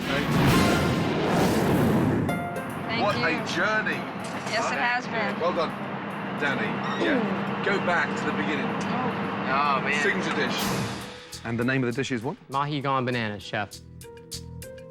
The idea came from where? I just pulled it out of my ass, sir. And put it back in there because it sucks. People like it. Yeah. Not you, though, Chef. He definitely went loves bananas. this Yeah. fruit Were and you eyeing fish. each other up? I mean, did you spot each other's potential? Yeah. Oh, yeah. Yes. Paul and I have been head-to-head in all kinds of challenges. Two very similar dishes. You both won. It's down to Danny and Paula. Congratulations, Danny. Well done. Yes! Paula, congratulations. Absolute brilliant. Paula, favourite reward was what? Doing the live segment on Good Day Away. By Shiny Star and Paula. She won the challenge Hi, nice to yesterday. meet you. It's great to see talented female chefs, right? Yeah. Well done to both of you. Congratulations. Thank you. Thanks. It's 5 hours into the construction of the finalists' restaurants. And there's a problem. Wait, how did we miss that before? That sounded like... Oh, Gordon.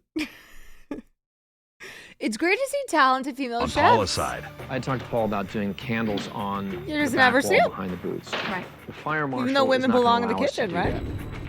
that. We need to make a decision Women on be this pretty cooking. quickly. These are not real. These are electronic. Would she be okay with this look? I don't know. This looks pretty much, you know, I mean, it's fairly believable. real.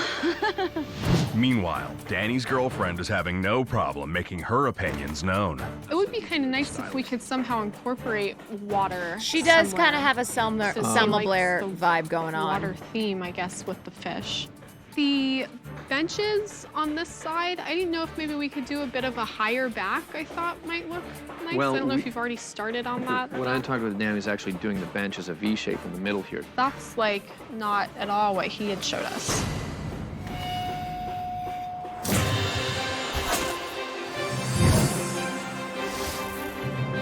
Oh, look This at this. one, right here, the big doors. Double doors. Oh. Holy shit. The suite is nice. Woo! Wow. Two gigantic She's just, bedrooms. yeah, his We're girlfriend's getting just making treated her own just like restaurant. celebrities. Look at that tub. What? This is ridiculous. Walking into this place, it just makes you want it that much more. Are they Now that the finalists have sharing settled a into their suite? suite, Chef Ramsay has arranged a way for them to stay on top of their restaurants. Hi, guys. How's it coming along? John's just asked us to make, I think, A lot of compromises. Too bad. Okay. Benches. He wanted to do like the benches coming out in a V, not along the wall. I thought that he was gonna have it against I the like wall that and ha- then just come out. I like that Hell's Kitchen makes them share everything but though. that's kind of what I want, and like a real high back on it, if we can do that. Ah, too. Like see? a big high cushion back. I just want a nice one big long bench seat going down the wall, which we talked about earlier. I guess I just misunderstood what he said. We have some fish also. Oh, right. That'll work. Little Florida touch. Hi, baby. How are you guys? We're working hard, man. Good, good. How's it coming? There was a minor setback on your candle going up on the wall. How about the back wall? This? Yeah. I was confused about that. So remember I showed you? At this point, it just kind of looks like a gutted restaurant. They still have a lot of work left to do. I'm a little bit nervous. Don't worry, we'll do fine. Love you. All right, looks great. Bye. Guys. Bye-bye. Trust us. Have fun. Love you. All right. Love you too. Bye. Bye. It's a new day, and while Why their are loved they ones using get a back to work security- transforming Hell's Kitchen, Danny and Paula are about to find out why they're in Atlantic City. Morning, Mike. How you guys doing? How are you? I am great. There's a meeting that's starting in a couple minutes that you guys need to attend, so let's do it. Let's go. Come on. I had no idea where we were going. Chef Ramsay has something special planned for you, so. Yeah, I'm sure. I just knew that we were gonna be up for something else. After a good night's sleep in their luxury suite, Danny and Paula make their way to an important meeting. There's something Danny to show has you. longer hair than Paula. With 500 staff members of the resort. Unbelievable. Just like a little overwhelmed.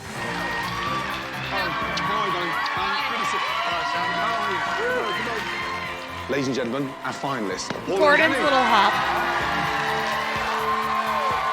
It was so awesome. Just really got us excited and motivated. It's been a phenomenal journey. You've both worked extremely hard to get where you are. For one of you, these are going to be your new work colleagues. Maybe a few words for your new co-workers. It's been a crazy journey, I'll tell you guys that much. Very much like a roller coaster. I think that's just the best way to describe it. And, you know, I just couldn't be happier to be here. Danny, how you feeling? I feel good, Chef. It's just been insane, the amount of stress that we're put through. I mean, Chef Ramsay is no cupcake in the kitchen.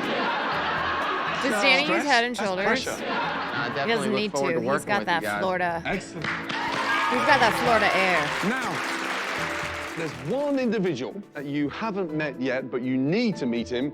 He is the Chief Operating Officer of the Borgata, Mr. Larry Mullen. Hey, this is the big cheese. That's like the most responsive COO. The most clapping a CEO will ever get. Paula, nice to meet you. Wow, you know, this is my potential new boss, so I was pretty excited to get to finally meet him. There we are. That is Paula's menu. If you were a customer, which dish would you choose from Paula's menu?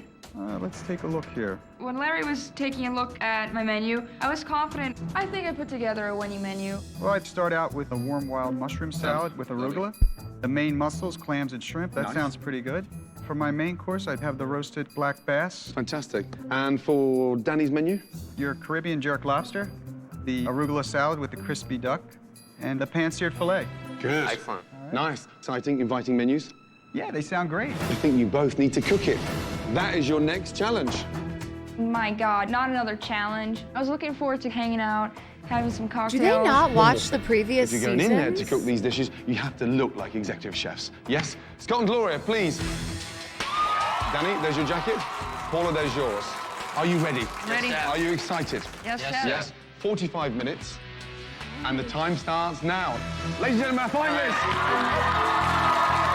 We have 45 minutes to cook all 3 dishes. It's crazy. After a quick change into their new executive chef jackets, Danny and Paula get to work on their dishes. Sorry, buddy.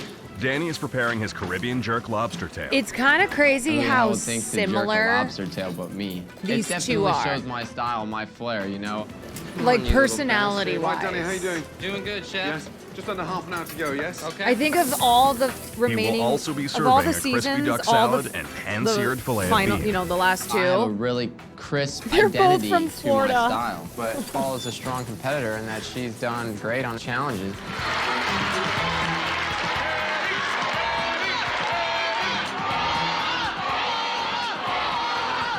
20 minutes, yes? Let's go. Paula is making her warm wild mushroom salad with sherry vinaigrette dressing, shellfish medley, and a roasted black sea bass. I think that I am a much more well-seasoned and well-rounded chef than Danny. My culinary background is a little bit more experienced than his. Paula, how you doing? Doing good, chef. Yeah, just under 10 minutes to go, yes? Of course, there was pressure, but you have to just put that aside, cook your food the best way you can, and hope they like it. That's all you can do. Okay, great.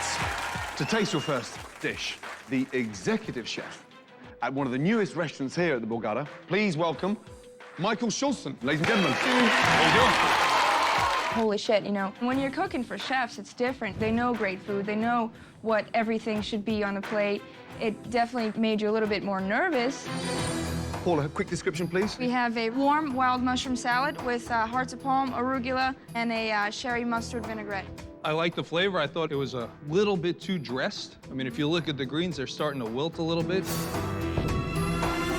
Danny? I have a Caribbean jerk lobster tail with a chili lime tomatillo salsa, with a couple of fried wontons there for a little crunch. Who doesn't like lobster? It's just a really great dish, and it's very unique. I like the idea that I you don't had think the it is unique. tomatillos, the lime juice, you had the chilies in there. I got a nice balance of it, but this could be chicken as far as I'm concerned right now. I don't taste lobster in this at all. If you had to choose one of these dishes to be on your menu, which one would it be? You got this, Dan! You got this! Allergic people. Oh, I'm gonna have to take yes. Yeah, Let me that was a introduce you to no-brainer. Executive chef, who's responsible for all the You guys in-room know it's dining, gonna be a all the classic banqueting tied-up, at though. the Water Club, which is affiliated to the Borgata Resort. Please welcome, ladies and gentlemen, Classic tied up. Jeffrey Zakarian. With only 3 dishes to taste, Paula just needs one more winning dish to secure the victory. Paula, a quick description, please. We have a chili and cilantro broth, mussels, clams, a little bit of shrimp, and just kind of cook that all together. Fish is cooked well, very well cooked fish. And I also like the chili. The chili is very interesting in there, and the bread as well. Terrific. Oh shit, man, if I lose this, then I'm done. You know, forget about entrees. Well done. Danny, to Jeffrey, quick explanation. We have a baby arugula salad with a crispy skinned duck breast with a little bit of sliced fresh fennels and ginger vinaigrette. That's yummy. Out of these 2 dishes, which dish would you want to see listed on your menu? It's a tough one. You know, they're both really well constructed dishes, first of all. I would eat both of them. Okay. However, Okay. I think I'm going to go with the salad.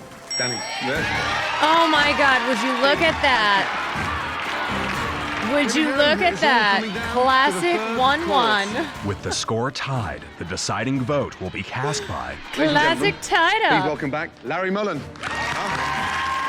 Oh boy, is the man gonna like it or not? Doesn't matter how great you think it is, it matters what he thinks. Paula. All right, we have a roasted black sea bass with parsnip puree, kale, pearl onions, and a minted pea sauce. Good. Danny, quick description, please. Go Larry. Paula. We have a pan-seared filet of beef with a twice-baked baked potato and a tempura fried spring onion with a little bit of goat cheese and prosciutto in there. Reached on very well. Oh, you Dan! Come on, Dan! Tough decision. And I can't think of a better individual to break the tie. Come on, Paula. No pressure. Who's it going to be? Is it going to be Paula's fish? Hogan, thank you. Classic 1-1. And it will be up to the Chief Operating Officer of Borgata, Larry Mullen, to decide the winner. I have to say, it's Danny.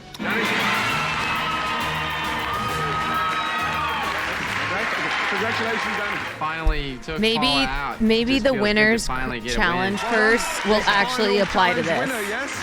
Congratulations. Because well it done. hasn't applied Well all done. season. It was definitely an important challenge to win. I know that I tried very, very hard, and it just sucks, you know? Paula, girl, It you're just good. really Come sucks. on. Now, Come you'll on. find out your reward later.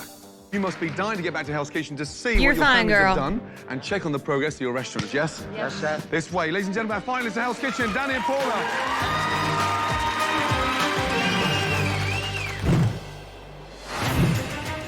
Krista, thank you for the gifted. With only 19 hours until the final dinner service, Danny and Paula return to check on the progress their loved ones have made on their restaurants.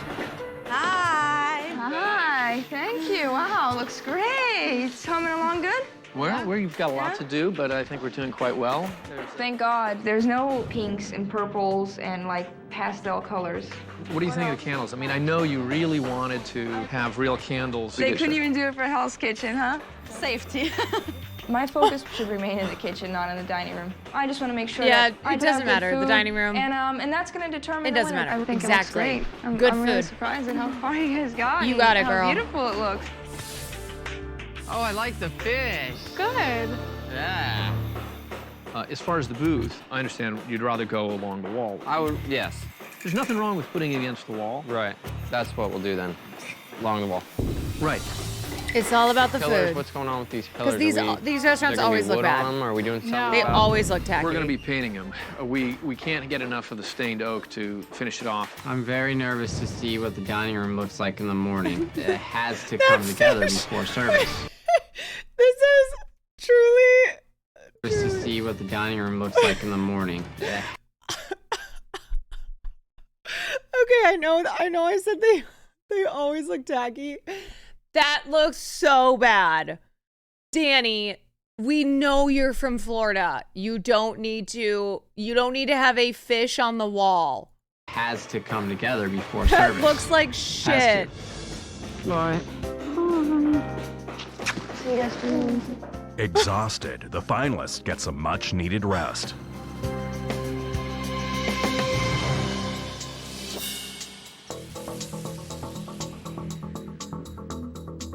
Today is a day when it all happens.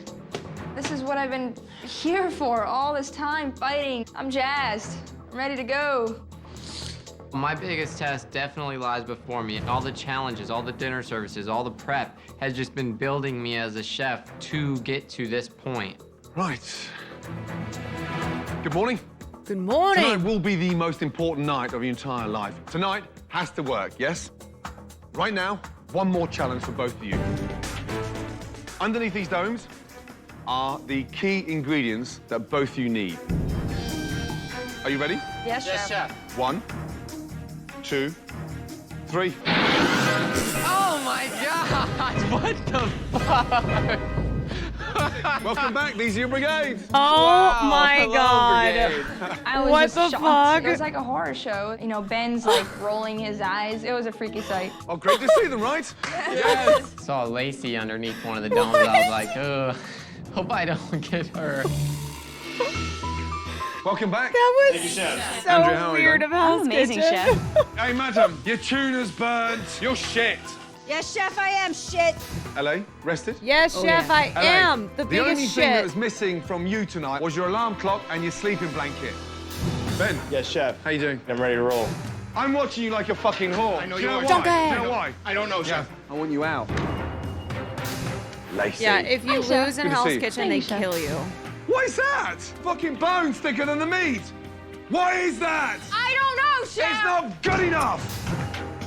Hi, I'm back, bitches. Oh, They're probably like, God. oh, fuck, I gotta work with her. Carol, Yeah. good to see that smile still beaming. Yes. Never going off, Chef. Where's the chicken? Coming right now. Yeah, so's Christmas, madam. Where's the chicken? Where'd it go? Gio, Yes. how are you today? Fine. I'm not dick face, Chef. Yeah, say that again. I said I'm not dick face, Yeah, you're Chef. pissed, are you? Not as pissed as I am, donkey! Ready to give it your all? Yeah. I got one more You're day, a dick Al. face. No, Hopefully Chef, will I stay am the not fuck a away dick from me face. and I'll be fine. Okay. Danny, Yes, chef. you won the final Dick challenge face of the Brigada. donkey. You will have the first pick for your brigade. One of the most crucial first choices. My first decision is going to be Ben, chef. You know, I've been through some pretty tough shit with Danny since the very beginning, but to Ben. me, Danny's the underdog, and I always root for the underdog. Welcome aboard. You ready, baby? Ben better literally believe was like, Paula, Yes, Chef. who is the first person you want in your brigade? please pick wisely. Please. Chef, I gotta take my girl Andrea. Andrea, okay. Congratulations. Well done. Please And don't I've be formed a close bond. We stupid were like here all for the so other long. We went through so finalists. much. She works her ass off, and she never gives up, and that's why I wanted her. Okay. Danny, who is your second choice? Is he gonna pick Gio? Is he gonna do My dudes? second choice is Giovanni, chef. Giovanni. Paula, Yes, Chef. who is it? Strong one on the line. Carol? LA. LA. The fact that LA was picked over me, I'm shocked. I Carol, thought it was you gonna and be me, then Andrea are Andrea. I mean, I terrible. don't even know what to say. You're Okay. terrible 2 together. ladies left. Oh, I'm just waiting fuck. for the end. I'm gonna be the last kid left in gym class. My last choice is going to have to be Carol, chef. Carol? Oh Great. my God, no! Lacey, Paula has clearly, Lacey. with Paula. Yep, Paula got stuck with Lacey. no! They're casting for the Sorry new for season that. of Hell's Kitchen. Keep it Shy up. pie. Positive, positive. I swear to you, if she so much as thinks about giving attitude today, I'm gonna come at her like a fucking tornado. I like that Take Andrea the is team to the saying door, that, and she's not go through even the menu, finalist. Make sure the brigade gets up to speed with what's happening and really start the bomb. Paula would never say I something am like the chef. that. They are my brigade, and it's definitely to get them in the mind frame that Danny Fuck, is no longer Paula a has a coworker. He's the serious- boss. The challenge is just keeping a watchful eye over everybody, and definitely She got a Lacey serious is the weaker problem one here. out of the three of them. I'm just gonna have to just really keep pushing her as hard as I can. This is quite possibly the most important night of your cooking career. Off you go. Yes, chef. Do or die for me right now, you know? I have to get out there and I just have to rock tonight. That's it. This is all the marbles, man. Both Danny and I are strong. It's gonna be a stiff competition.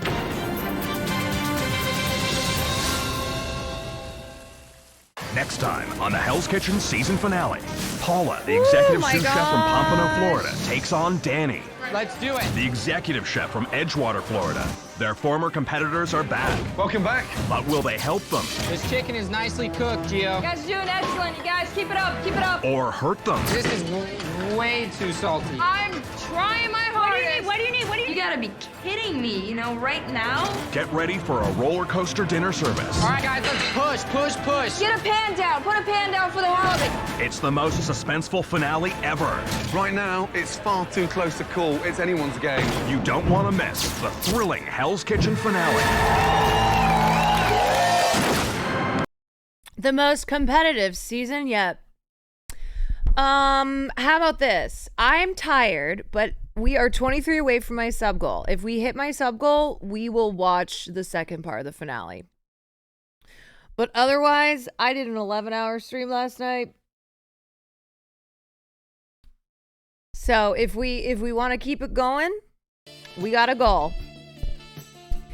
Thank you, Dinar. Thank you. Thank you for the 5.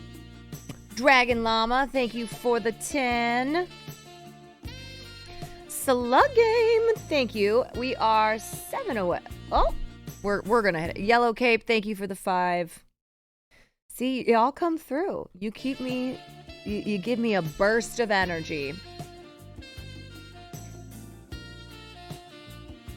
Thank you for that 5, Yellow Cape. Moonside Boob, thank you for the 3 months. And Hogan, thank you for the bits. We are 1 away. 1 away, folks. 49. 1 away for this second part of the finale.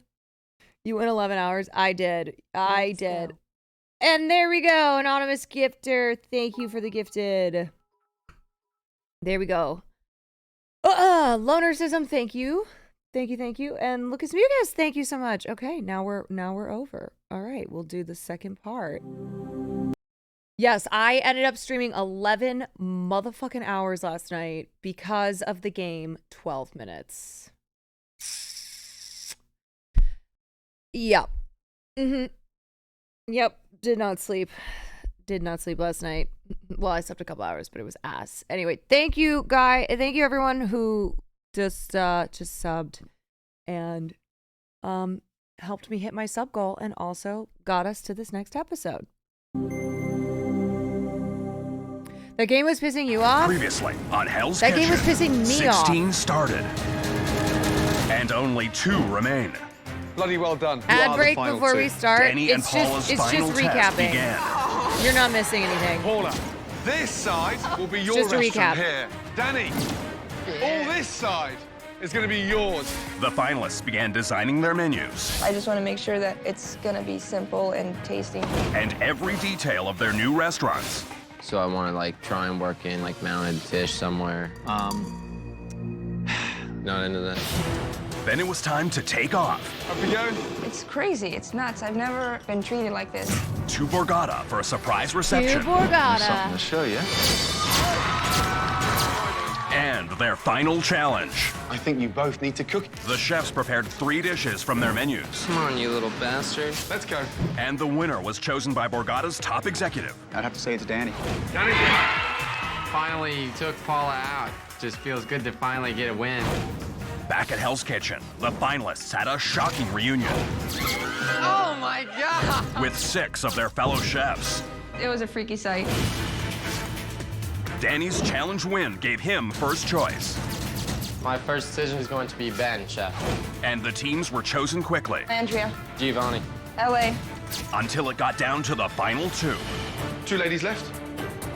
I'm just waiting for the end. I'm gonna be the last kid left in gym class. My last choice is gonna have to be Carol, chef. Carol, Paula chef. got stuck with Lacey. Sorry for that. I like them both, but I'm rooting for Hell's Paula. Kitchen, there have been some incredible showdowns. In season 1, it was Michael versus Ralph in the battle of the executive chefs. Season 2 pitted the perfectionist against the palate as Heather took on Virginia. In Season 3, it was experience versus creativity as executive chef Rob Bonnie, battled newcomer Bonnie. worst The last finalist Hell's ever. Kitchen saw the rising star Bonnie face the should season never have gourmet made it. as Christina challenged Petroza. Tonight, the most anticipated showdown yet, as Danny, the self-proclaimed redneck from Edgewater, Florida, takes on Paula, the elegant Brazilian from Pompano, Florida. With 6 challenge wins to his credit, Danny has worked hard to back up his claim that he is a cooking prodigy. I just have to rock tonight, that's it. No option for failure. This is all the marbles, man. Paula has won 5 challenges and impressed Chef Ramsay with her creativity and consistency. It's gonna be a stiff I do like the competition. self-proclaimed I'm a very redneck, though. hardcore competitor. And this All season, season, it's these two Florida have been neck versus and neck. Florida. You both won. Thank you, Chef. Paula and Danny, why didn't these 2 dishes come up first? It's down to Danny and Paula. The thing that's separating you is as thin as a strand of saffron. And tonight, they go head-to-head. Who will win $250,000 and become head chef at a new restaurant at Borgata, Atlantic City? Quite possibly the most important night of your cooking career. Find out tonight on the season Season finale of Hell's Kitchen. Hell's Kitchen. All right, last time.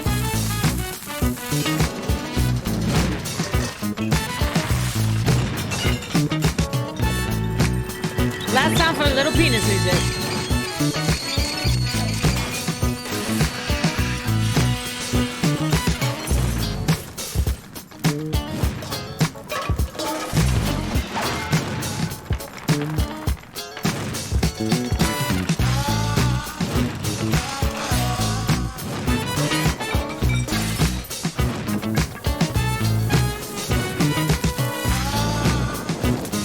Why is it penis music? I don't know.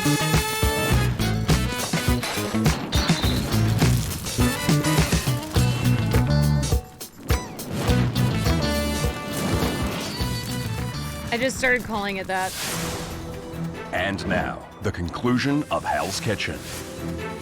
It's all right, Lacey. You're gonna knock it out with us, girl. Good to see you again. Happy? Yes, chef. My dream team would have been anybody but Lacey. The So challenge true. win at the Borgata So true, was girl. huge. You know, for me to be able to pick first is a real big deal. And I Sweetheart got my cat, number thank you one for the pick, bits. which is Ben, and I didn't get Lacey.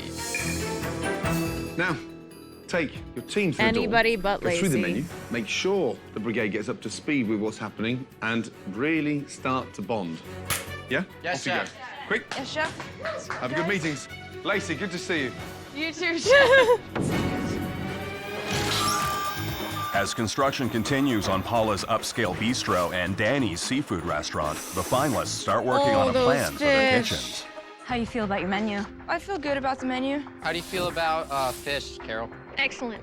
It's the only station I Danny rock. loves fish. I'm on Danny's team, and it kind of sucks because I definitely want Paula to win just because she's a woman and I'm all about women power. Down to business. All right. All boils down to this. This is my fucking dream about to come true, so just understand, I'm the fucking man. Sure, absolutely. Danny is definitely the underdog going into this, and I always root for the underdog. If my good food can play a role in Danny being able to shine, then my work here would be done. I'm the fucking chef. Okay, Ben. Get used to calling me chef, okay?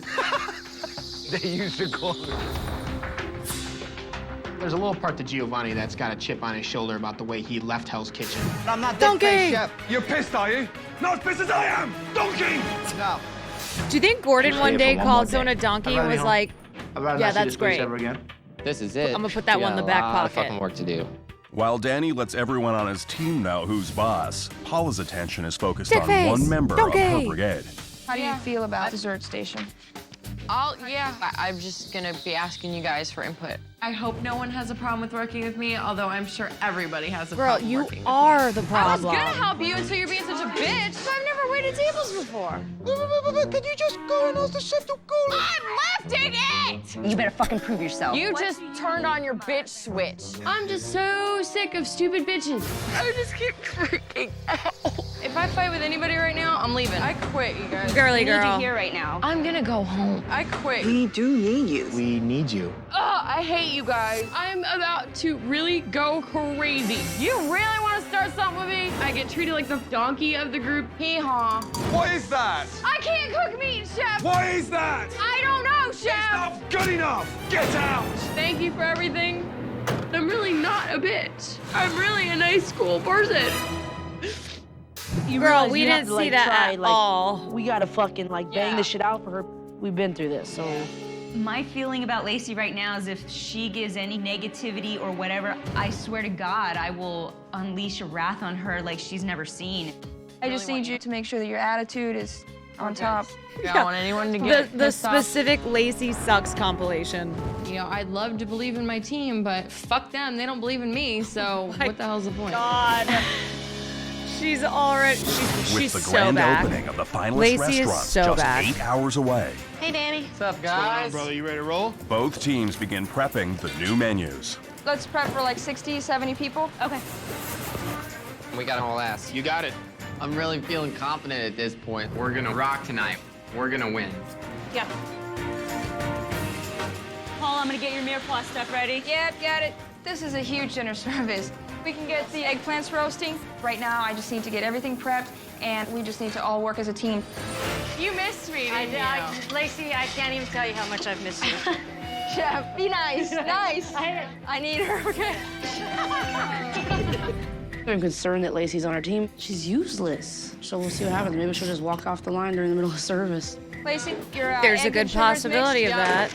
Lacey's doing dessert, so I definitely needed to just keep an eye on her and help her move along. For the banana creme brulee, it's got to be a lot of banana. I guess we'll just and prep out demonstrate it. everything for all 3 recipes, and then you can Exactly. oversee how You we should put definitely it start together. with the creme brulee, though, because that needs to cool and then set. I'm This is sure no she time will to fuck not around, do brother. that. This is your future we're cooking for. Well, I appreciate that. No, it's not about me anymore. I have to keep reminding myself constantly. Tonight's about Danny. All right, let's go, T-Blue. No, it's How's the still about brulees, you, Lacey? Ben. What? Let's take a look at those brulees. Let's test one. They're still a little soft. Let me see. No. They're all curdled. Oh my God, Oh, Lacey. jeez. We're gonna have to redo this. Let's keep baking these. Lacey fucked up, you know, the creme brulee. That was just a stupid mistake. I quite frankly think she should just go home because I don't want to look I at her swear to God, if you that's what ruin she's this for gonna be doing. Paula. I honestly don't know how I'm gonna have fucking all this shit ready. I just think that that's like next to impossible. Also, Paula is so calm even when she's pissed off. Both teams rush to prepare the new menus for Chef Ramsay's approval. Oh shit, we need to reconstitute the cranberries and pork. There's so much to do. There's crap everywhere. It's like 2 hours before dinner service, so I'm stressing out. Hey, you taste that? I don't think it needs to come up any more than that, man. I feel like a lot of Danny's success is gonna rest on my shoulders tonight. There's a reason why I was picked first. He's gonna get Ben at full force tonight. Right behind, hot, behind. I'm not So nervous far, that Ben Chef has Ramsay's talked gonna taste only my about food. himself. I'm just, you know, scrambling around right now, just trying to get it done. Andrea, you got the scallop as well for the salad coming out of here, right? Yeah. Okay. I absolutely refuse to let Paula down on this end. For me, it's just not an option. Okay, Paula. Let's go, Andrea. Chef Ramsay is ready to sample She's gonna the need chef's you, 'cause new y'all got menus. Lacey. The finalists have each prepared their full menu consisting of 3 appetizers, 3 entrees, and 3 desserts. Paula's menu features an appetizer of homemade pasta with roasted eggplant caviar and an entree of roasted halibut with pearl onions and pancetta. Her desserts include a banana creme brulee. Right, let's start together, madam, yes? Okay. Homemade pasta. I baked it with olive oil, salt, and pepper, and that's the Ooh, that looks eggplant and good. basil puree. I'm hungry. That is absolutely delicious. Yum. Put a vegetarian dish on top of that. Yeah, that's wonderful. Thank you. Next. Okay, here's the halibut. I've added pancetta to it. The halibut's dry. So whoever's cooking that tonight, Yeah. that's a danger zone for me. Whoever's on the fish tonight, make sure okay, they cook it properly. Andrew's cooking a halibut tonight, and I'm confident that she'll be cooking those perfectly. Desserts? Banana creme brulee Yeah. with just whipped cream. Boy. That is not a creme brulee texture. Oh, God. It looks like scrambled eggs. Oh, A God. big no-no. Great shame. You can't serve that. Okay. Oh, my God, Yeah. Lacey. That has to be definitely rethought, that one, yeah? Okay. I'm counting on my team for a lot of things right now. I designed the menu. Unfortunately, it's not just me doing this. I need them to do this for me. The menu definitely needs tweaking. Absolutely. Okay? Uh-huh. All right, thanks, Chef. Right, Danny. starters right here, it's chef. oh God. Danny's starters feature an arugula salad with crispy duck breast. His Andrew on entrees fish is include not a an good 8-ounce decision. I pan-seared mean, filet with baked potato. you and can't his put desserts feature Lacey a cinnamon there, poached pear so with maybe mascarpone LA? mousse. This one is a duck salad? Yes, chef. I did some arugula with a ginger vinaigrette, crispy skinned duck breast. Not so pink. Yeah, a duck definitely needs to be cooked. I like the idea. You've got to be very careful in the execution. It's a dangerous salad to pull off. You can do it. Make sure you cook it properly. That's not cooked properly. Yes, chef. Okay? Oh my God. 8-ounce pan-seared fillet. Sliced nervous potato, for tempura, Paula. fried spring onion. What is that? That's a spring onion, chef. Okay. Can we cut it in half or do something that just looks slightly phallic? The chef said my dish looks phallic. I didn't think so. It's not what I was going for. When you taste it, it works. I Just think don't you have said so it looks phallically funny. standing Where up did there. you get I the... don't know. I think I'm gonna roll with the phallic-looking spring onion. Desserts, we have a cinnamon poached pear with a lavender mascarpone mousse. Where Yeah, did is it not too phallic crunchy for you come then? from? I think maybe it's a little bit under. Even if I was blind and I'm cutting that, I can hear you it. hear it. Trust me. Yeah. No, I believe I'm not you. here to argue. I'm here to make you look good. I know Do you understand? are. Everything I Man's say got is dick on his advice. mind. Whether you take it or not is entirely up to you. But that as a poached pear is undercooked. Okay. I mean, it may have been slightly undercooked, but these are things That that, can looks be like changed. shit. No big deal. The bottom line is it just has to taste good. Usually at this time I can see a huge Ramsey did say difference in phallic. standards in Oh, I terms of heard menus, funny. contrasts and styles. But both I was Danny's like, and where did Paula's Danny menu get is phallic? very, very similar. Very contemporary, very modern, and very appealing. So even before the cooking starts, it's a tie. Let's see how they perform in the kitchen. Paula is trying to keep an eye on Lacey, Cranking it out, Lacey? Yes, chef. Oh my God. but Chef Ramsey is ready to get his first look at the finalist restaurants. Okay, Paula, Yeah, chef. take me around your restaurant, yes? Let's go. The name of the restaurant is Sunergy. I really like the sun a lot. Hence the vibrant colors, the sunset. Synergy. Exactly. There's a lot of my influences there. Very I mean, Florida. The candles, the colors, the sun. I love the restaurant. Everything's gorgeous. The floor picks up the color and the yellow. Your dining room's very subtle. It's comforting, and there's got a really nice It's gonna be blend better of than the colour. fish. I honestly think that Chef Ramsay better liked than the it. fish. I think Chef Ramsay would have had no problems telling me he it's didn't not like as bad as something I if he thought didn't it like would be. something. I'm pleased with it. Yeah, you should be. It's beautiful. Thank you. You know, by Hell's Kitchen. Paula's dining room has Restaurant received a good standards review. on the And show. now it's Danny's turn. All right, chef, this is Velvet Hammer. Velvet Hammer. It sounds like a porn video, right? Yeah. Velvet Hammer. Yes, chef. Uh-huh. Every single person in Sarasota calls me Velvet Hammer. Uh-huh. You know, nice silver chargers with the red candles. I have this nice long bench seat going on. Rich colours, huh? Yeah. Where's the idea is fish? behind the fish. Kind of Oh a my God. seafood-oriented person. You know, that's what I love to cook. Fish? No, come on. Fucking fish walls. I'm very happy with everything. You know, that's the feel that I wanted in my restaurant. You don't feel intimidated here. You know, yeah, relax. Yeah. The idea of the floor is He's sort like, of not what you expect The to see in fish a are restaurant. strange. No. The rusticness of it. Yeah. Because it's sort of, you know, countrified. Yeah. Yeah. Yeah. Right. Thank you, chef. Okay. He's like, what's up with the fish? Oh, yeah. Just minutes away from the most important service of their lives, Chef Ramsey has some final words of encouragement for Danny and Paula. Right. How you feeling? Good. He's usually pretty Yeah. nice when I just wanna evaluating say the one restaurants final because it thing. doesn't really I'm extremely matter. proud of you both. You so deserve to be here. Tonight is the night. There's no rehearsal. There's no second chance. This is it. All this madness I've been through is not going to be in vain. I know when to turn it on. As long as Tonight is the Lacey night. Tonight, for one of you, Doesn't Lacey. the dream is going to be realized. It's go time. This is what all this hard work that I've been doing this whole time that I've been here in Hell's Kitchen. You know, it all boils down to tonight. Let's go. Good luck. Up. Jean-Philippe, open Hell's Kitchen. Here we go.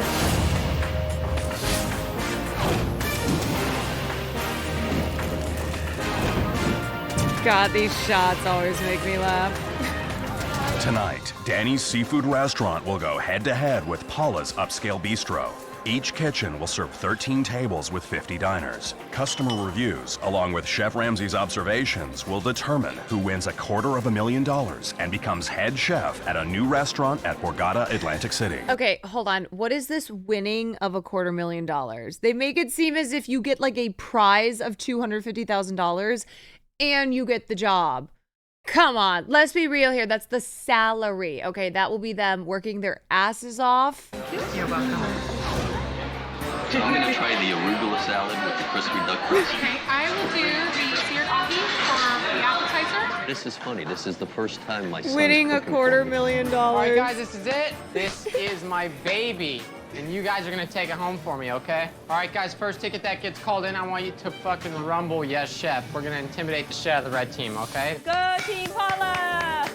I guess I'm just concerned, you know, because anything can go wrong in a kitchen. You know, I could screw up and throw off the whole dynamic. It's all in the hands of Hell's Kitchen gods.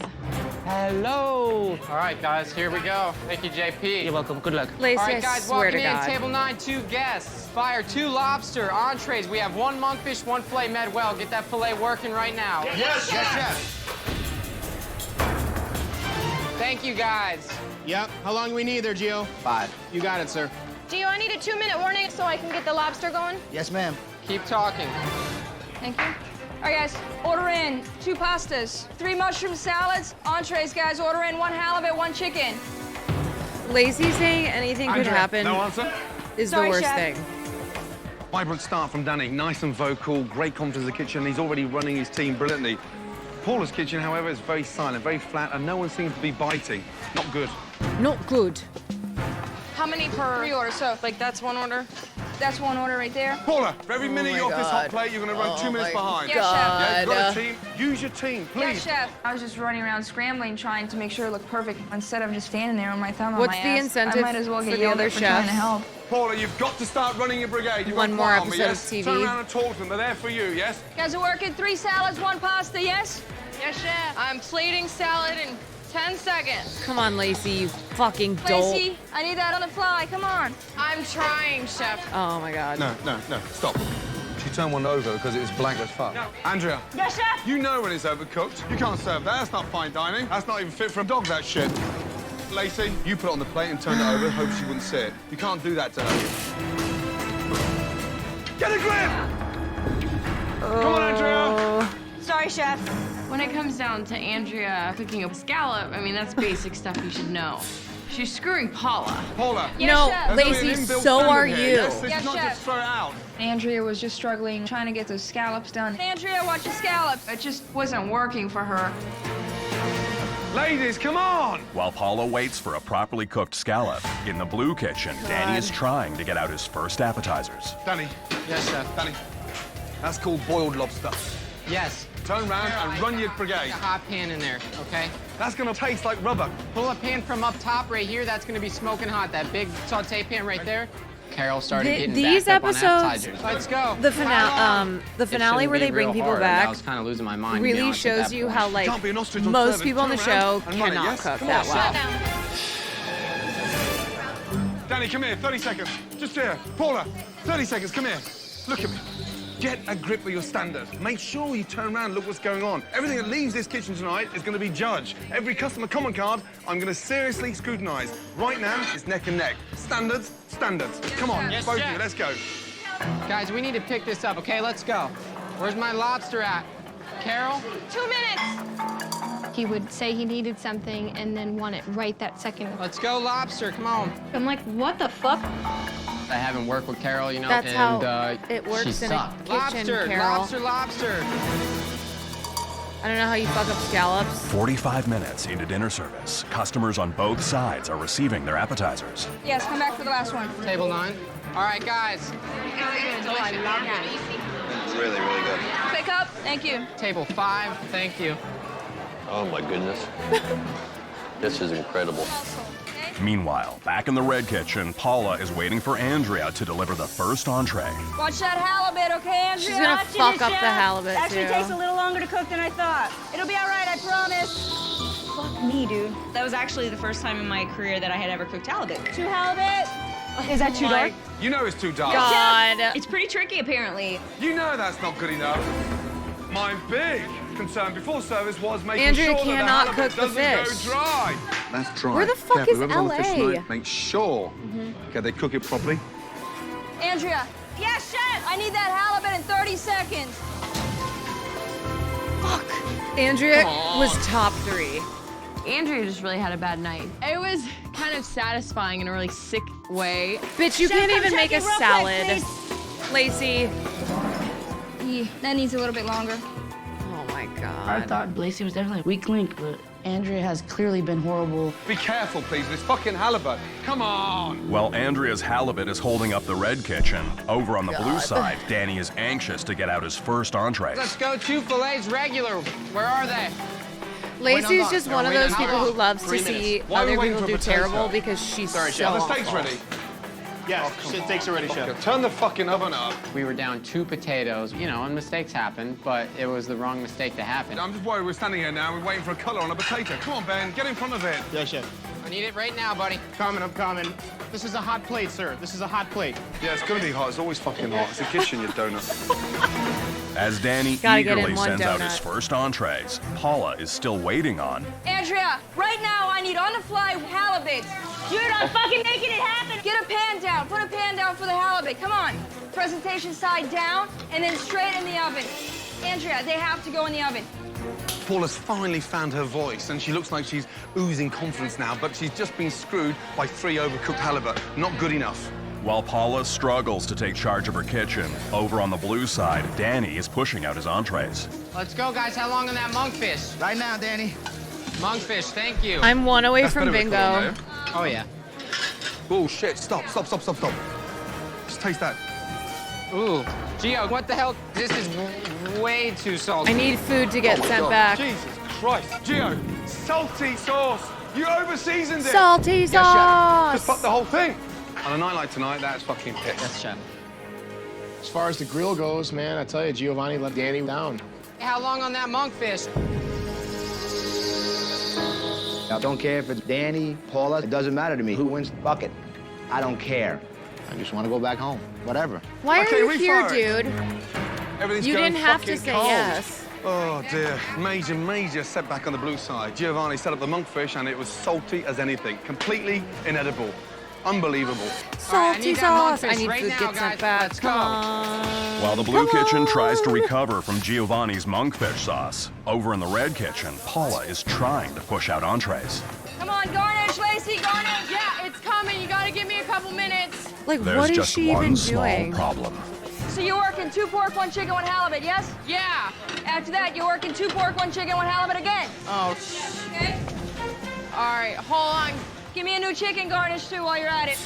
Oh, fuck me. Oh. 2 of the same tickets, honey. I know, but now I have... Never mind. It's just a lot of different stuff in a lot of different pans. Look at Gordon. Just get it done, Lacey. I think Paula's menu is... pans. Oh my God.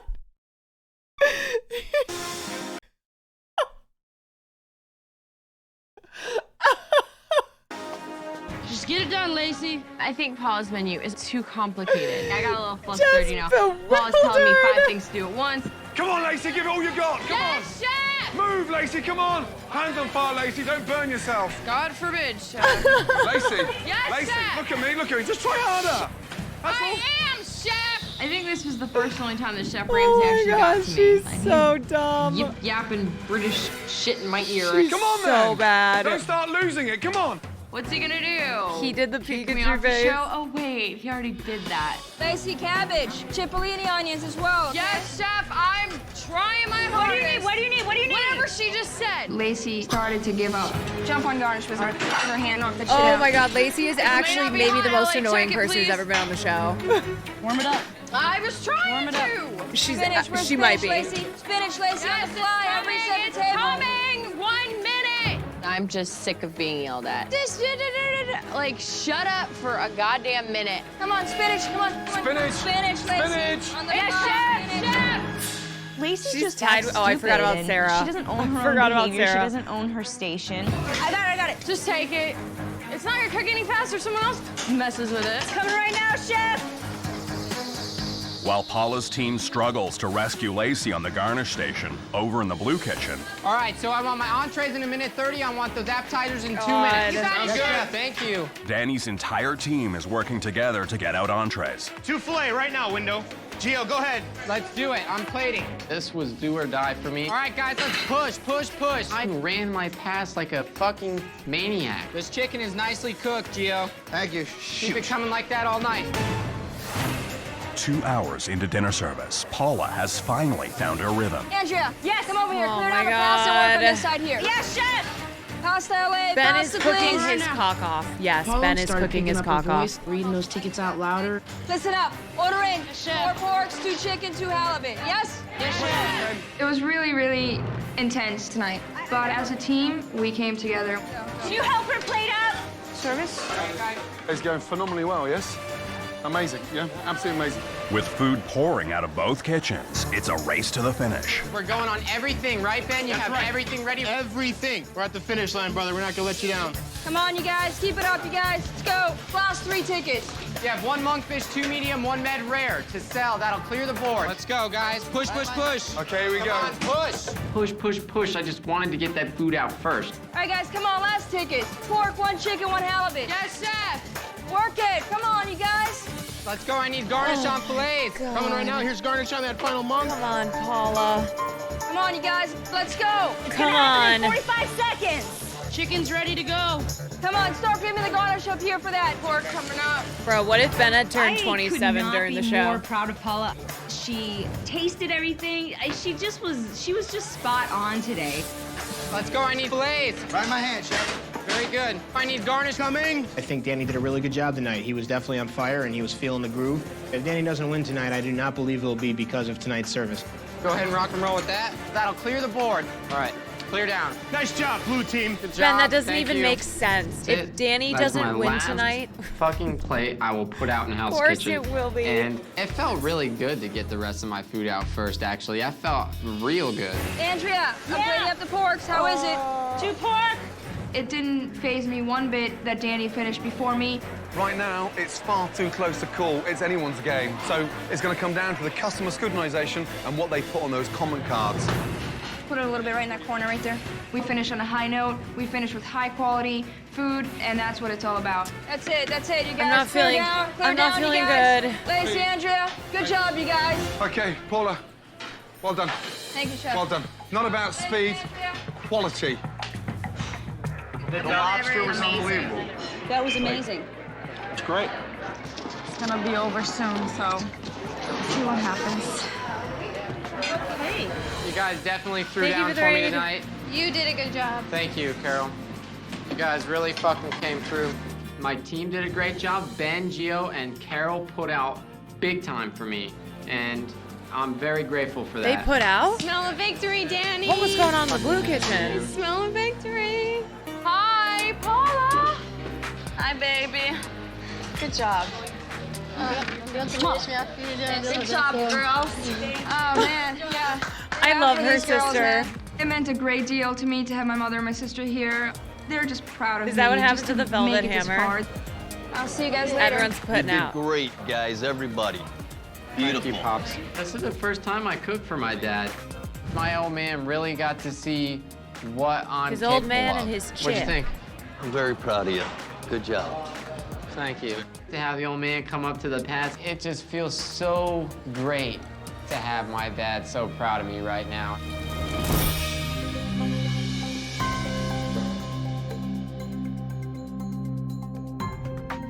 Wow, wow, wow. What a night. We had 2 great services. I would like to personally thank our returning chefs. Except great job. Lacey. I mean, great job. Come on, Ben, you miserable fucker. Put some energy into it. The best 2 services we've ever had in any final. I felt like there was seriously a mean that. lot more Why the fuck didn't you shit cook like going that for wrong me? in the red kitchen. Paula I'm gonna be doesn't yell, honest. chef. Danny smiles, chef. Danny smiles. Well done. Sadly, there's only going to be one head chef at Borgata Resort. Danny, are you ready for my decision? Yes, Chef. I really feel like I nailed it tonight. I really feel like I've nailed it this whole competition. I really feel like I deserve this win. Paula, are you ready? Yes, Chef. All this madness I've been through is not going to be in vain. I'm winning tonight. I hope not. On the back of scrutinizing these customer comment cards, watching the service in both kitchens, missing nothing, the winner Hell's Kitchen lives in Florida. Oh my God, that's me. I Wow. live in Florida. I kind of love that they. I kind of love that they like did Wait a that second. because we've been making Danny the lives Florida in Florida joke. too. They both live in Florida. I'm only speaking the truth. I What's wasn't the gonna problem? take the subtitles off because I Seriously. know it's never On the back revealed of here. I didn't the know he best was gonna make a food Florida services joke. ever on Hell's Kitchen. My decision is going to be a tough one. Danny, Yes, chef. Paula, Yes, chef. say goodbye to your talented brigades and head up to the dorms. See you soon. Paula won tonight. I have no doubt. I don't Paula know. Fucking nailed If she Danny to the loses, it wall. was Nailed y'all. him to the wall. Thank you so much. I'm proud of you. Wait, man. I You just did looked it great. up. The winners Whatever the do outcome get is, you're paid and get a champion. As far job. as service goes tonight, Thank you. Really? Danny was on fire. Tonight will be your night. But brother. they've always Bye, guys. presented Oh, it as great like job, a sweet. $250,000 Bye, ladies. salary. That's been my impression. That was fucking gnarly. I mean, they definitely deserve a prize, like Dude, a that cash was prize. insane. After seeing tonight, it's a toss-up between. I thought she had it, but after seeing tonight, like he rocked. So I don't know. No, the only Yeah, thing I because was your kind of concerned with is because like sucked. Paula needed help plating up her stuff and, you know, whatever. I think her plates were more complex than his. As far Her as garnish, his- she her- had a lot she of little more things little that had to things be. I'm sure her food was a little bit more explicit. Yeah, dude, I fucking killed it up there tonight, dude. I fucking rocked that pass.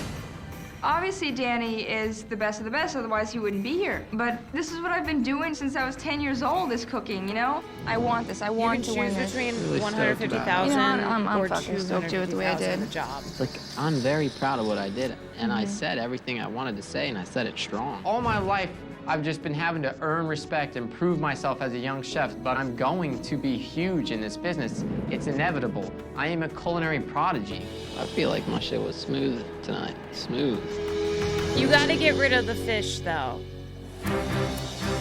No more Chef fish Whimsy's decision accoutrements. tonight will be based on customer comment cards, along with his own observations of the kitchens. Paula's been my favorite Danny, contestant that's as called far boiled as like lobster. even On a night like tonight, keeled, that's landed. humble, Yes, chef. really All right, good. so I want my entrees in a minute 30. I want those appetizers Chill. in 2 minutes. You got it, Yes, chef. Thank you. Right here, filet medium. Come on, There's only an Paula. inbuilt standard here, yes? This Yes, is not chef. just throw it out. Put a pan down for the halibut. Come on. Andrea, they have to go in the oven. I believe that you're looking at the winner right now.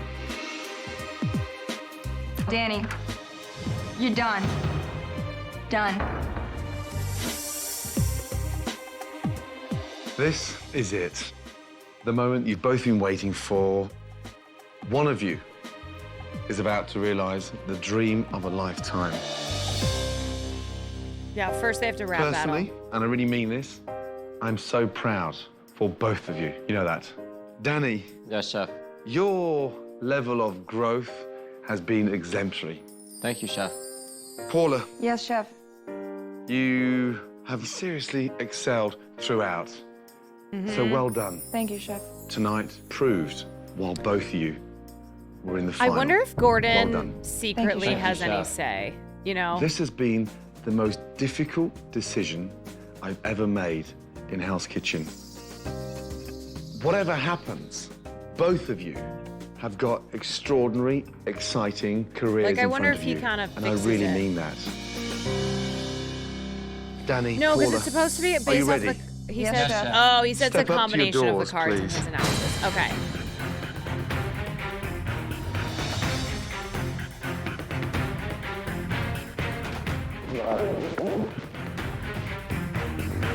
I assume he factors in how shit Theo and Lacey were. I hope. In front of you are two doors. The chef, whose door opens, Come on. will become the winner of Hell's Kitchen. Paige, Paula. Paige. Who will be the next head chef at Borgata?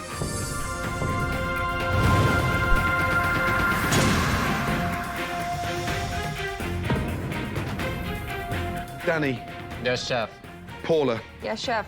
place your hand on top Praise the handle. Paula. Praise. Here I am. I stand in front of this door. My heart's pounding. What it's all built up to is right now, right this second.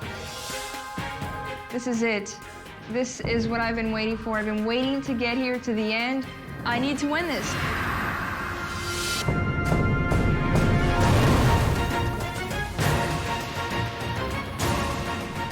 I love that they draw this out. Apricat, thank you for the 15 months. Danny, Paula, are you ready? Yes, chef. On the count of 3, you'll turn the handle. 1. Bum, bum, bum, bum. Bum, 2. bum, bum, bum. Come on. 3.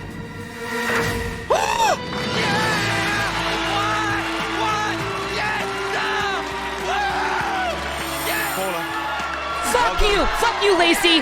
Fuck you, Lacey! Fuck you, Lacey! This is the best I'm blaming I've Lacey. ever felt, man. This is incredible. I can't believe. Wait, what? What? Dude, oh my God, how did Paula not win? I'm telling you, it's Lacey's fault. I'm blaming Lacey. I'm also blaming Andrea. She had a terrible team. I don't know what the fuck LA was doing. She had a terrible team. Paula killed it all season. I mean, look, Danny did a great job. Danny was great, okay? They were the two deserving to be in the finale. I just felt that, like, Paula's temperament and how consistently good she was, she would have won. Like, she never had a moment where, like, she fucked up, you know? Oh, man. Danny went off interior design. You're right. The fish won it. Shit! Oh my God. I'm actually surprised. I thought it was gonna be Paula. I did it, man. I I really thought it was I'm gonna be at Paula. Borgata in my own restaurant with $250,000. Like, holy shit. I get down to the stairs. What? Wow.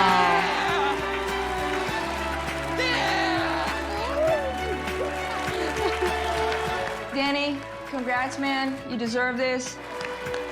Coming in second place in Hell's Kitchen is definitely not going to stop me. There's so many doors are going to open up. I hope so. I hope she's succeeded. I really I am do. not one least bit upset right now. I'm walking out of here a winner.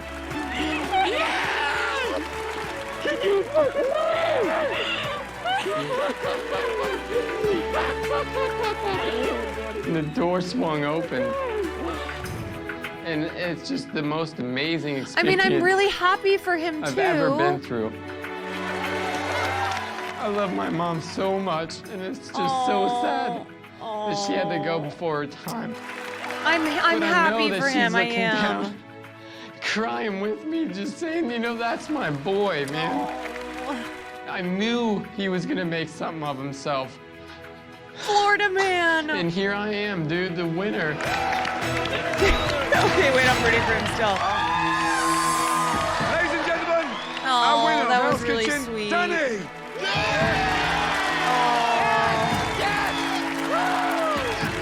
Danny won Hell's Kitchen because in a very short period of time, he grew more than any other chef I'd ever seen. Interesting. He now has the You know talent, the maturity to become a great head chef.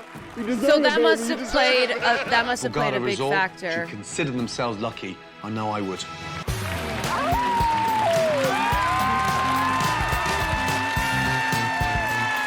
You're gonna do so well, man. Unbelievable. Yeah, I mean, look, that is true. That is true. Danny definitely. Sure. He definitely grew season more one's than winner, Paula, but Michael. it's because Season Paula two's was like, winner, you know, she was just Heather. better Season 3's winner, from the Rob. get-go. And season 4's winner, Christina. Tonight we're going to start a new Hell's Kitchen tradition. The Hell's Kitchen Wall of Fame. Woo! Go, Danny! Excellent. Oh, yes. Hey! Paula's sister's like, Well done, well done, well done, well done. Excellent. Party time, yes? Paula's sister looks more pissed off than her.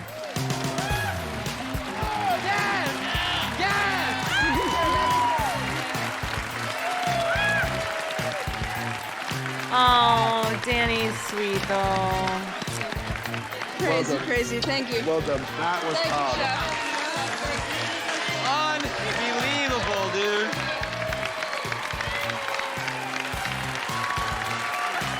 No, Lacey. No. I don't think so.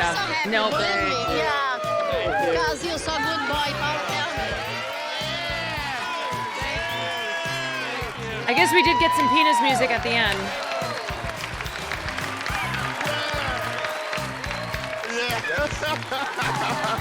Unbelievable. Ben's like, I did that. No kisses, man. No kisses. I did it. You know what? We were wrong. We were hating on the fish.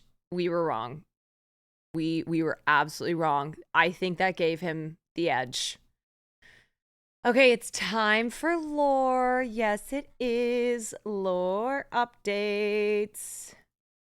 Ooh, oopsie, oopsie. Hold on. Thank you, Ashley, for the slideshow. What's more fun, doing these or writing papers in college? Okay. All right. I'm gonna skedaddle, or no, that's not the right word. I'm gonna try and get through. Wait, what? Sarah, after her appearance on the show, Sarah became sous chef at Redstone American Grill. She later moved to Yard House in 2013, where she became kitchen. I do not remember Sarah. She got married in 2013, divorced in March 2022. In 2020, they began to socially transition, also changed their legal name to Sarah K. Phoenix. Okay. First trans contestant we've had. She shared a lot about their journey on TikTok. I definitely, Sarah was the first to go. Yeah, I really never remember the first to go. Oh, well, that's great. I hope Sarah is living the best life. Woohoo! Okay. Oh my gosh, that's Will. That was yes. Sarah before Sarah transitioned. Okay. Oh. Yes. Yep, one L. Will, 1L. Mm-hmm. Oh, well, you know what? Look, we love to see people living their best lives. We love it. Wish nothing but happiness.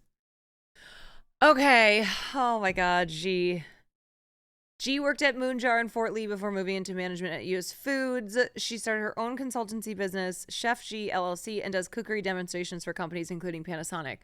I think she was hacked, so just scroll past all the NFT stuff. Are you sure she's not into NFT? Are you sure? No, this is a hack. This is definitely a hack. Wait, that's really funny.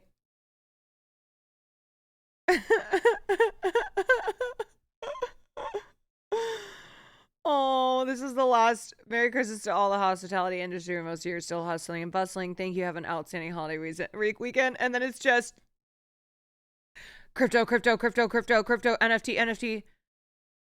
Damn, they even changed her bio. That sucks.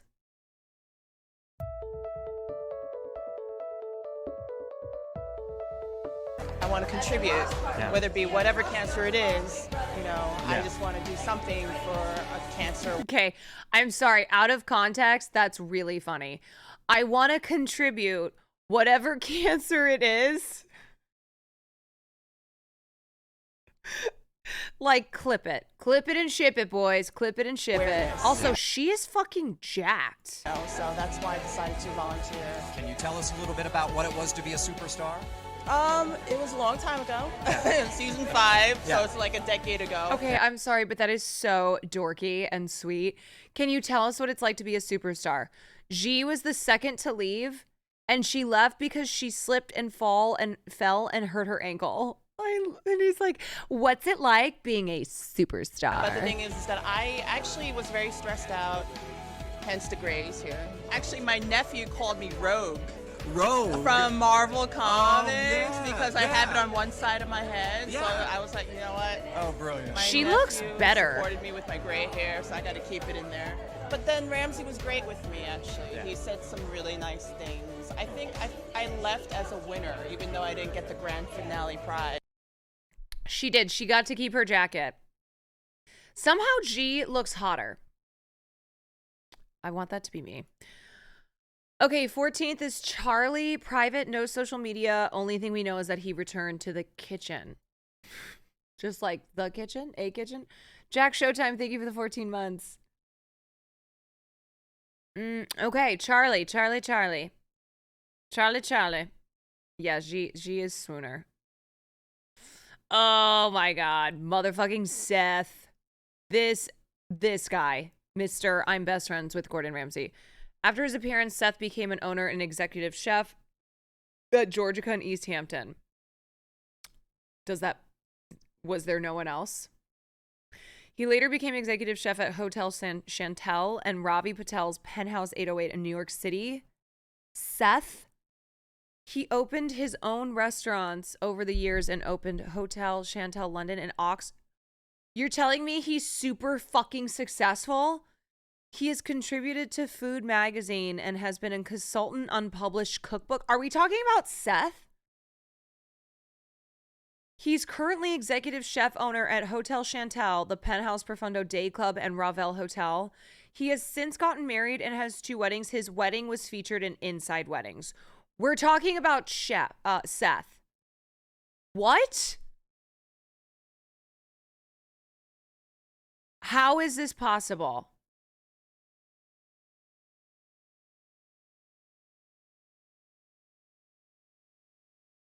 You're kidding. You're joking. Is Seth like maybe the most successful from the show? We will see. Oh my God. Yeah, he makes money. He makes money. I cannot believe this. No, looking at this resume here, Seth makes money. Now, she could also be rich. It's possible she could be rich, but wow. Okay. All right. That's crazy that Seth, who came in 13th place and was so obnoxious and frankly so bad, is more successful than like past winners. My God. Colleen, number 12. Colleen, not Colleen. After her appearance, she returned to her cookery show, The Classy Gourmet, and has been on television, on local interest shows. She's married and has a son. She's married and has a blog. She's married and has a son. YouTube, which hasn't been updated in 13 years. Here's her blog. Colleen Cleek. Her last name is Cleek. Her name is Colleen Cleek. Wow. The Classy Gourmet. Should I make one of her recipes? Wait, they're not even on here. Where's her recipes?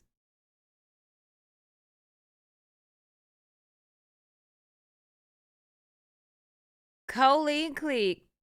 What does she have on YouTube?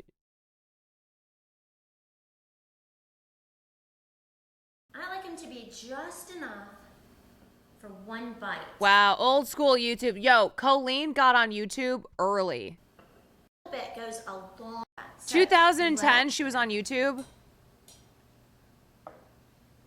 Orange. Doing some fondue. Put in a nice fondue stick. with... Wait, she doesn't even... Oh my God. Didn't even update the title. It's just the video file name. I can't.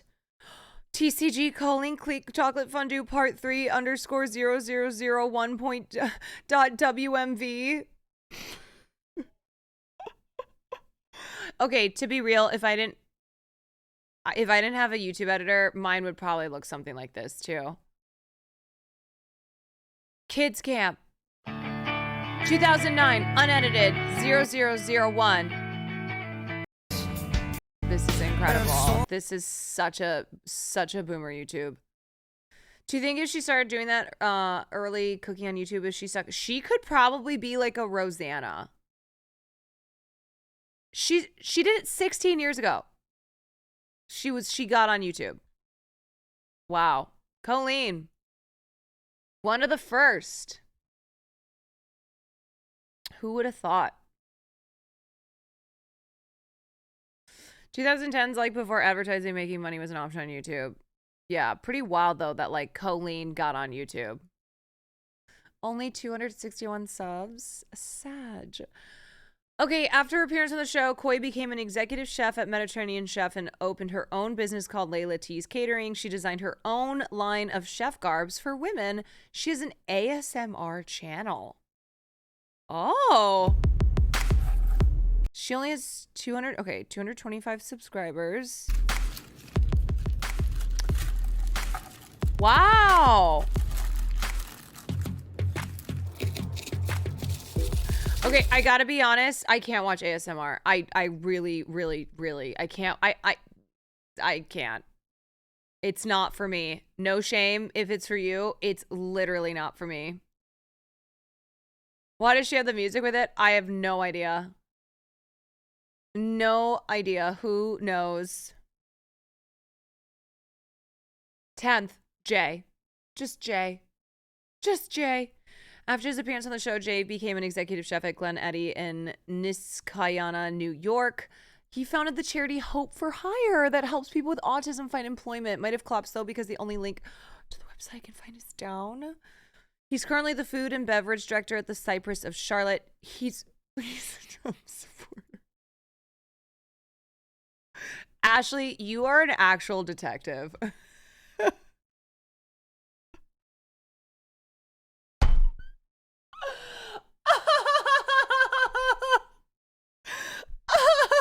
Fucking Jay.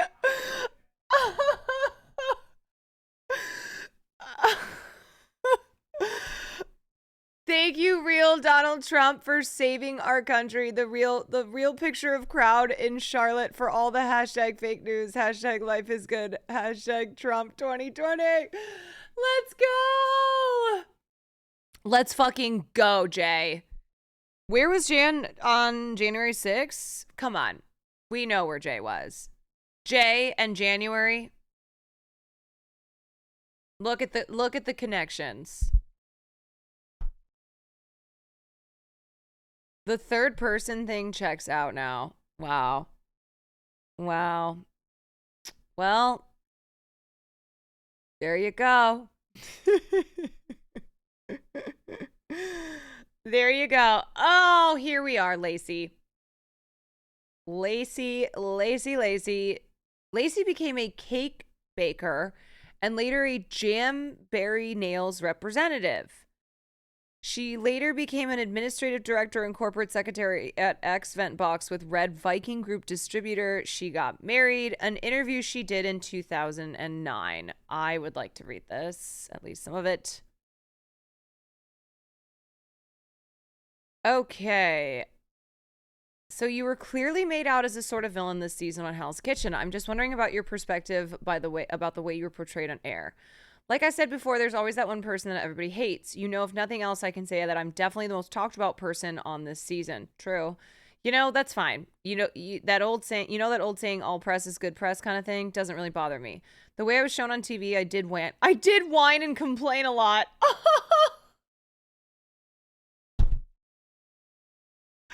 She made it out to seem as if she was getting villainized like throughout the show. And she goes, I did whine and complain a lot. Everybody always asks me, well, they ask other people, is she really that whiny? But at the end of the day, it's a TV show, so you can either take it for what it's worth or you can act like you know me, and none of the other contestants really knew me. And when you're in that situation, the pressure's there, it's competitive. People were ruthless. So if I was a villain, then I was a villain. At least people will remember me. Because some of the other contestants, I think, are kind of forgettable. She's not wrong. So if nothing else, I can definitely say that I will be remembered. Have you gotten recognized? You know, actually today I must have gotten recognized like 4 times. I don't know if it's the hometown girl thing, but everyone that I've talked to in person has been really cool. I've gotten a lot of messages on Facebook. They were like, we were rooting for you. That's the red flag. You're hilarious. We loved watching you. So there's been a couple hate emails I've gotten. Okay, people are so fucking psycho. And you know, if you go online, you Google me, it's all, we hate Lacey, but the local response has been really cool. So what's it like to see yourself on TV that way? Does it bring to light anything you didn't know about yourself? You know, I realized how much I do complain, but in a normal everyday situation, it's not like that. I think I even said on one of the shows, this isn't me. I think the competition definitely brings out things in people, and unfortunately it brought out the ruthlessness in everybody else, which just wore me down. But you know, you watch it on TV. I know it's a TV show, so I'm not worried about it. If I really cared about what people thought about me, I wouldn't have done it in the first place. Okay, well, because you go into it and you know that whether they edit you to look a certain way or not, you know, at the end of the day, you know who you are. It doesn't bother me. A lot of people ask me, but if it does, but it doesn't. All right. I think given different circumstances, I would have done really well. And the fact that I learned really quickly, girl, I don't know. I think if my teammates were more willing to help rather than just kind of let me do my own thing, then I would have done a little better. Very quickly after I got there, I realized this is going to be tough. Am I really going to win? These chefs are really good. But as far as the experience versus the attitude, I think my attitude was my downfall. Yeah, no shit. I was very negative about it because I had 15 other people harping on me all day long. Why are you here? You don't have the experience. You've never worked online. Okay, that would be really annoying. I do get that. I get how annoying it would be for everyone to be like, why are you even here? Like, how did you get on this show?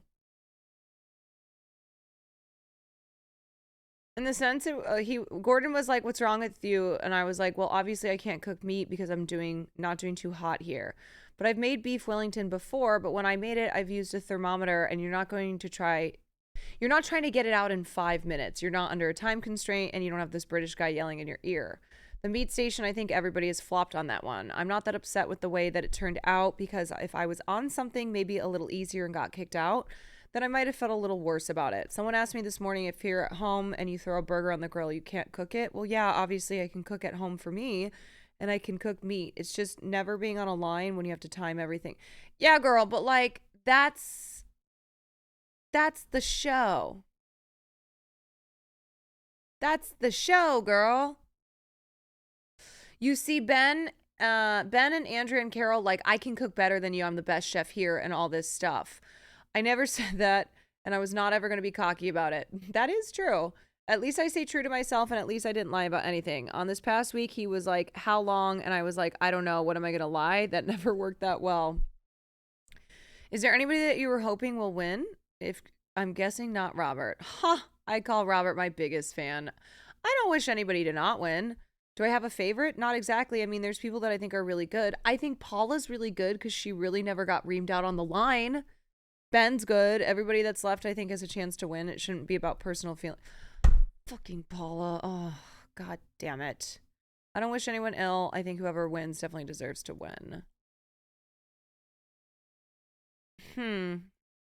Well, Lacey, we certainly will remember you. The 41 seasons of Survivor. Just 41 seasons of Survivor taught me anything. Don't underestimate the power of editors. That is true. That's absolutely true. But I like that she admitted that. She's like, yeah, I was really whiny. Okay, LA. After her appearance on the show, LA worked at the Monte Carlo and Planet Hollywood resorts before moving to the MGM Grand Hotel Resort as a master cook. She became an executive chef at Luxor Hotel and Casino, currently cooking at the world-famous Rosie's Den. LA. Oh. I'm not going to, I'm sorry, Ashley, I know you put this together. I'm not going to click on Facebook links because it does something like really weird because I don't have a Facebook login. It's just always like things get fucked up when I try to click Facebook links.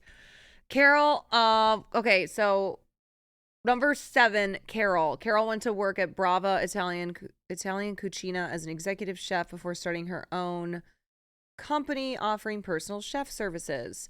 In 2016, she opened up her own restaurant called Blue Slip Bistro. It reportedly closed in 2020.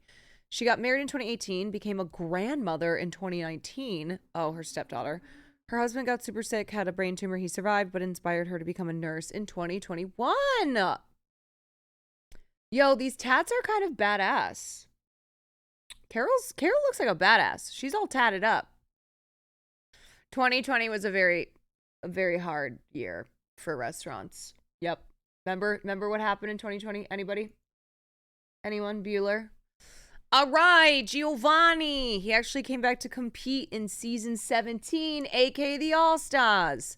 Just in case we decide to watch that, I won't give away too much about his professional life.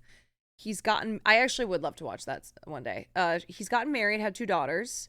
In November 2019, became executive chef at Mama Clemenza's. He also opened up his own restaurant in the past couple years. Chef Giovanni Filippo.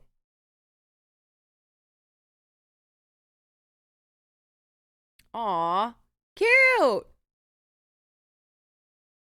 He's cooking. He's cooking. That's Gio. All right. Robert, after suffering 3 heart attacks, Robert... Oh my God. Robert got gastric bypass surgery, lost over 450 pounds, was assistant executive chef at the Bruce Brothers restaurant before moving to other restaurants within the group, started his own food truck, Faux Cheesy Twisty Melts, and planned to open the Urban Melt. Now owns restaurants in St. Pete and St. Pete Beach. Dude, 3 heart attacks. Holy fuck. During the season, he said he had to push back his wedding, but there's actually a little more to the story. In a 2011 interview, Robert said that during the season, he was going through a divorce. In the interview, he said he has a fiance and a baby on the way. Is this fiance the same as who he was getting married to during the season? How was he going to get married when he was still in divorce proceedings? Fascinating. Huh. Okay, I really need to see pics. Are there really not going to be pictures?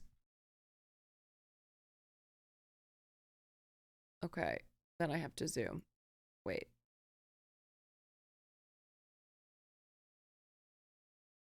How do I... There we go. Oh my God.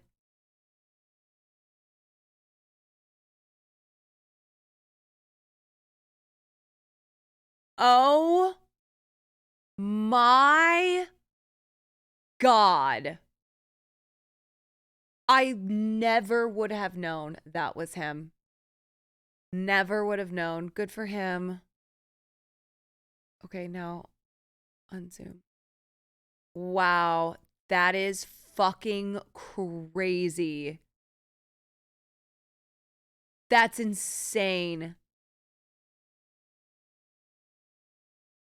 I mean, I really would not have known that was him.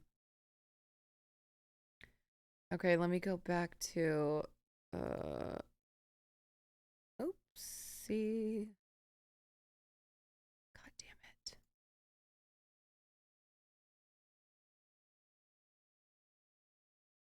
Okay, interview. All right, so he won fans with his humor, talent, backstory, rags to riches ride.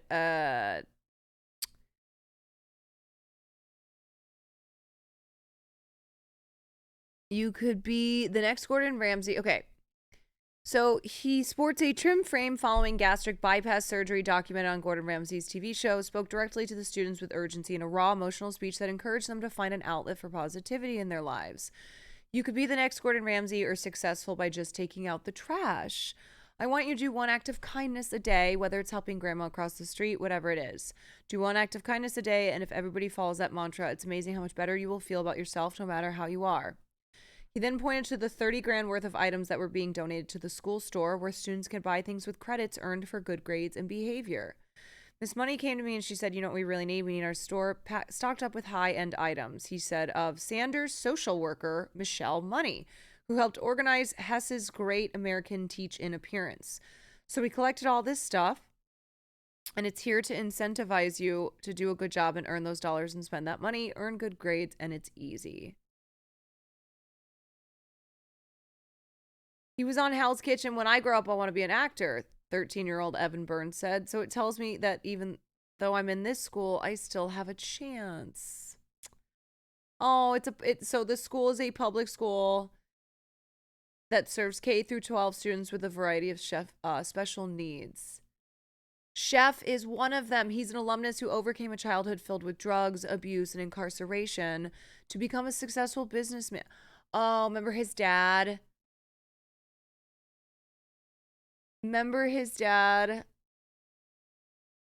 Here's another photo. Oh, sorry, I missed some of these. Oh, wow. Wow, wow, wow. You know what? That's one of those where like you pull out a photo of you know, when you've lost that much weight, you pull out a photo and people are always shocked. Like just how unrecognizable.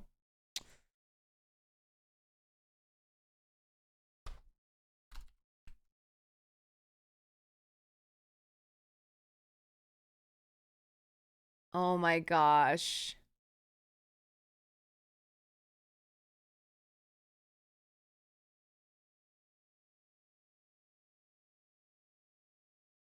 Wow.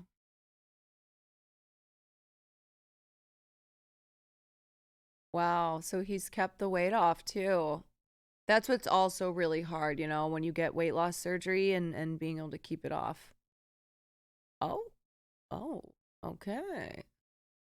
Oh shit. All right. I don't want to free scroll too much cuz you never know what's on the internet. Good for him though. I still can't get over that the most successful person so far seems to be Seth. Okay, number 14 is Ben. Oh, Ben kind of had a glow up. Okay. He also participated in All Stars. After his first appearance on the show, Ben became a celebrity chef and was a host on a TV show called The Big Ten Cookout. He worked as an executive soon. Ben turned 27. He's a Zion. What are you linking me? What are you linking me?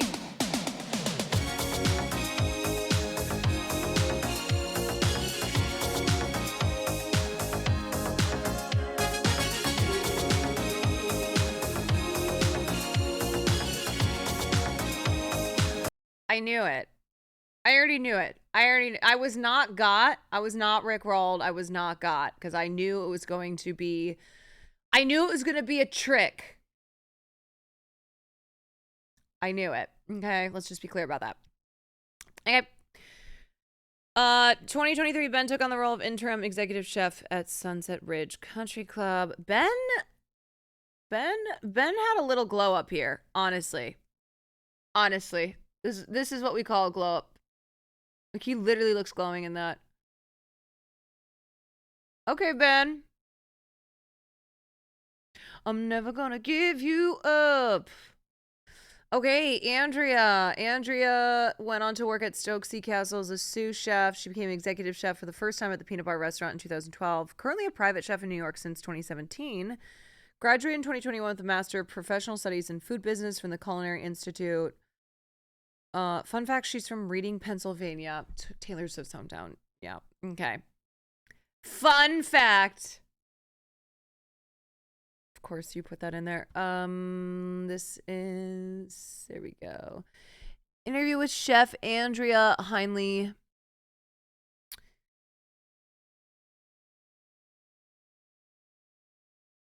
How do you compare the pace of being a private chef to working in a restaurant? The pace is more enjoyable. I have a huge amount of autonomy. Yeah. Why do you think chefs go into private, like being private chefs versus working in a restaurant?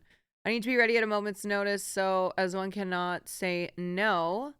In this job, if something comes up, flexibility is key. There's no room for an ego.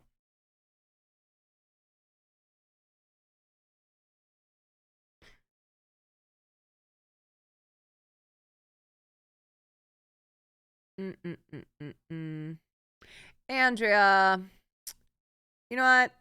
I'm happy for her success.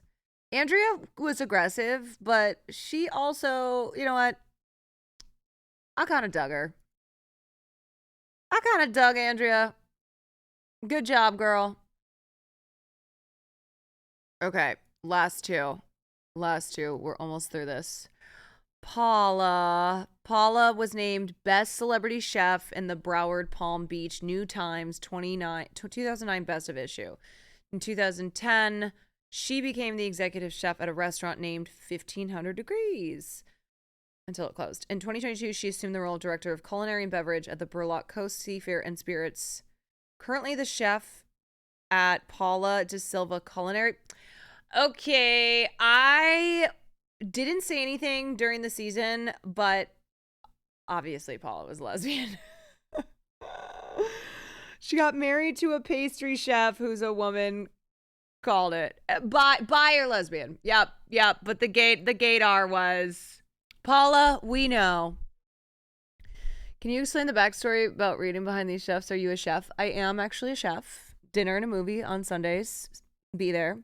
But no, we watch seasons of shows and then we do follow-ups after. So we just watched season 5 of Hell's Kitchen. And now we're doing a follow-up. Paula and her wife. Here, I'll just click this Instagram here. Paula. Oh. Yeah, I mean, the no surprise of Paula marrying a woman.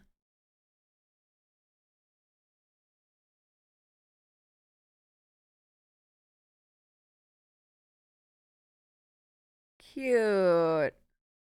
You love to see it. She looks like she's thriving. She got a bunch of awards and recognition, partnered up with a food recovery company, and is in the process of finalizing details to have leftover foods picked up regularly and sent to a local food bank in need, such as the Salvation Army or another facility.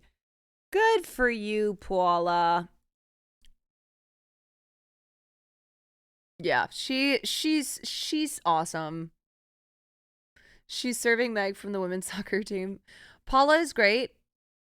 So happy to see her succeeding.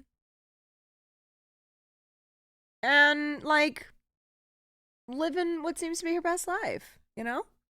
Paula's like a no-frills, chill, easygoing chef. And that is, like, not really a thing. Easygoing chefs? No. Let's go, girl.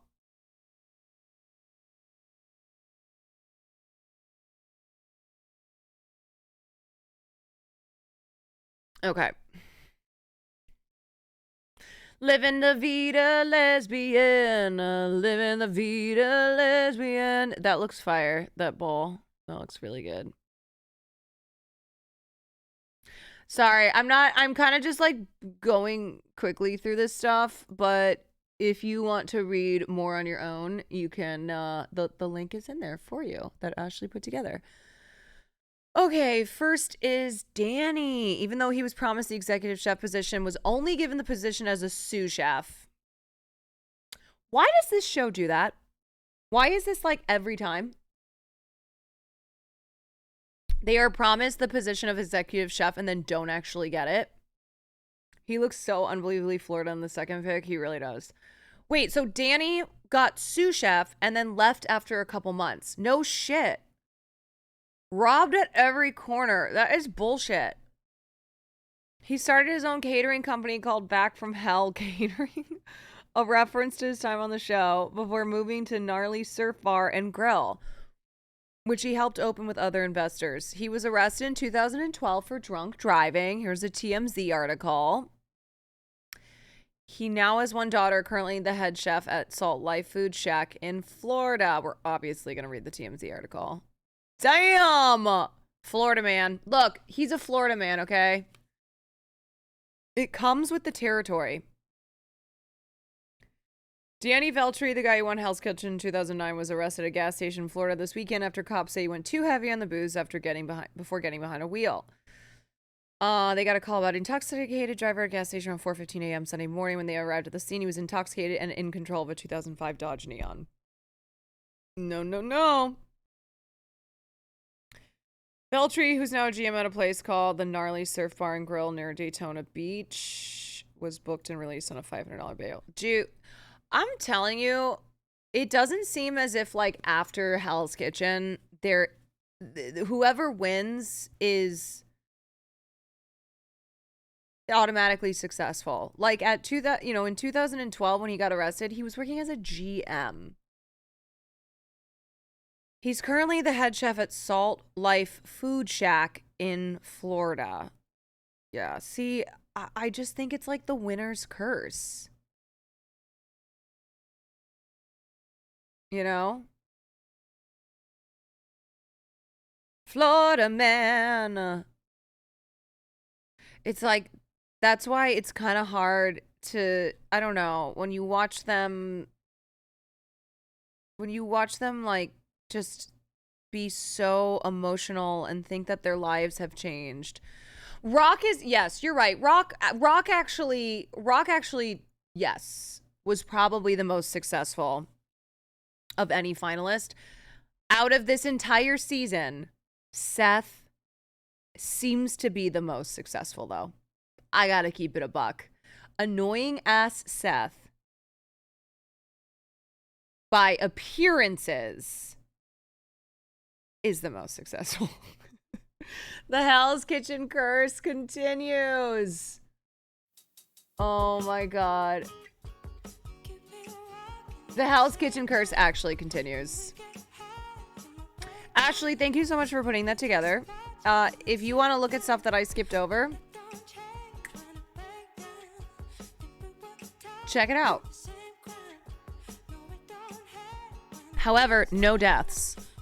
There were no deaths this season. First time. I think we were a little worried about Robert. Usually whoever it is has the health scare. It's not a fun follow-up. But Robert actually saved his own life, you know? He had 3 heart attacks and went, not anymore. All right, so I haven't picked out what we'll watch next, but I have promised that we will take a break, a hiatus from Gordon Ramsay. Oh no, I was just ending.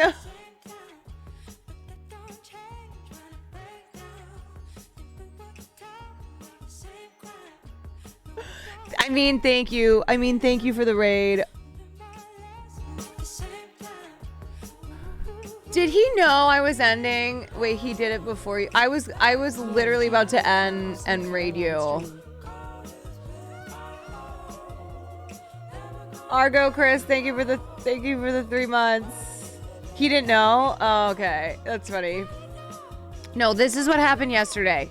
You guys. This is what happened yesterday. I was thinking about ending. Will raided me.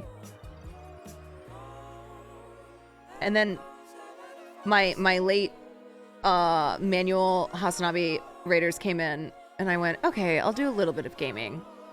I'll stream a little bit more because people are just getting here. 6 hours later. 6 hours later. Because I was told to play 12 minutes. This is exactly what happened last night and why I slept like shit. And today I said I was going to do a brief stream and I'm already at 6 hours. Oh my god.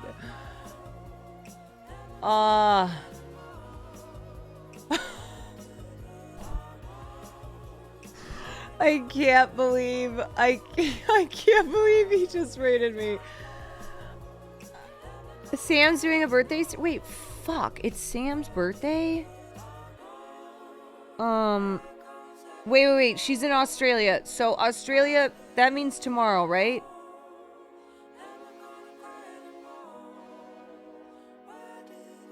No, because I was like, okay. Yeah. I was like, there's no way it's Ted Nivisen's extra Emily and Sam. Well, it's technically okay, so it is technically her birthday in Australia. All right, I'm gonna text her. Happy birthday. birthday.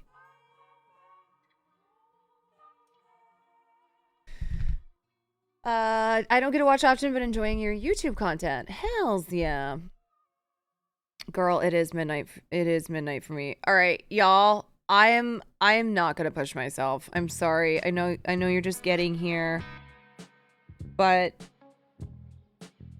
I like killed myself last night. And I've already done a 6-hour stream. So I'm gonna send y'all to Sam. It is her birthday. She's in Australia. Thanks for the stream. You're welcome. You're welcome. Thanks for being here. It was my happy belated birthday. So, yeah, I'll be back tomorrow. I'm gonna try to get my beauty sleep. Hopefully I have no more nightmares about Farley. Hopefully I do not have nightmares about my baby getting just the worst thing happened to him last night. Okay, okay. Well, I got nothing. My brain is depleted. I have no send off. What song is this? This is called Charmed. I was gonna give you guys a speech. I don't have anything. So, good night. Thanks for hanging out. Sorry if you're just getting here. But I'll be live tomorrow. You can come back. Hang out. Try not to get here before... like, if you want to watch the stream.